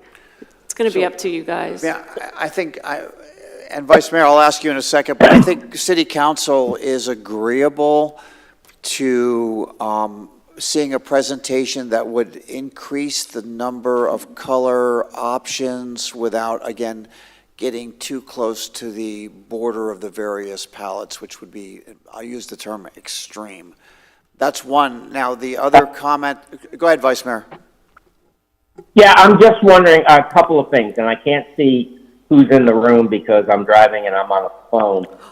Is there anyone in the public waiting to comment on this? And I asked that question because The I answer was is contacted by a yes. woman We'll get to public comment in a month minute. Yep. ago. Okay. Is there any the audience waiting to Yes. comment on this? They don't Yes, have to do it, there is, but there I'm is a member, curious. there are members of the public, so we're going to get to them in just a minute. I just want to cover one other Okay. thing, is... One other thing Yeah, go ahead. I'm in favor of expanding the color choices. I'm wondering if though, and I'm just tossing this out there for discussion, are we going in the wrong direction here? Should we possibly be coming up with a list of colors that are prohibited as opposed to ones that are allowed? Barbara has an answer for you, hold on. I think that would be somewhat cumbersome, because what happens is Gulfstream down south, they had number after number after number after number after number after number of the prohibited ones. They even went into shutters, they went into banding, they went into coins. It would be better to be able to use a scientific... So the palette is somewhat infinite, and trying to identify all colors that didn't make the mark would be... You're going to have more that are So prohibited than that are It approved. would be more efficient to pick those that are okay. Correct, and that's why Tracy was saying earlier, we work really good with the paint store, Sherwin-Williams, Benjamin Moore, Behr, all of them, that they know what the scientific formula is. You can even go to Walmart and buy your paint, as long as you can get that color hue wherever you're going, and you can see the LRV on the back of the color hue, they'll make you that paint formula. And before we get to All right, public... and that's why I asked. I'm not an expert on colors either, but I do know that I think we have to expand our choices here. I know the home that I looked at that this one woman owned looked perfectly fine to me. There was nothing appalling about it. And I think we do have to expand our choices, and I would like to see us move forward in that direction. And I remember an incident, it was a while back, might have been a few years ago. I believe we had a deputy that had painted his house a blue color, and it didn't quite meet our specifications, and that house needed to be repainted. And it wasn't like the house was ugly or anything. So I know this is hard to accommodate everyone, but I would like to see us make some new choices here. Okay. Times change, tastes change. I don't want to see us just living with this one set of colors, I guess. Now, before we go to public comment, I would like to at least put this question out to the council. So let's talk about the driveway for a moment. Help me first, is there any legal consequence that I'm not considering before? Are we taking a step too far here?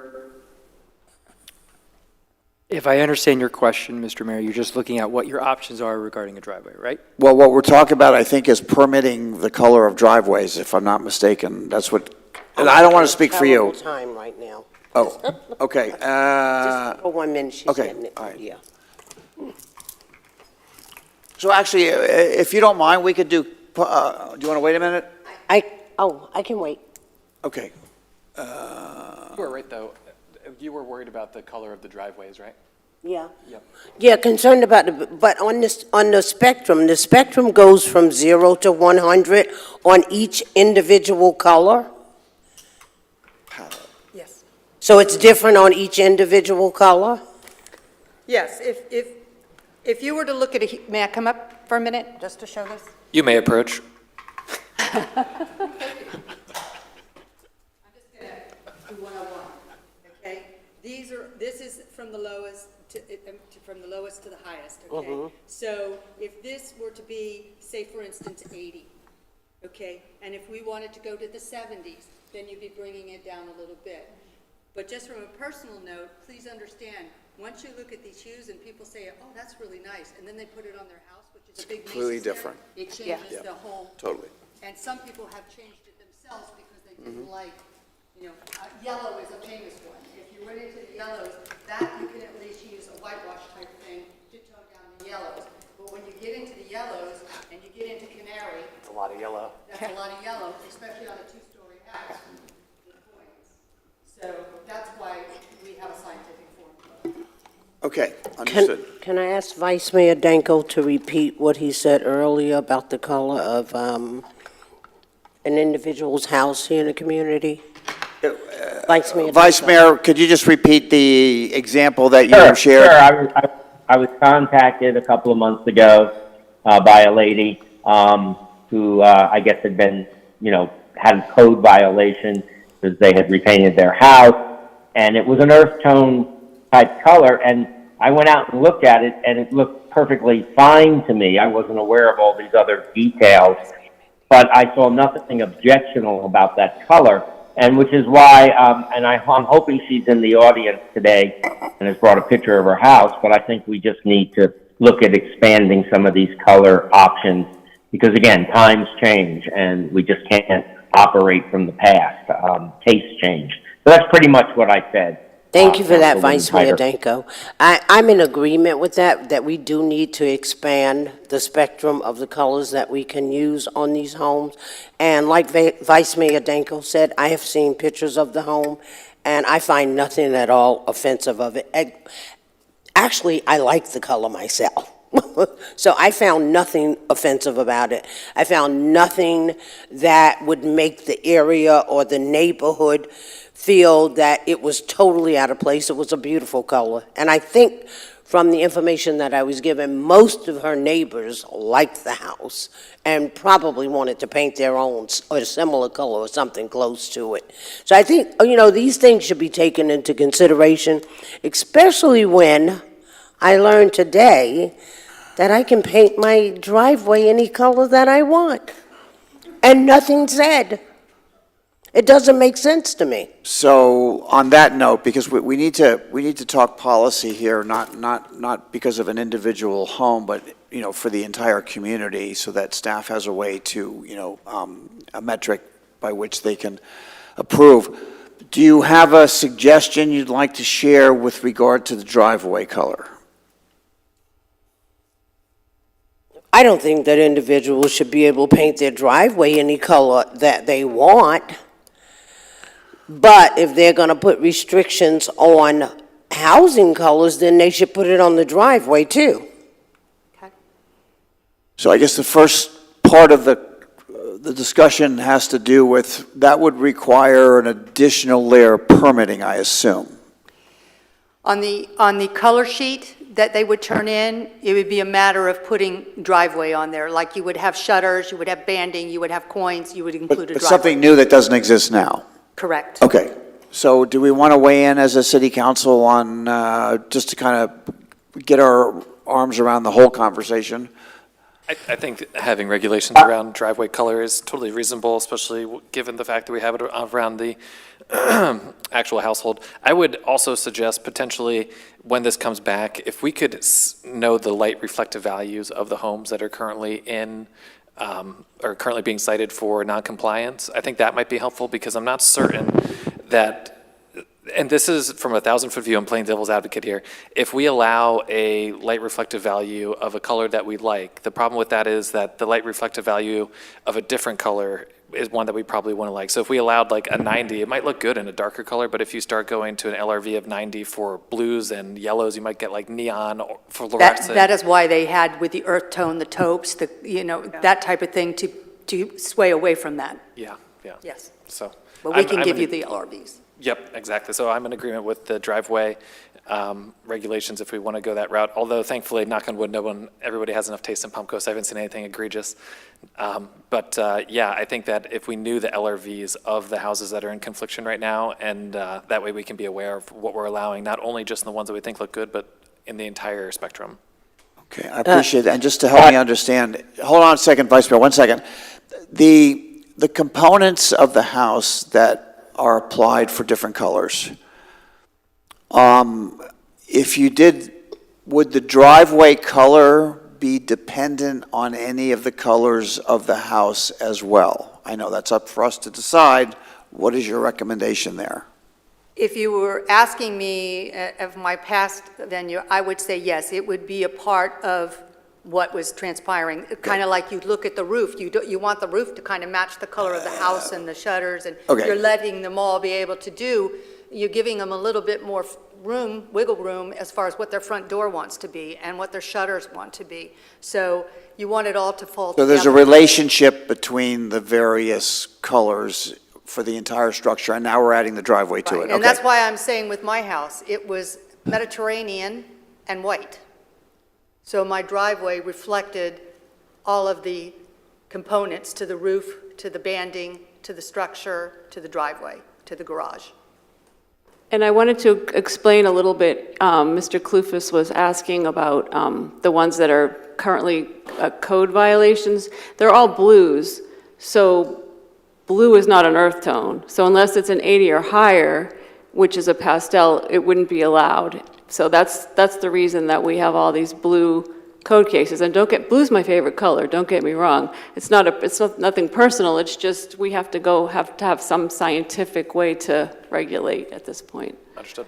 Okay, Vice Mayor, I'm getting ready to open up for public comment. Did you have another comment yet? No, Yeah, I did have one Go comment ahead. on the driveway situation, and I agree with Councilman Clufus that we should be looking into the driveways and the color choices, but we do run into a situation where if somebody's driveway is already one color, I think we're probably going to have to grandfather. We can't just force people now to repaint their driveway. Yeah, no, I don't think anybody has that intention. I agree. Okay. Okay. Just really quickly, I agree with council. We need to look at the driveways. I just caution us. I do want to know what the LRV is for the houses that are currently cited, but I don't think that decisions should be made based off of that, because then we are getting into kind of a subjective area. So I'm interested to see what those are, but I kind of would rather not at the same time. I mean, I'm conflicted there, because I would like to make a decision not based on a handful, but based on what I think is the best for the city and a good policy. If staff chooses, or if this council wishes for those colors to be included in the follow-up presentation, then I'll go with the consensus, but I'm conflicted on that specific point. Equally, in terms of the decision-making, I mean, you look at a swatch versus the side of a house, it's like, at least in my mind, it's two different animals completely, is. but anyway. All right, so with that, may I invite the public to come forward, and I appreciate your patience so we can hear your comments. And sorry it took so long today. You've been very patient. Yeah, you're a martyr. I want to start out by blue is an earth tone. Speak into the mic. Not by our definition, and Speak into the mic, please. Go ahead, introduce yourself, and then Mindy take your 3 Melendez. minutes. Okay. Resident of Palm Coast. Blue is an earth tone according to what I have here, because when I called and talked to the city and asked them what colors, they said it has to be an earth tone. I chose my house color blue. My house was up there on the thing. I'm a resident of Palm Coast. I'm a business owner. We own 2 businesses here. We flip houses as well, and we've painted many houses and never had an issue. My house, our other house never had a complaint, but because some house, 10 houses down, called and complained on my house, we got into this situation. And like we talked about, the laws weren't looked at until 2017. It was looked at. If you look at the limitations, it's limiting people for their expressions. We have a wide variety of people coming to Palm Coast. They need to be able to express themselves aesthetically through what they enjoy. According to Zillow 2019 analysis, homes with unique bold colors sell more and for more than homes with no color at all. And also Homes.com did a 2022 study, and navy blue houses sold at a greater price than other homes. So I am proposing that we do a change in the community colors. You guys talked about, when you did a 2004 study, high quality. You wanted high quality homes. You're not going to have high quality homes at the blah colors. When they did that thing with the police officer, they said that Palm Coast looked like a gray community. If you go to Flagler Beach, my house color is all over Flagler Beach. Flagler Beach allows that house color. So you come over here and we don't allow it. LRV, if it was an LRV purpose for scientific reasons, then they wouldn't allow it either. So I don't get the LRV with it being that way. I'm going to show this real quick. Selective enforcement is not legal in the state of Florida. Because somebody complained, they come to my home and give me a code violation. They don't go around. I was told they only do to come to your home. These are all the homes throughout Palm Coast that are not in code violation. How many are there? Well, I only had a chance to do 32, but there is a lot more. I was working, so I didn't have a chance. I talked to several. I got my door knocking permit so I could knock on the door. Talked to several homeowners, and they're actually on the Zoom. They were not pleased with the whole thing because they don't want to have to paint their house. One of the ladies is an 80-some-year-old lady, and she goes, I just painted it. I'm happy with my house. I did it to improve the aesthetics of my home. This house on the corner, they did a code violation. They got a code violation. They said they changed their color. It was never changed, but code enforcement okayed the color, and it still remains that color. Okay. So selective enforcement, I'm for changing it because I'm a business owner. I sell houses. So I want to be able to sell a house at a, we wouldn't have painted our house. That's our investment. So we wouldn't have painted a color that was going to down the community. Our house was a foreclosed home. So we upped and improved it. Okay. So this is an honest question just for my education. Did you not know about the color regulations? No. Okay, I'm No. just wondering, okay. No, I called, and when I called, they said earth tones. I appreciate your comments. Are there any other members of the public that you're all together? Okay, okay, very good, thank you. It seems to me that we would like a presentation that expands the current color selection allowed without getting us into another discussion. I mean, you got a whole community out there, if you go bold enough, somebody's probably going to complain about that. So I'm going to leave it to your experience and your judgment to come back to us with a suggested revisions to the color. And with regard to the LRV, the reason for it is so that there is a metric by which we are not selective, but we can actually be specific about this is okay and that's not okay. It's just it's a measurement is all it is. But I'm saying the selective portion is you can't find me, but not find 10 other houses around the street that are the same out of color. That's true. Now, just one little tidbit here, though. Your house can be seen from the main road, right? When you're, I know, I was driving back there just the other day putting up political signs, and I noticed it as I was driving by, and I said, oh, I wonder if that's really what's causing the fuss. I know there are probably homes in Palm Coast that are much more tucked away, but this one is a little bit. But certainly, ideally, the permit process would make sure that everybody is treated equally within the same guidelines. That's obviously our goal. If we're not perfect, then we can strive to raise the bar and be better at it. But certainly, the selective enforcement is not something that we would ever, consider. I'm sorry? Well, buyer beware. So as I know you know the Latin form of that as well. But we all, go ahead. You don't need No, as we said in the presentation, it's not required, you don't get a permit to repaint your house. In this situation, they submitted their color sheet saying they were painting their house the same color as it was before. And it's changed, is what, but we don't require a permit. All right, so it's a little more complicated. So I would certainly invite you back when we have this presentation so we could move this forward. I mean, I think you see that, and including Vice Mayor virtually, I think we're moving in the same direction. Now it's just a matter of how we can offer it in as fair a way as possible, and so that code can manage it properly and fairly. And is this inclusive of the driveway also, with the presentation that we come back with? So that's what I got from City Council. I'll go down. I'm struggling with that. I'm going to go along with the, do we want to include the driveway in the presentation? No, I heard that part, but the question was going to be, did you say that if the driveway is painted a certain color, that other parts of the house have to be painted a certain color also? Well, not They so have much that to it... kind of match? Yeah, that it blends, that it would blend together is really what it would be. within that color hue, within that range. You know, I mean, I'm not going to sit here and tell you that, you know, if the house is, if you use an LRV that is acceptable and it's pink, pastel, not fuchsia.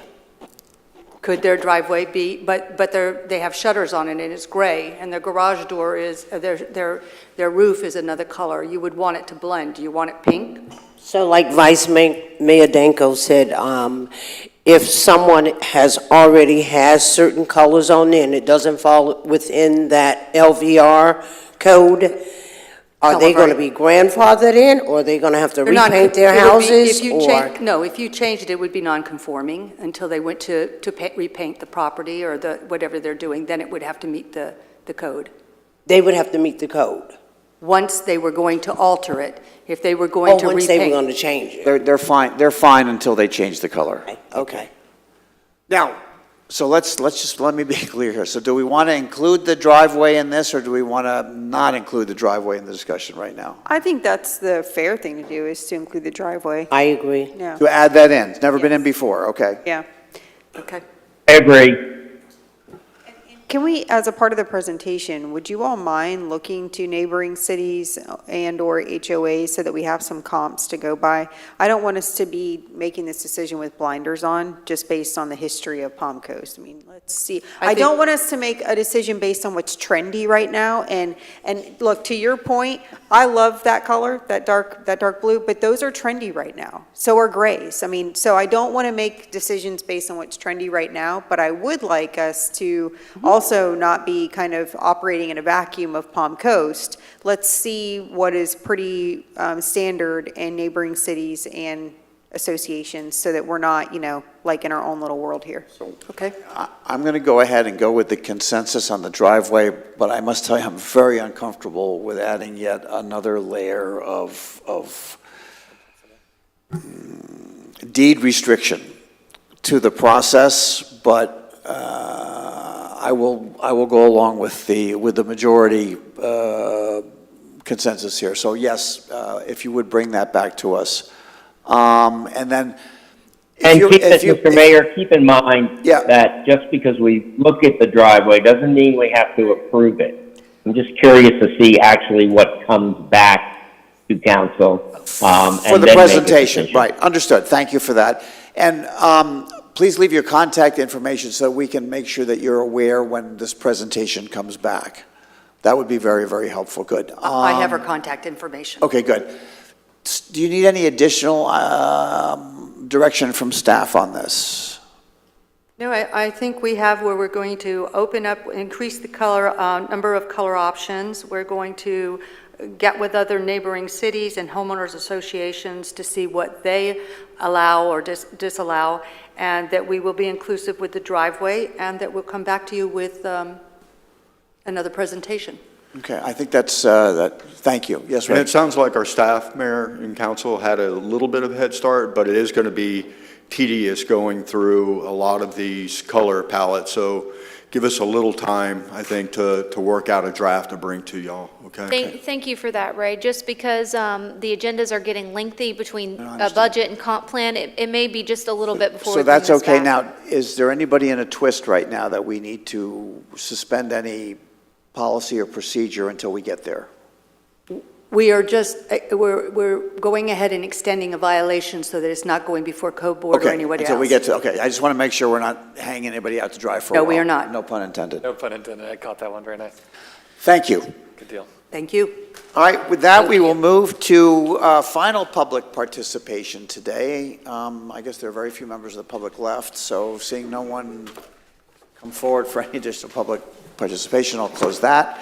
And I will come back to City Council for final comments today. Oh, I just have one comment. I was very honored and pretty lucky to be introduced to a great nonprofit that just opened up in our community, Maternal Matters Favored. They had their grand opening this Saturday, helping women and families with the challenges going through pregnancy and postpartum challenges as well. Great group of individuals who have started this very needed service in our community. So I encourage people to look them up. I encourage people to reach out to them and really check out their services. And if you can also contribute to their movement, that would be amazing as well, whether it's through volunteering, through financial assistance. They do have a location over in Bunnell, so they can actually offer in-person counseling services to women and families. So very happy to have met them and been at their grand opening this Saturday, and I wish them the best of luck and hope they can have very positive impact on our community, and I think they will. Thank you. I'd just like to make sure that, I encourage people to come out to our event on June 20th at the Community Center, where we will be going over Phase 2 of our 2050 Comprehensive Plan. I'd like to thank Ray Tyner and Brittany, our Marketing Director, for putting all of this together for the community, and I'm looking forward to seeing the community out there and everyone that is aware that this is going on. Thank you so much.